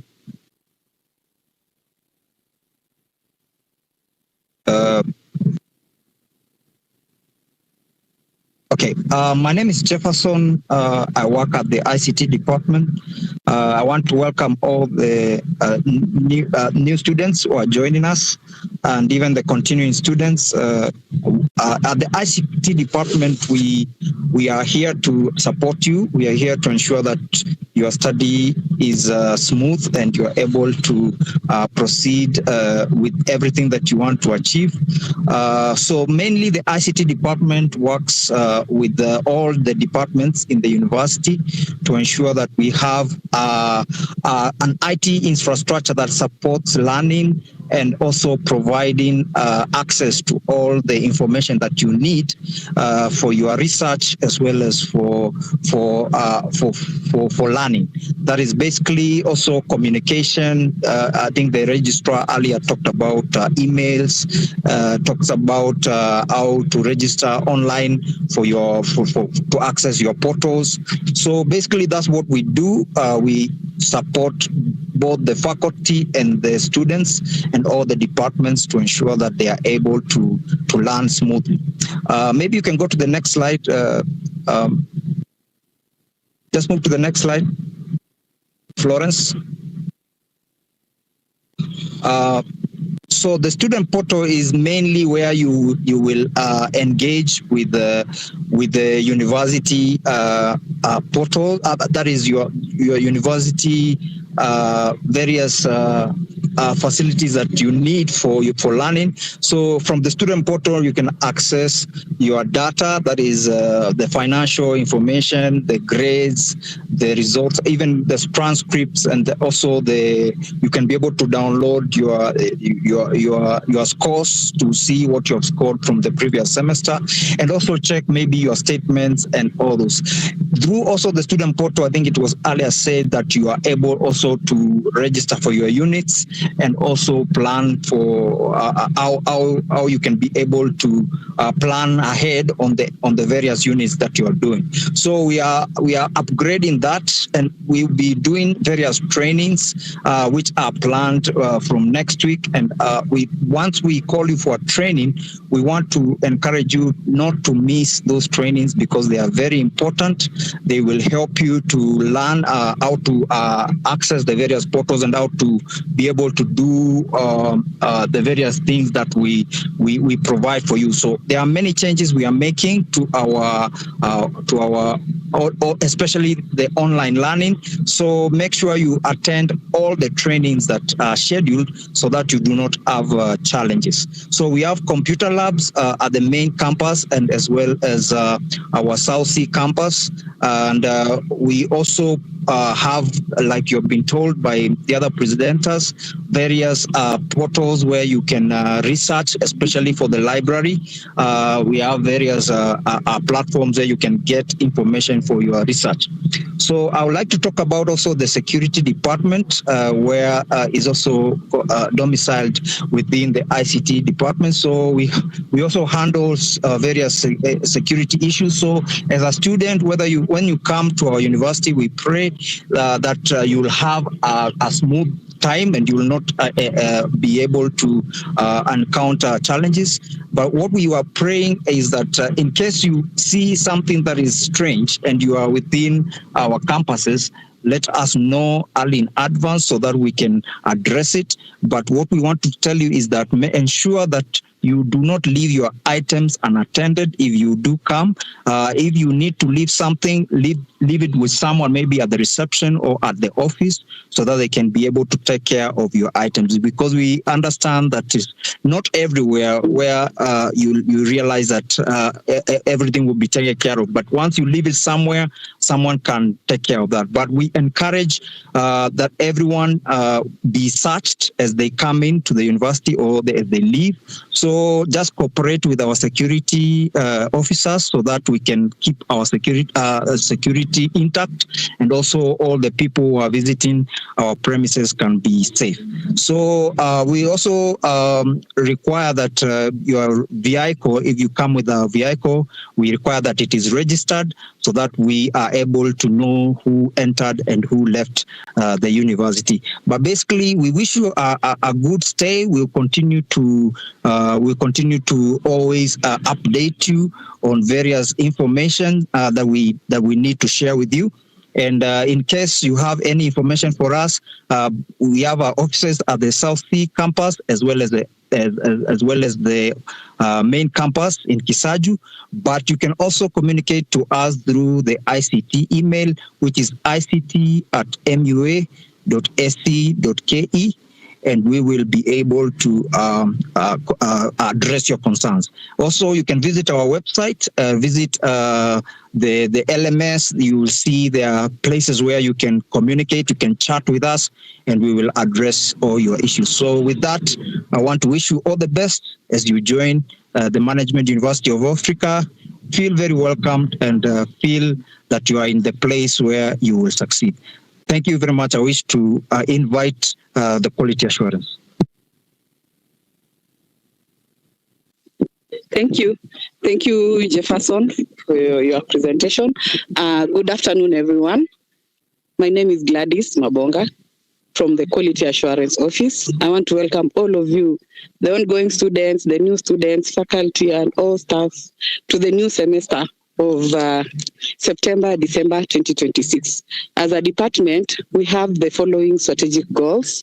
Number one, quality assurance works behind the scenes. You may not be able to meet us directly, but we work behind the scenes all through, from the moment you get into the university to your exit. So we link the university with other stakeholders like Commission for University of Education and Ministry of Education. Why Commission for University Education and Ministry of Education? Commission is our regulator, gives us standards to abide with, gives us the laws that we need to adhere to. And the ministry, like currently, the most recent one we had with the Ministry of Education is us being able to align to CBET, or competency-based education, which is the new curriculum or the new system of education that is coming up. So we link the university with stakeholders. Then we ensure academic excellence through evaluations and audits. When you join the university, we will audit your file from admission point. Do you meet the requirements? If the requirement says you need to have a C+, did you submit your documentation ensuring you have a C+? And then by the time you also graduate, we'll still audit your file. Have you met all the requirements that you need to meet before you graduate? When it comes to evaluation, every semester we run evaluations. And you'll see these or you meet these on your emails. Kindly give us feedback. For example, we have the teaching effectiveness evaluation. We'll be running this through the SurveyMonkey or Q&A at mua.sc.ke or in the ERP system. And I'm sure some of you are able to experience this, or you'll be able to experience this, that before maybe you get your exam card, you need to give us feedback on how the semester has been and which areas we need to improve on. So as a department, again, we anchor ourselves on continuous improvement. So how do we do this? We monitor processes at the university and give feedback to the management that will enable us implement necessary changes that will take our university to greater heights. For example, we have program reviews and program development. When you've done your BML and 4 years are over and a cohort graduates, the program is reviewed to ensure it meets the market demand and the current issues being around the country or around the world. So that also is our part. And then student success and satisfaction. When we give you the feedback or when we give you the evaluation surveys and give us feedback, it will help us enhance your satisfaction level so that you leave the university at a high mood or a good position than you came in. So we also do tracking and ensuring action of feedback from students. At times, students feel that maybe this is to be actioned and they want to see the action immediately. Maybe it's a process thing that may take maybe a week or 2 weeks for something to be implemented, but we ensure that we follow up and all that need immediate implementation is done. And those that will take time also are followed up to ensure that that is done. So when you are able to see these evaluation tools coming to you, please give us feedback because we want to give you the best and we want our university to retain its best position and ensure that quality is there too at all levels. Florence, you can go to the next slide. So apart from the goals, we also have the kind of surveys that I'm telling you we always conduct. We have the teaching effectiveness evaluation, we have customer satisfaction survey, orientation survey, like today, after today, you'll see on your email some a tool being sent to you. Please give us feedback and tell us which areas do we need to have in our orientation, or which areas are good that you need to keep on doing the best. So all these will be coming to you. Then Odell satisfaction survey, you'll only receive this after the semester comes to an end. That is August, April and December. So for this semester, you'll receive it in December. Then we have administrative survey. Again, they run once every semester. Tracer studies is done yearly, only when there's after graduation has taken place. And this is when you are an alumni. I would want to know where you are, what are you doing? Are you employed? Did you gain skills that you wanted to gain when you joined MBA? So that is done, but once a year.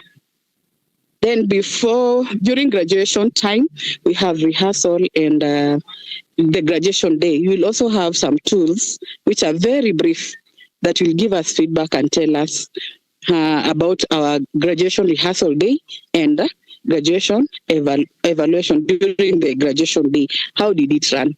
Are there areas we need to improve? Are there areas we did so well? Can you tell us what you think about our event? So these are the surveys you'll be meeting in your study time at Management University of Africa. All these come from the Quality Assurance Department. Please, when you see them, give us feedback, fill in the templates, and then it will help us share with management areas that we can look at, or recommendations that you give, so that they're incorporated for the best of the university. Florence, can move to the next slide. Next slide, please, Florence. Yes, so something else apart from surveys, we have accreditation. One thing I want to assure you is that Management University is recognized by the Commission for University Education and by the Ministry of Education. We are operating legally. As at now, we are chartered. We are a chartered university. So be confident you are at the right place, the best place, and don't get worried at all, because all our university is chartered, and all our programs that we offer, there's no program we've rolled out to students that is not yet accredited by the Commission. So by the time you see our new program coming up, it has gone through the process of accreditation by the Commission and approved. Then we roll it out. So again, that is our mandate. Then we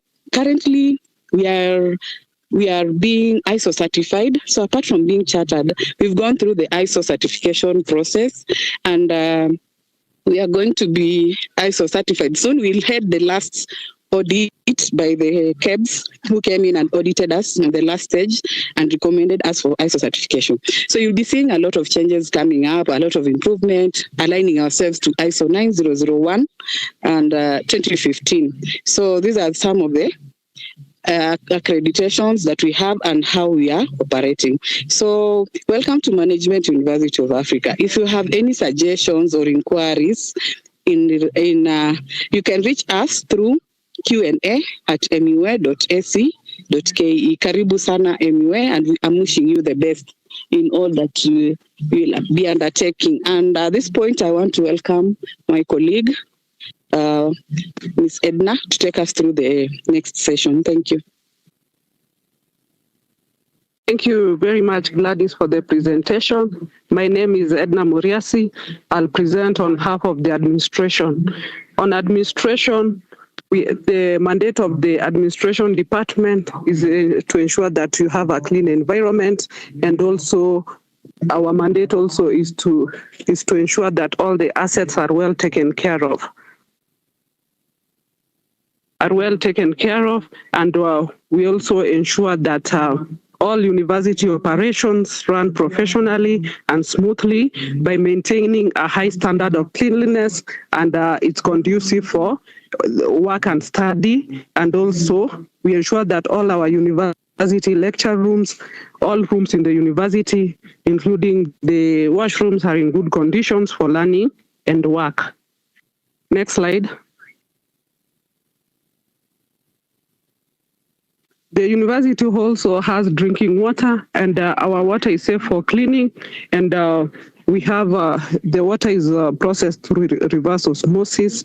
And we can get all our students, please get water from the reception and jugs in the cafeteria. We advise all students don't just drink any water that from any tap. Strictly get the cleaning drinking water from the reception and also from the cafeteria, because that's the water that is safe for drinking for all our university clients.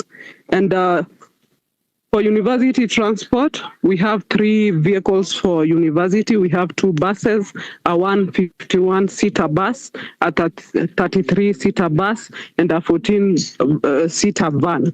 And during university functions, we ensure that transport is provided, and this is usually coordinated through the Dean of Students office. So in case you have an activity, official activity, liaise through the Dean of Students office, and from the administration part, we'll able to coordinate with them and ensure that you have the transport has been provided for. And we also have our washrooms are very clean, and we usually clean them hourly, and we ensure that we also provide tissues in every washrooms. And we also encourage you, please, as you use those washrooms, let us leave them very clean the way we found them, and also let us utilize proper use of the tissues. And please let us not be tempted to carry the tissues home, because if you do that, you will not have any tissue to use. We also have cafeterias in both campuses, and these cafeterias, we have outsourced them. And through the administration department, we usually liaise with the service providers to ensure that all the cafeterias provide well-balanced diet for our students with very affordable prices, And we also ensure that these cafeteria operate from very early in the morning. There are those who usually come to the campus very early, maybe to study or lectures, and maybe they didn't have breakfast from their houses. But we also ensure that the cafeteria operates very early to cater for these students. And also we also have those students who come for evening classes. We ensure that this cafeteria don't close early. We ensure that they operate up to late in the evening, so that at least they cater for those students who will want meals or snacks from the cafeteria. Next.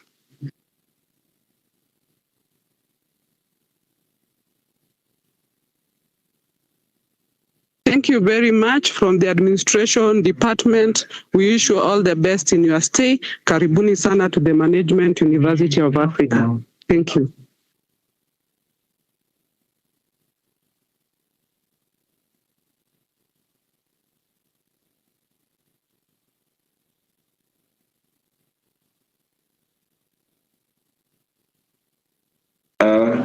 I think it's time we listen to a presentation from MUA MUA Students Association. Eric, if you are there, you can address your new members.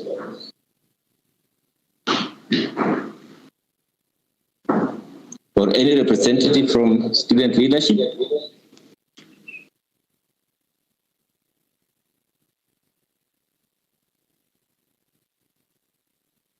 Are there representatives from student leadership?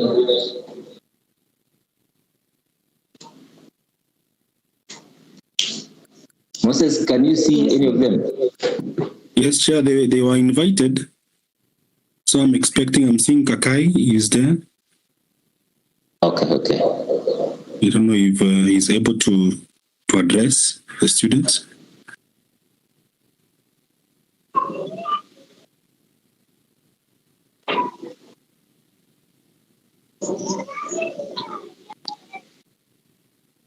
Kakai, if you're present.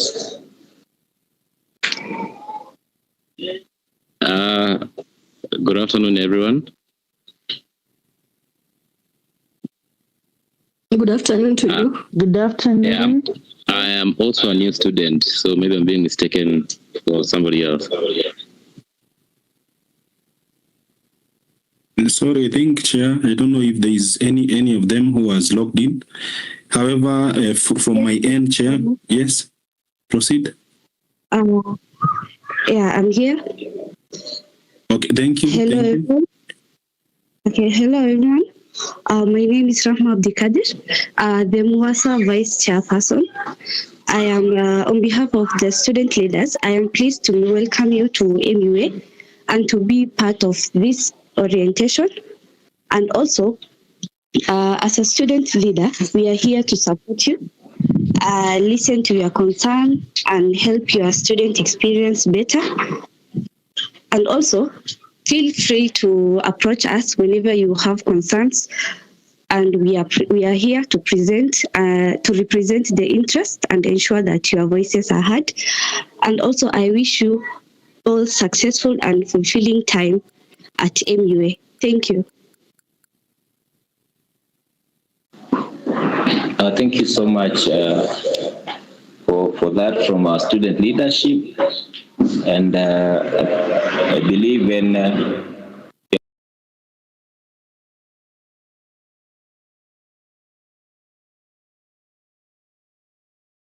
so much all, I think we are on time. So we have about 13 minutes to go through the Q&A, questions and answers. I encourage students to ask any question which you want us to respond to from here, or any comments from our students. So I want to just open it up for our students who are logged in to ask questions. Karibuni sana sana. Anybody can raise their hands or can just come and speak.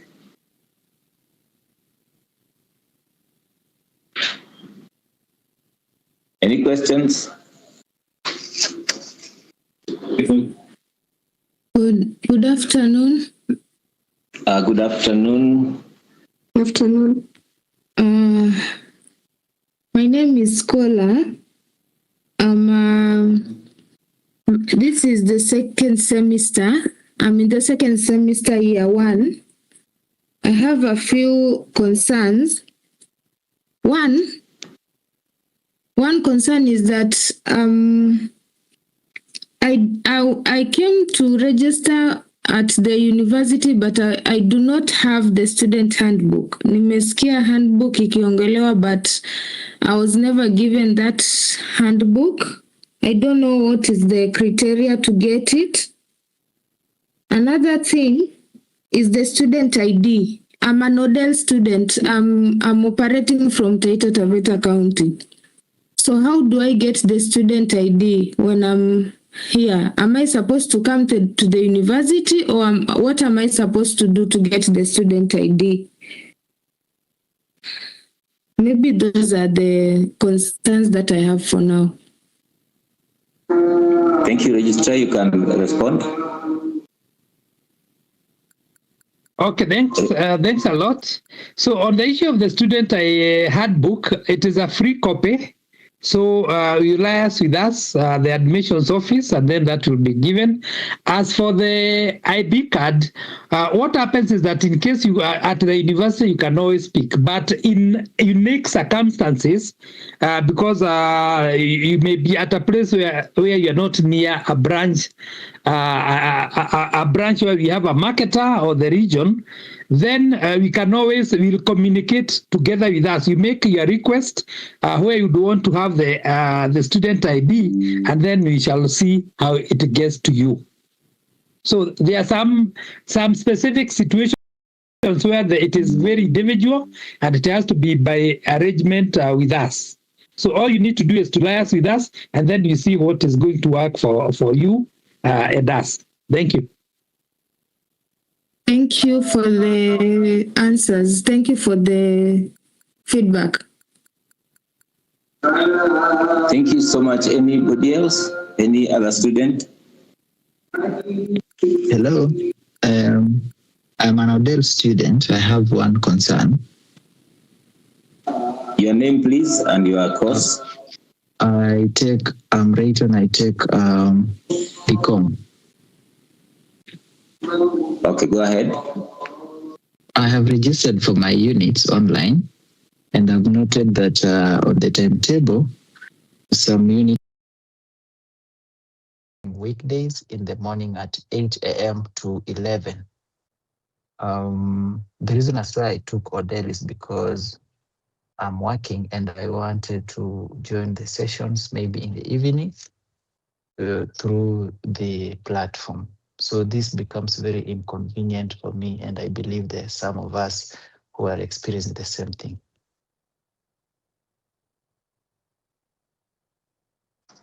You're done? Yes. Yeah, school, Justa, if you are here, I think you can register on that. You can respond on that.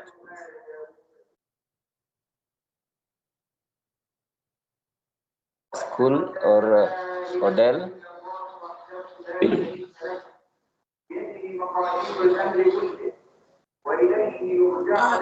Thank you, Tom. The student has mentioned that he's an Odell student, but just seeking clarity on the question. But the subjects that the timetable that has been released has classes at 8 a.m. Yes, 8 a.m. Yeah, maybe if you could please get in touch with me directly on icile@mea.ac.ke so that you also share that timetable, because if you're an Odell student, we only have units on offer, and the units on offer, we have not allocated any time on it. I'm not sure if I just share with me the timetable you're referring to, then I shall give you, I shall guide you once I have received that documentation. Okay, thank you. Yeah, thank you. Thank you. Let's go to those whose hands I can see raised. Let's start with Aviela, and then we go to David, and then Nicholas, and then Carol and Kevin. Let's go in that order. Aviela, you had your hands are up.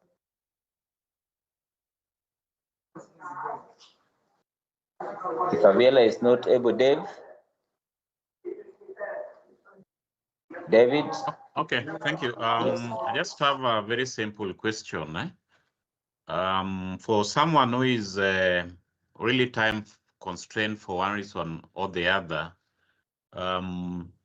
is it possible to register for a minimum number of units?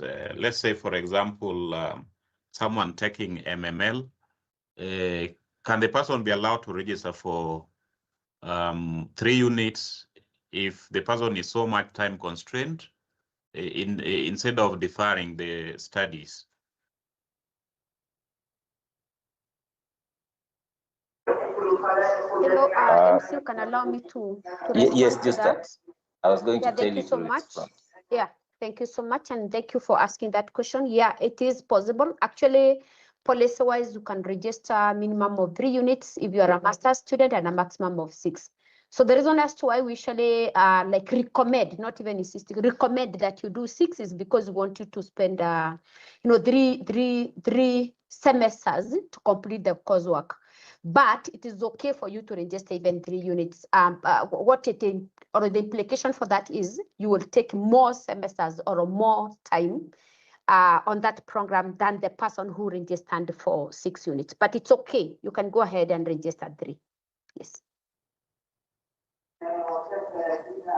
Thank you, Nicholas. Nicholas, I can see, is this Nicole? I'm a Nicholas. Nicholas Lemayan. If Nick is not ready, Caroline. Are you hearing me? Good afternoon. Good afternoon. Let's hear Caroline first, then Nicholas will come after. Caroline. Okay.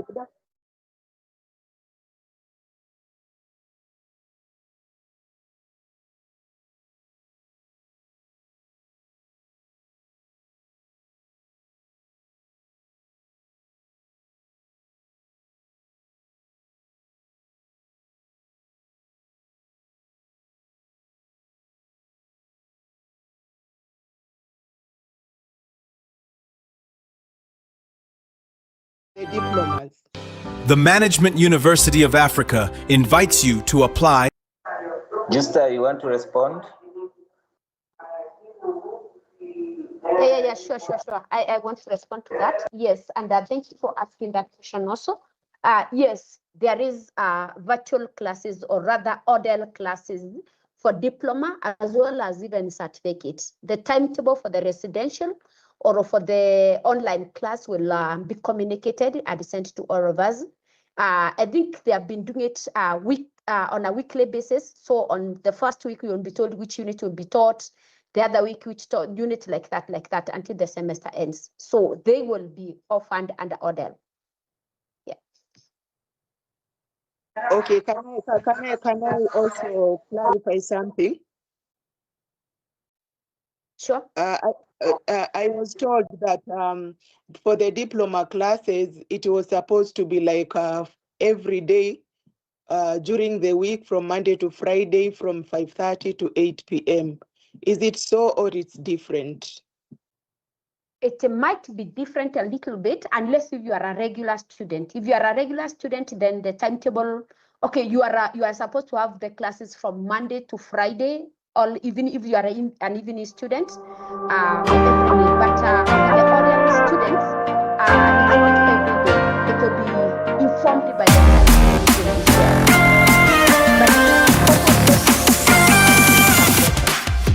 The SDGs recognize the right of all countries to Thank you so much. Let's have Nicholas.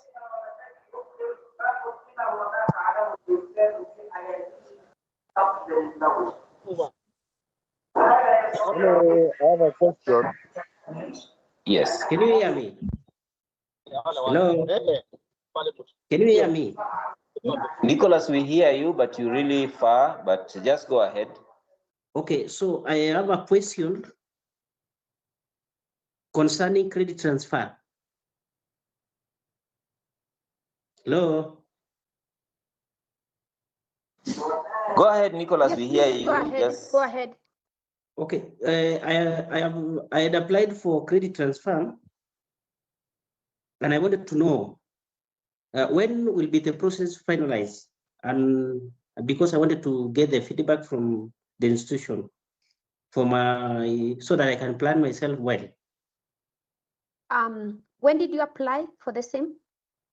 I had applied on 17th of July. Oh, 17th of July. Okay. By let's say by early next month or next week, you will be able to get communication that you pick your letters. Otherwise, as at now, I think it's only the Senate which is remaining to just approve. Otherwise, so long as you have been advised, these are the units and you have made the payment for the same, it's just waiting the letter for you to just pick. That is it. It is not yet. I was waiting for that. I'm not quite sure, but sorry? I wanted to know so that those units will be exempted from, for me to plan myself well. Have you been able to know which units you will be exempted or which you applied for? I'm waiting for that. Oh, the units you will apply for, that is what you are waiting for? Yes. Oh, okay. Please wait on Monday. On Monday, you should be able to get that, Nicholas. Okay. Well, okay, just do this. Inbox me your admission number. Just write to J Nyaga. I know you have my email. Let me just write my email here. jnyaga@mua.ac.ke. Just write me an email on that. Then I'll on Monday, someone will get back to you on the same, please. Thank you. Okay. Thank you, Nicholas. Let's listen to Kevin. Mike, were you? Use. Kevin. Thank you. I hope you can all hear me. So far, so good. I've had a good support from Patricia. What I wanted to inquire is, do we have, actually I'm also on ODEL program, but I wanted to do exams in person. Do we have a center in Mombasa? So it's only in Kisaju and Sept. Isabella, you want to respond?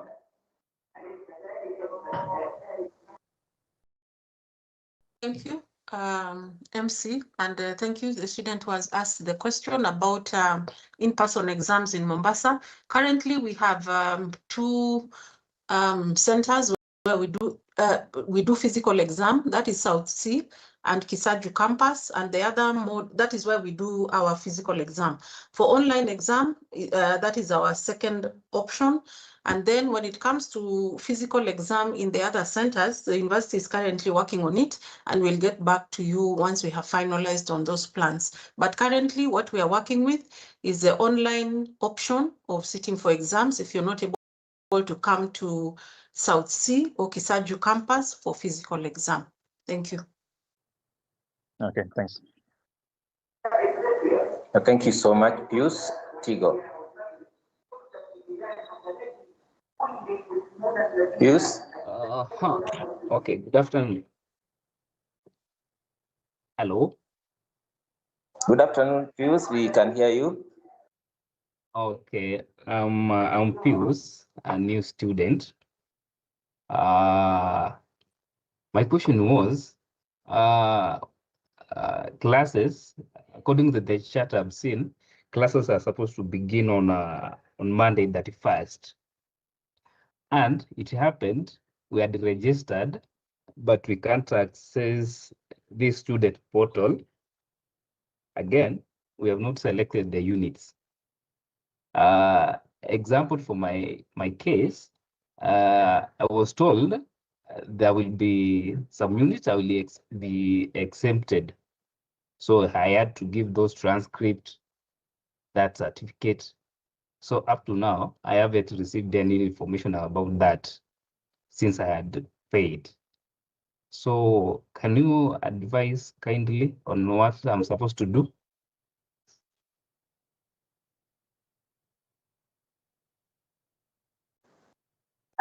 Isabella, or just to go. Yeah. Thank you so much. And he said he's a new student. Thank you for that question. You are a new student, so if you are a really new student, that means in your first semester, it means the registration for your units specifically will be done from our side. You will not be able to do from your side simply because you are not yet used to the system. But from next semester, you will be able to register on your own. Now, what happens, or what's now the correlates between maybe the units and the credit transfer? So what we'll do in the current semester, we will register for you what we call the UCU units, the core units, the units you cannot be exempted. So you wrote an email, I'm trying to imagine, about what you qualify for credit transfer. So again, on Monday, they will all get back to you on this is what you are exempted. But for this semester, and what will schedule for you to attend will just be the core units, which cannot be exempted. I don't know if that's satisfactory enough. Okay, it's okay. Another thing, that student portal, being that I'm a distant learning student, how will I access that in the student portal? Again, a manual. I don't know. I don't know if from the registrar's office you have already been given a manual, but there is always a manual which is provided to the students on step by step, click here, on how to navigate, not even just access it, but how to navigate. As for now, I think you can access the same using the username, your admission number, the password, your admission number, specifically your admission number, with everything including the slashes and all that. Once you log in, it will prompt you to change your password, so you can change to whatever is convenient for you, or what you can remember easily if the admission number seems maybe a challenge to you. Then after that, you will be given the manual on how you can navigate the system to access everything. Yes. Including even a video explaining this is how you need to do. Okay, thank you. Thank you so much. MC, with your permission, allow me to respond to that student who had asked a question. Rayton Chetty, he has sent me an email and I now understand what he's talking about. He mentioned that he's an ODEL student, but he's getting a timetable that is telling him that classes are at 8. Now, the reason I'm requesting to respond to the student here is so that it can benefit all continuing students. He's a semester 226 student, and this might assist us who are already able to register on your own for the units in September, December. Now, when you log into the student portal and you go to the section where we have academics, then the drop-down icon, it says unit registration. When you scroll down, you'll find a list of units. On the left is the button where you check. In the middle, you'll have the unit code, say, for example, BML 200, microeconomics. Then on the far right, you have the mode of study. Now, before you select a unit on your left, far left, please ensure that you have checked the far right, that the unit is either saying evening, day, weekend, or ODEL. So what you have done, Rayton, allow me to use yours as an example, is that you just picked the units that you wanted to do, you are eligible to do this semester, and without checking the far right, because you must here, from here it means you picked those that are for day and evening. Okay, if you're an ODEL student, before you pick the unit or select the unit, ensure the far right, you have confirmed that that unit is on offer under ODEL, so that we do not have a similar issue as faced by Rayton. So Rayton, I've seen your email. We will address your issue remotely or administratively so that we can sort out your issue being an ODEL student. Thank you, MC. Thank you so much, Isabella. Let's have Zena, then Evelyn.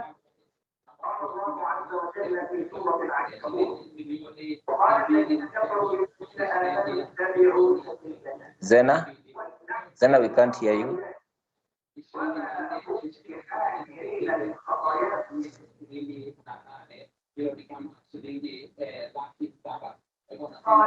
While Zena is preparing, Zena, we can come back to it. Evelyn Fadili. Evelyn.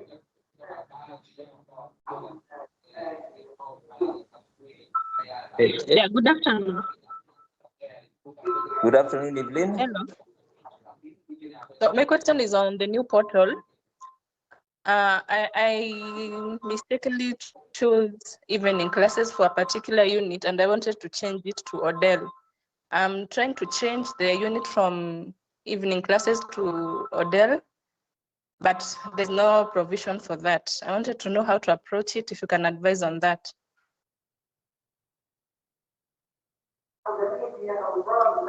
Isabella, do you want to tackle that?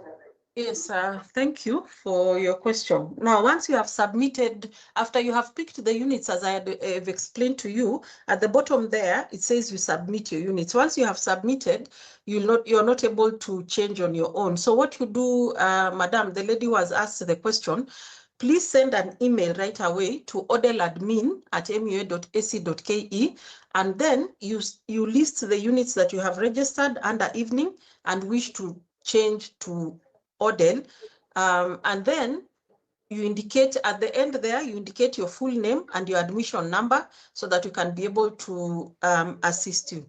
Thank you, MC. Thank you. I have two Dianas. I don't know, Diana Kibare and Diana, is he one person? Diana, oh no, they are different. Diana Kibera. So Diana Kibare, you can. There are two. Kibera, yes, Kibera. I'm here, Diana Kibera. It's Diana Kibera.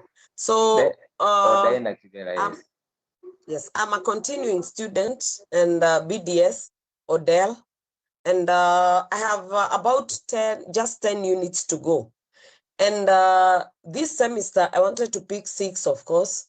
But when I go to my portal, unless it is not fully updated because my finances are wrong, when I go to my portal and select, I have selected 3 units. And those were for ODEL, but the rest remaining are either regular or evening, but I need to select them. So I don't know how to go about that, Isabella.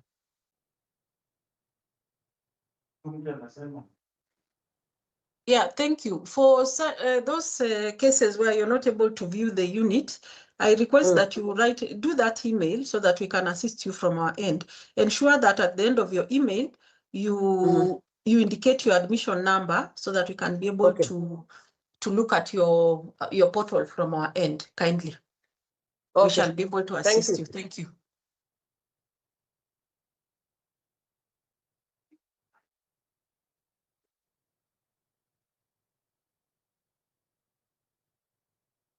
Should I go next, Diana?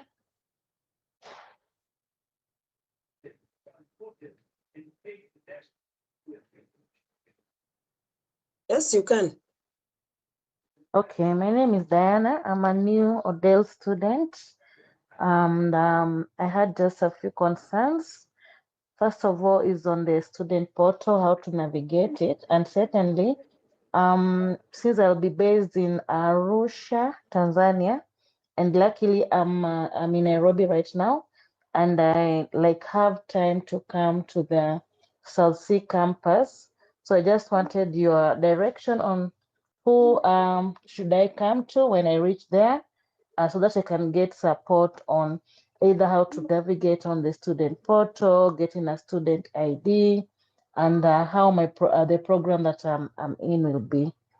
So I wanted to come there physically if it's possible.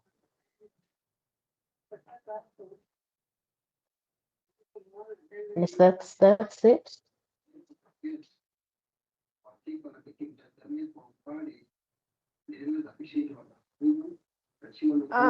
Okay, let me respond to that, and thank you so much, Diana, for that.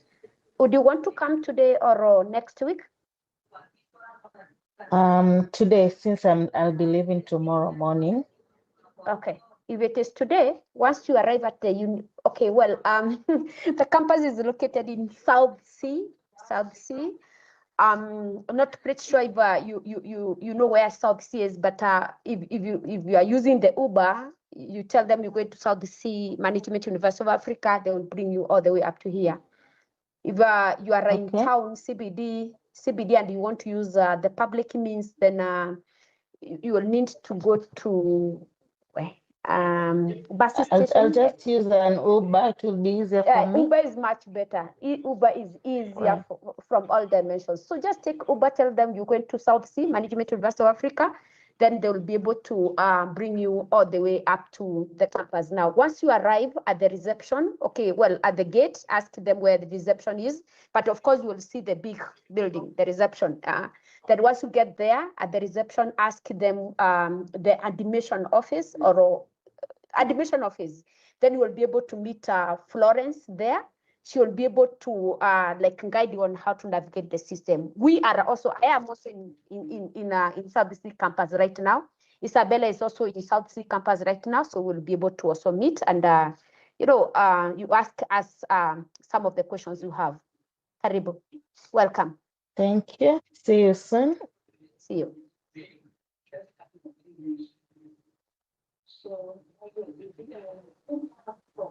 So, Mr. Kawina, as you get the other's question, let me just emphasize that we sent quite a number of documents as we sent the letter. And one of the documents all the students should have is the student handbook. The other one is the exams rules and regulations, and the other one is the course structure of the course that you are doing. So just ensure that you look at all the documents that you have so that you get acquainted with them, because it is the document that are supposed to also help you in terms of navigating through the course. The second thing I would want also to say is that being a new student, there will definitely be quite a number of questions you'll have. And one of the reasons for the orientation is for you to know the offices and the people who can assist you. There are quite some emails that you really need to get acquainted with so that you can now get the information like the ICT, the Odell office, the school admin, the admissions, the finance, so that once you get acquainted, you have a lot of questions that definitely you need answers for being new, and you'll get that assistance. And don't shy off from asking any question to any of the office that you feel you may not get, you may get assistance from. At any time you don't know the office that you can write to, you can just write to the registrar, and then I'll direct your email to the correct office. Thank you, Mr. Kaweno.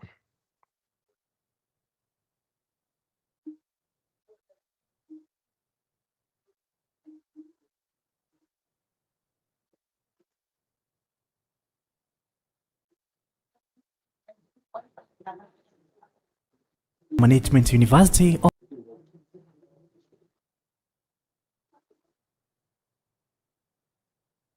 Perhaps we can get more questions. Yes, there are still some hands. So the ones with hands up, you can still ask your question.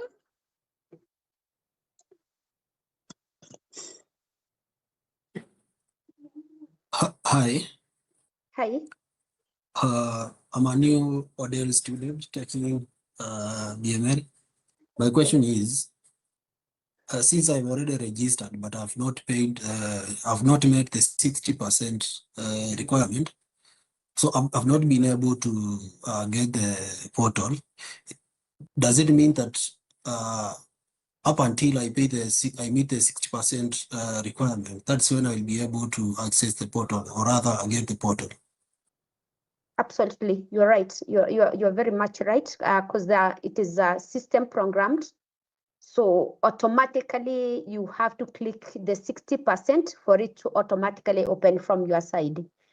The good part of it, whichever the time when you will be able to access, to pay the amount, it will automatically open for you to access the materials, CAT work-based assignment, and other learning materials, yes. Another question, please. Yes, please. How am I going to know the exempted units that I'm not, so that I can be able to avoid redoing them? All right. Now you just need to write to the Odell office through the email I provided, odelladmin@mun.ac.ke. Attach your transcript and request them to guide you. You just tell them, kindly guide me on which units can be exempted for credit transfer. They'll definitely get back to you with the list of the units which can be exempted. Yeah, that is it. That is it. And they will definitely guide you on go about, do this like that. Okay, thank you. Atari, let me reiterate on that as well, the question on credit transfer. So in our student handbook, we have guided that credit transfer, for you to be able to, as a new student, it is good for you to make the application this semester as early as now. Please don't wait for second semester, third semester, or third year or fourth year. Please, let's make all the applications now for credit transfer. Attach all your academic documents so that we can be able to process your credit transfer requests now, so that you can have a clear map on what you are expected to do from this first year, first semester, up to the last semester when you shall be graduating for the university.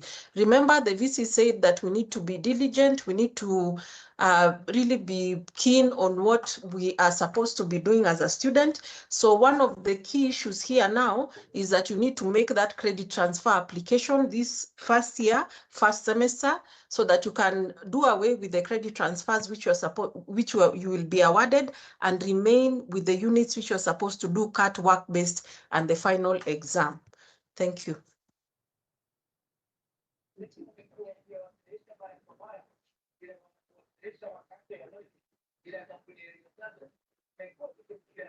Our students and our other visitors who are coming around, after you graduate in the near future, MUA is one of the universities you can consider.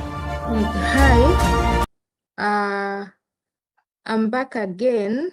This is Scholar. About the issue of I'm back with the issue of the timetable. I have registered all the units that I've registered are Odell, but I can see from the timetable that I have a class on Thursday at 10 a.m. to 8 a.m. to 10 a.m. again, there are 2 units that we were sent an email to make sure we register. And the 2 units are DCU 110 and DCU 111, I think, if I'm not wrong. Yeah, 110 and 111. And they are not in the list of units. How do we register for them if I'm part of that group that is supposed to register? Thank you.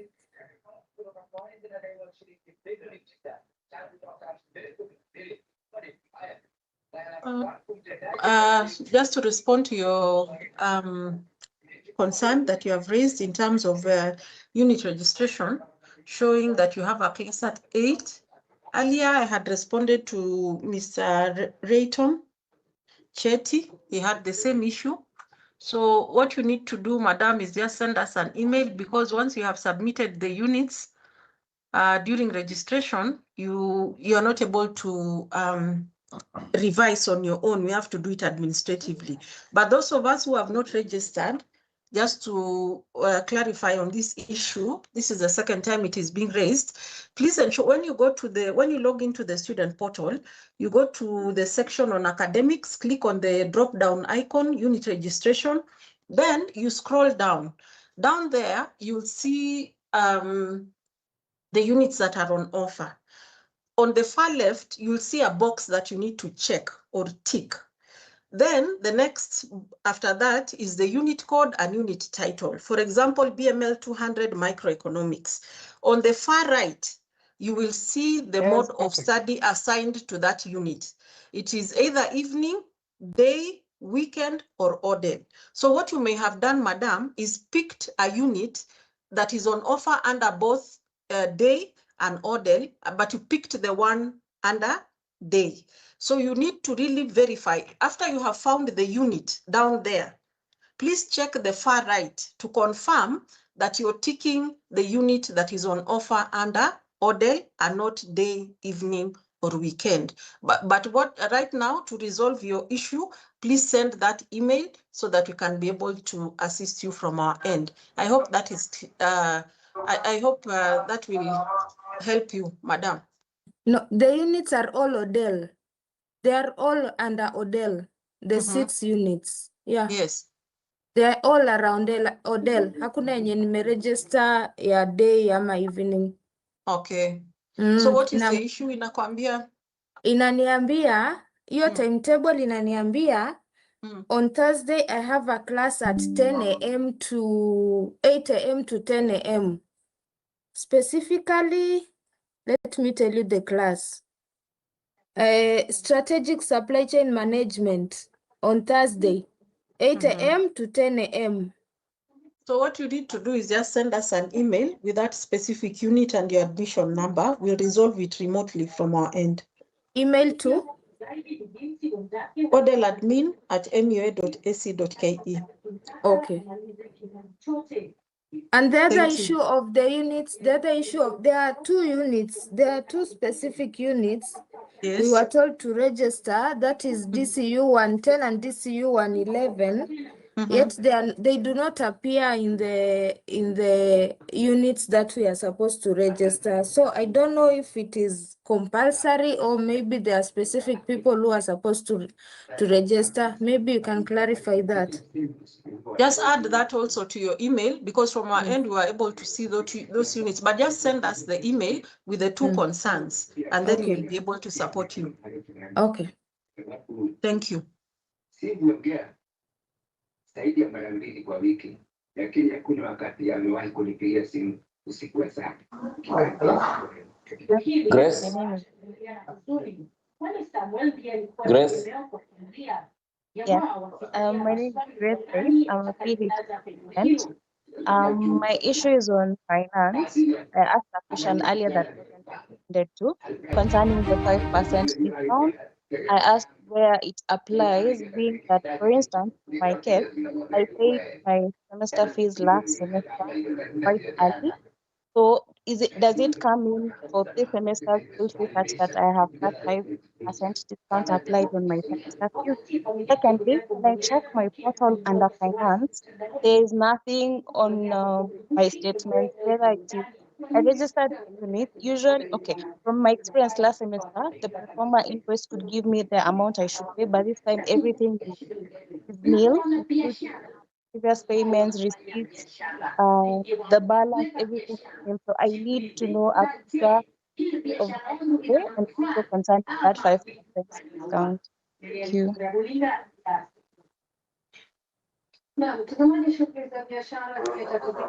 Simi, do you want to talk about that 5%? Or anyone from finance who can clarify? So I think Tom Kawino. Okay, go ahead, Simi. Pardon the question, I did not get it.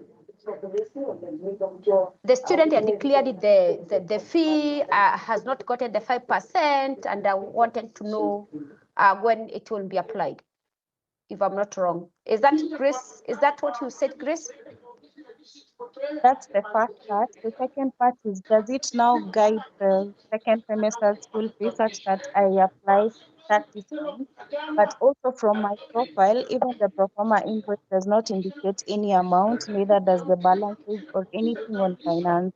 The balances in my account are all nil.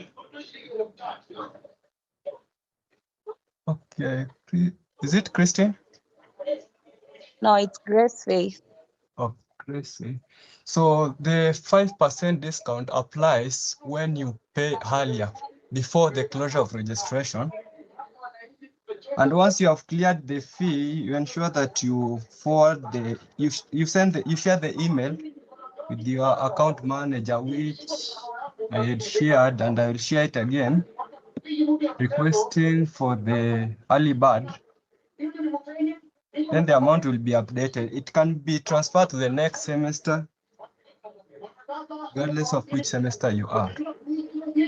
Have I answered you? Partially, the second part on all balances reading nil, despite the fact that I've made some deposit for this semester as well. The issue with the balances for this year, just use the old system to check your balance for now. But the fee statements for this year have not been yet migrated to the new system. You are working on it. Kindly be patient with that.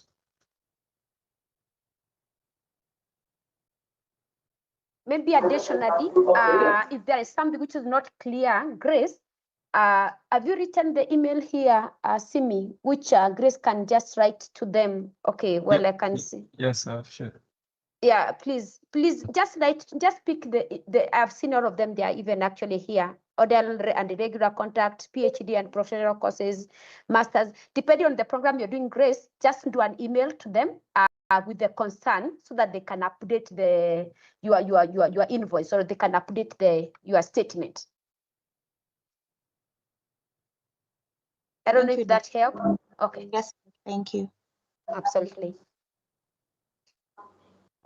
Okay, Apunda, and then Rayat, and then Daniel, as we move towards concluding, and then Milda, alafu Jules. Yeah, like that. Charity, why there you can mute. There's a lot of noise from your side. Charity, why there mute your mic. So let's hear from Apunda.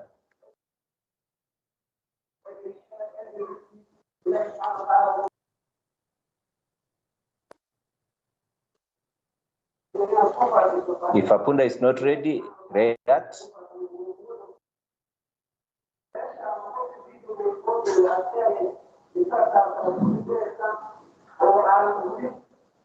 Rayat, your mic is on, but we are not hearing you.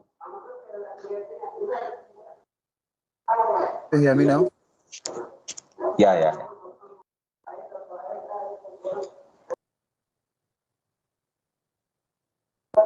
No, I heard you kidogo ukapotea. Rayat.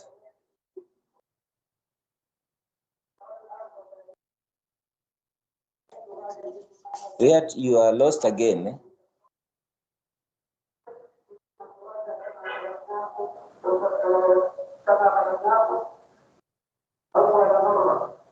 Maybe you can come to react later. Let's hear from Daniel Onyango. Hi, sorry, I was unable to unmute, but I'm able now. It's Apunda. Can I ask? This is Apunda. Yes. Yes. Ask your question. Okay. I'm in year 2, semester 1, BCom. And last time when we were registering, there was a pro forma invoice, and now this time I cannot see that. So how do I know how much I'm supposed to pay for the semester? Because I cannot see, because last time after you picked your units, there was a pro forma invoice, so you paid using that. But now this time, how do I know how much do I pay for the semester?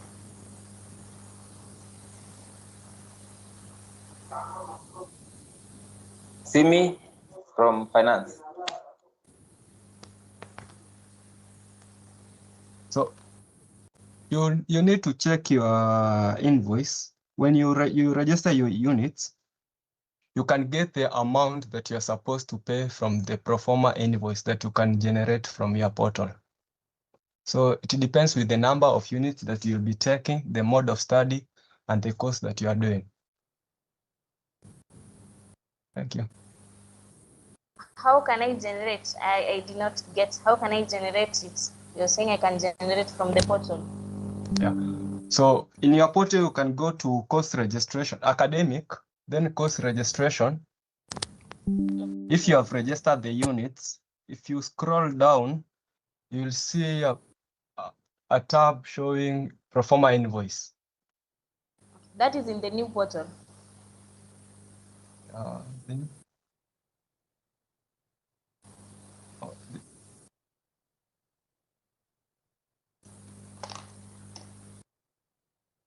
Yeah, you can check it from even the new portal. Okay, thank you. Yeah. Okay, let's hear from Milda. Milda Kaisha. Hi, can you hear me? Yes, we can hear you. Mine, I'll go back to the credit transfers. She's mentioned once you apply for the credit transfers, it can only be given up to 49%, which you mentioned it's about 23 units, and each unit is around 3,000 bob. So my question is, do I pay the 69,000 all at once, or how are the payments made in regards to the credit transfers? So perhaps I can say, so what usually happened, Mildred, was this Mildred? I'm not very sure. Yes, it's Milda.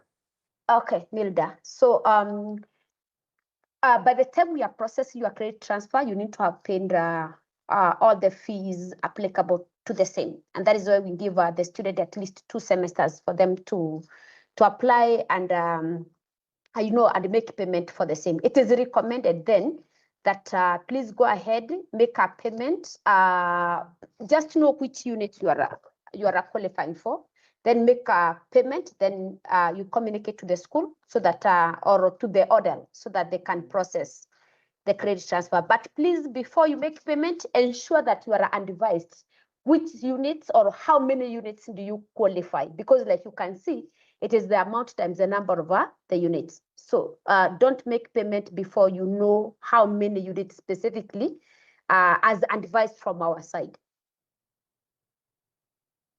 So can that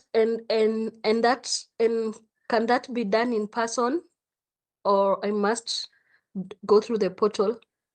No, you can just do an email first. Just do an email, attach it's called what? Your transcript. The diploma transcript. Attach the same. Tell them, kindly advise me which unit do I qualify for credit transfer. Then after that, they will tell you these and these and these are the units. And then after that, go ahead and fill this form, or go ahead and now book them in the portal. And then that is it. Okay. Okay. Thank you.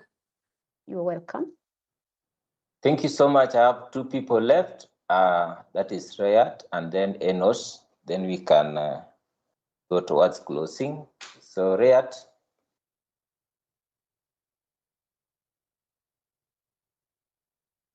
Rayat, we can see your mic is on. Can you hear me now? Yeah, now I can hear you. Yes, I was asking in this registration of units, I have registered units. They have been brought 5 of them. So, and I heard that the maximum is 6 units. So I'm trying to check if there is other unit on Odell, but now the response I'm getting from the portal is that the maximum for this Odell registration is 6 units. You have already registered 5 units. Remove 4 selected units before submitting again. Now, this one is confusing me. So what can I do? Thank you.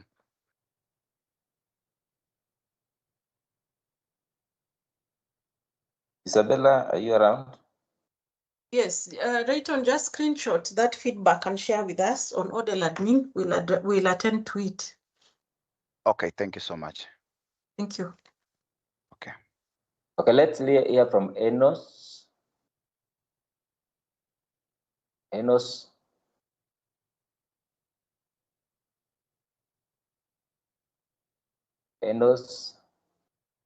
Zena, you had spoken, eh? You have another burning issue? Hello, can you hear me now? Yeah, I can hear you very well. Good afternoon. Good afternoon. Okay, I'd registered for Odell, but when I go on my portal, it reads SSP. I just wanted to inquire what does that mean, and also I'd paid some fees and it's also not reflecting. I'm a new student, BML. Thank you.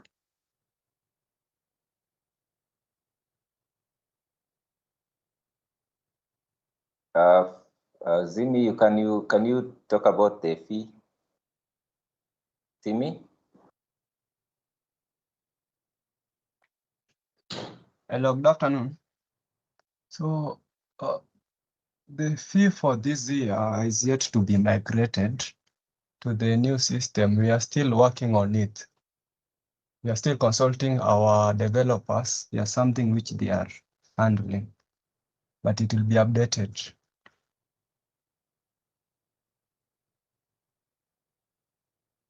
Zena, you were talking about registration also. Yeah, I'd registered for Odell, but on my portal it reads SSP. I was wondering what is SSP?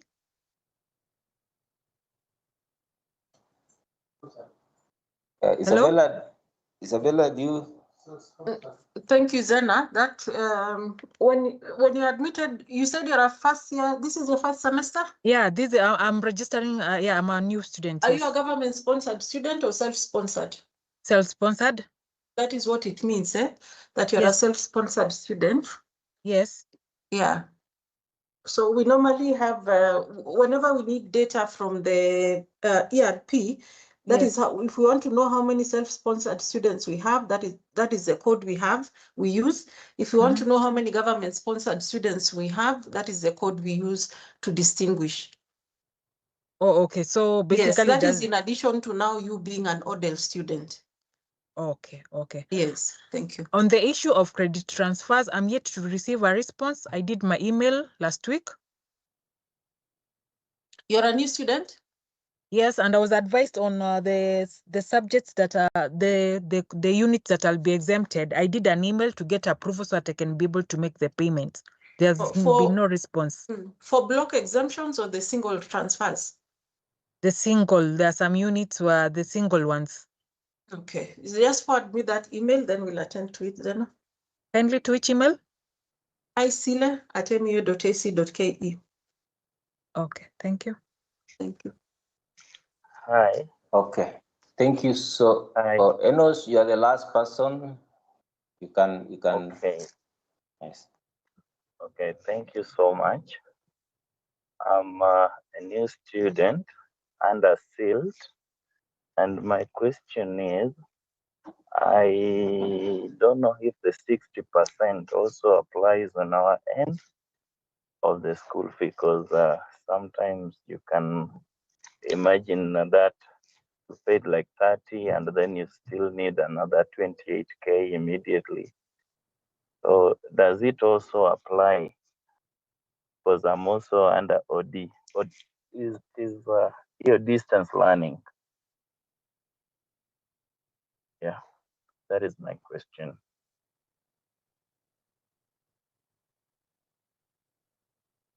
So, Justa, do you want to respond? Sorry, Tom. I had a question.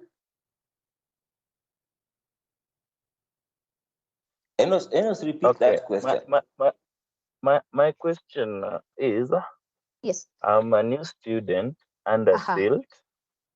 Yeah, trying to do the distance learning stuff, and I paid like 30,000. Does the 60% also apply on our end in order to do the course? So thank you, Enos, for that question. So to me, so long as you are using the system, so long as you're using the LMS, for it to open on your side, you must have you must pay 60%, because it's just set like that. So the 60% can be different amount depending on your program. So whether you are a master's student, thesis student, diploma, whatever, all of them, for you to start accessing the material, you need to have paid the 60%. Okay, and my final question is, so you pay for the 60%. When are the classes starting under Sept?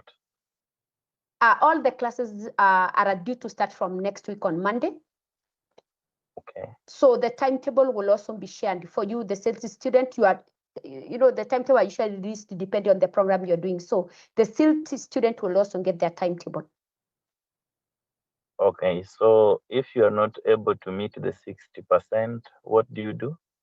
But you've paid some partially, like you're remaining with the 28,000 to meet the 60%. What do you do? Well, Registrar, help me answer that question. What do you do when you have not paid them? Yes, Isabella, please. Issues of finance are very personal. And when you have, if you're not able to, the policy says that we pay 100% upon registration, but the university is very considerate. We allow you to pay 60, 20, 20, so that it allows you to also meet your other obligations. But if still you're not able to meet the 60, 20, 20 percentage of payment of school fees, then you reach out to us directly, so that we can be able to discuss your issue, because issues of finance are really personal. Okay. Yeah, thank you.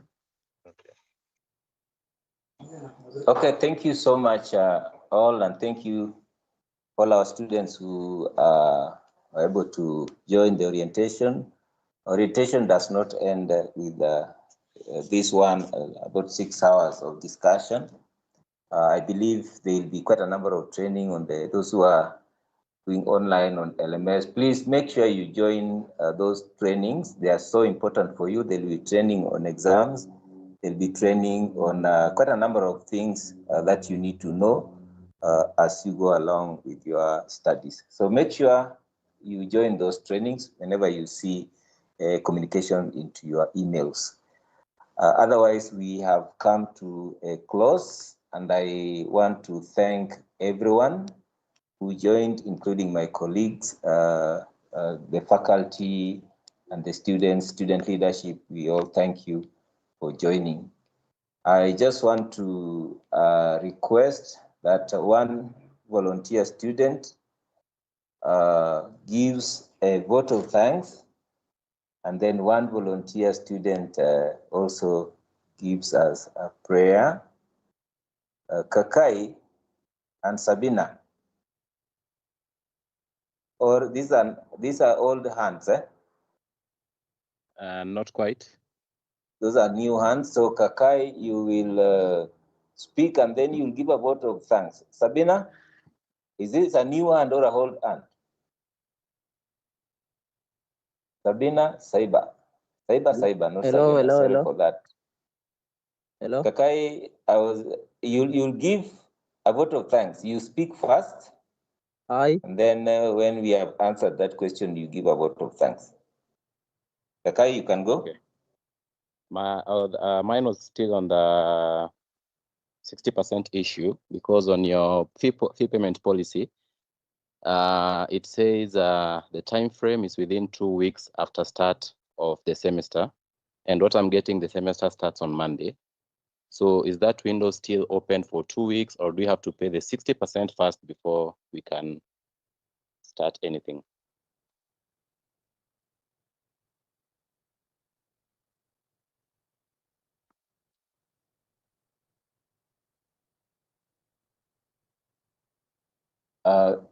Yeah, are you an ODEL student? Yeah, I'm an ODEL student. I don't know, Isabella, if you have a comment on that. Yeah, sorry, what was the question, MC? Sorry, I didn't get. I was on a call with a student. Oh, sorry. Yeah, still Kakai, on you the... can repeat. All right, thanks. Still on the school fees payment issue, there's someone was asking that they made an X amount of payment. And as he was speaking, I went back to review your fee payment policy, which says that the first installment of 60% should be done within 2 weeks after start of the semester. And if the class are supposed to begin on Monday, does that apply? Actually, the fee payment policy, the 60% is by the time we are supposed to pay upon registration. If the overall policy is that you're supposed to pay 100% fees during registration or by close of registration. If you're not able to do that, then you do the 60-20-20. So what we request our students to do currently is to pay the 60% by the close of registration, which is next week which is on the 5th. That is when we are closing registration for all students. So we request that you pay the 60% by that time so that you're able to access the LMS. If you're not able to make that payment, as earlier alluded to by a presenter before me, if you're not able to make that payment by that time of registration, then you're required to reach out to us so that we can get to understand your issue further, so that we can guide you. I agree, that was clear. My question is, from the fee payment policy, the time frame indicated there is within 2 weeks after start of the semester. So it's contradicting with what you're saying. So we don't know which to follow, because when most of us were doing when we're doing the down payment, most of us were following the fee payment policy that was made. So it is kind of throwing us off, getting a contradicting feedback from whatever we had gotten. You see, if you make that 60% within those 2 weeks, sir, you will still be able to access the LMS. You see, for us, that 60% is to ensure that you have, for you to be able to access the service, that the system is tied to our finance, the LMS is tied to our finance system.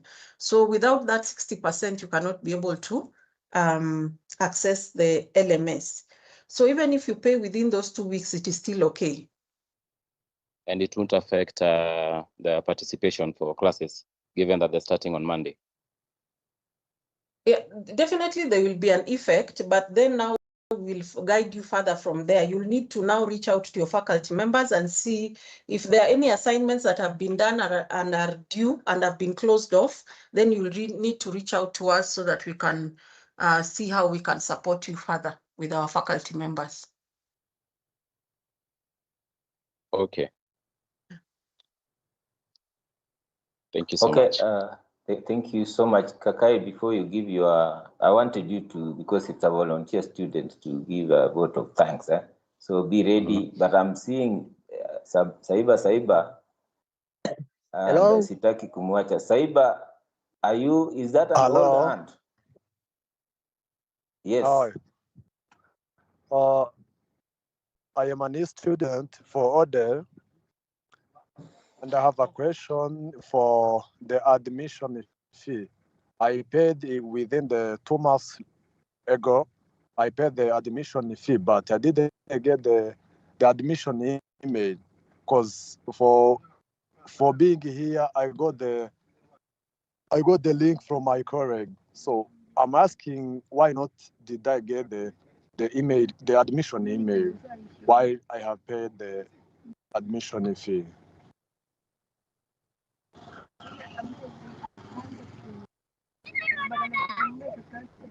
Am I audible? Zaiba, maybe you can repeat that question. It's like I didn't get it.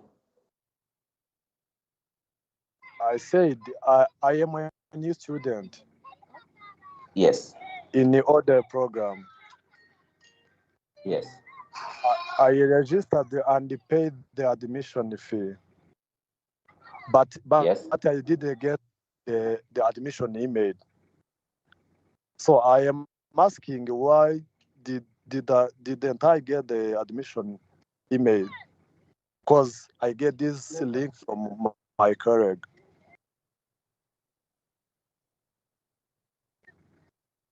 Registrar, do you have an answer for that?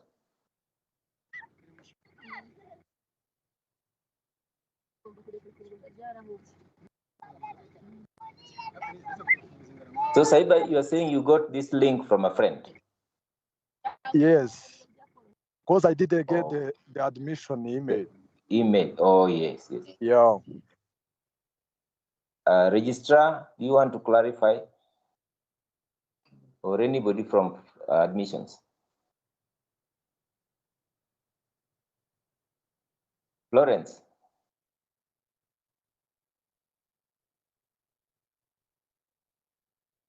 I think Saiba, Yes, what I'll do, I'll follow. Yeah, Florence, Saiba is asking, he got admission letter, but he did not receive admission email. So he joined here from a friend's invitation. Okay.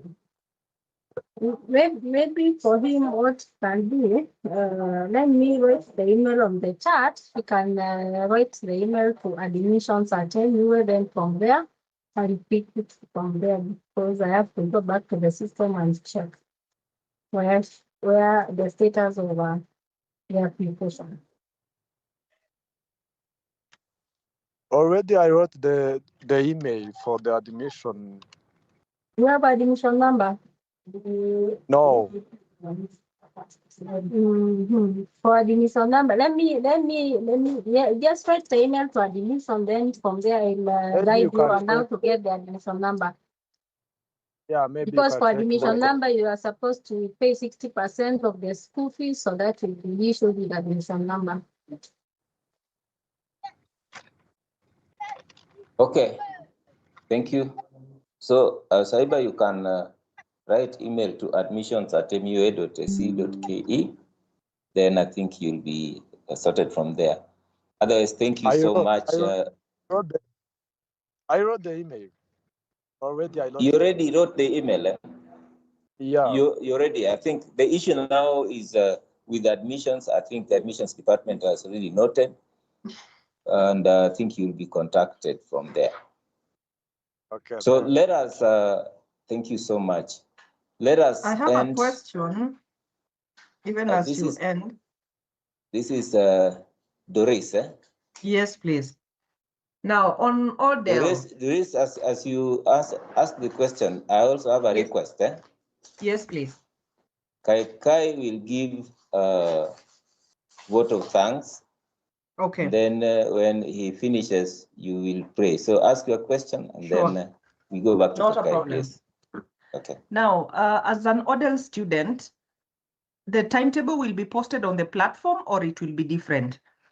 And when I've checked the unit registration from the units that I was shared with for SEM 1, I noted that there are some units that are not there.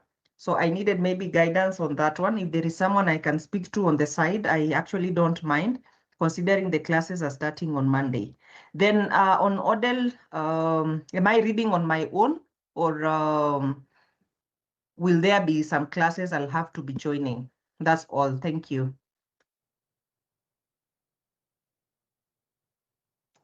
Thank you so much. And I think Isabella, because she wants to talk to somebody from Odella. Isabella, you are here. I'm here, MC. I heard about the second part of the question. I was attending to a student in the office.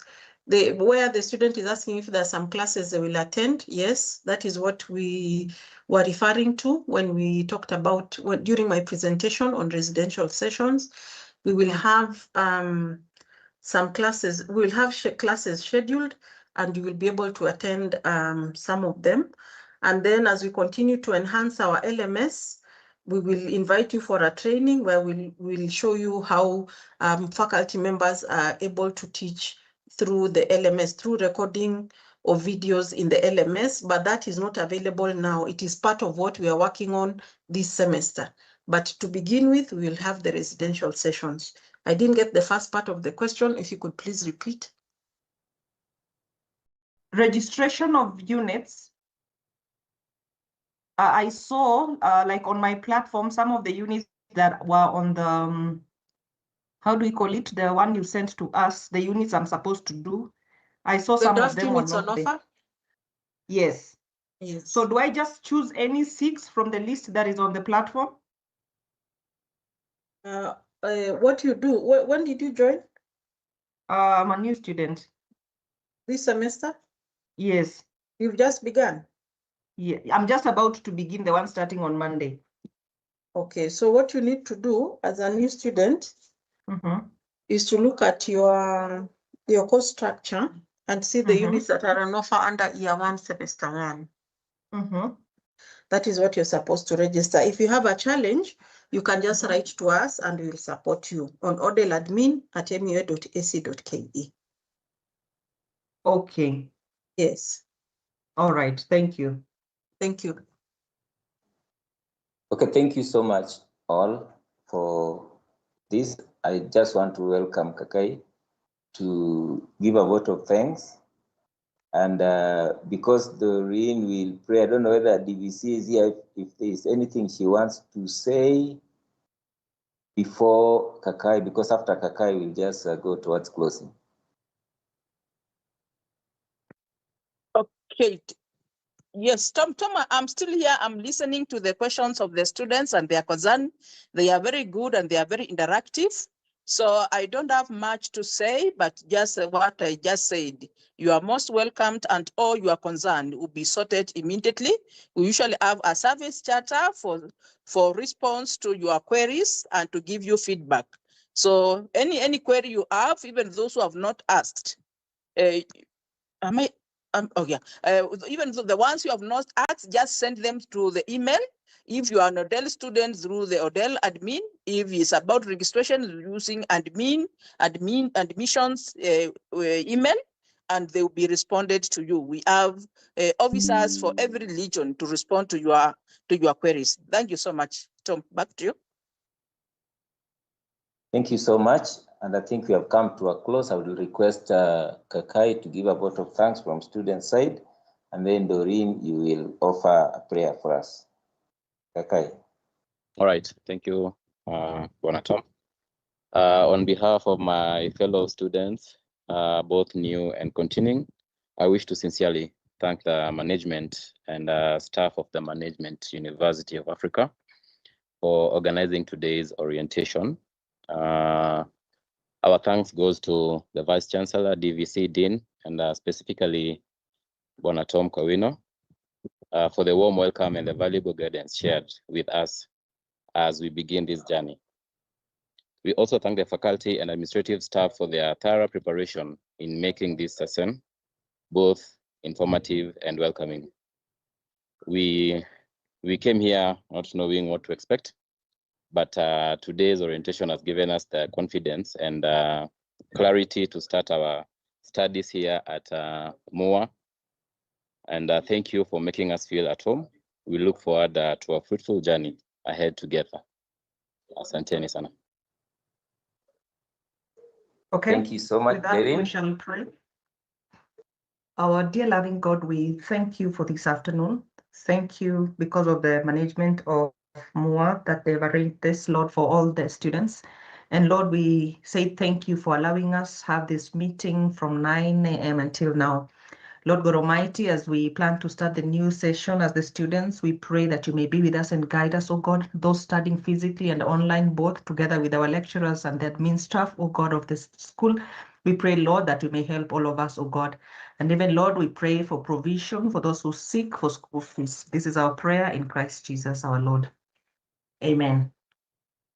Amen. Amen. Thank you so much, all, and I wish you the best during your studies, and also let us meet in class. Bye-bye. Yes. Thank you. And those who are working and you are struggling, don't go for bank loans, go for help loan, GLMishe, with your payslip. Thank you. Prepare you for success. Transform your future with our May-August intake. Welcome to the Management University of Africa, where we train individuals to be great leaders in Africa and beyond. Enroll today. The Management University of Africa is where leaders are made. With cutting-edge programs, personalized mentorship, and state-of-the-art facilities, we prepare you for success. Transform your future with our intake. We offer certificate courses, diploma, undergraduate, master's, or PhD, and professional courses. Enroll today. Welcome to the Apply for the September intake. Join a vibrant community of energetic students shaping the future of leadership. Transform your future with our ultra-modern, state-of-the-art learning facilities. From doctorates to short courses, MUA has you covered. Apply today. Management University of Africa, enabling futures, impacting progress. The Management Africa invites you to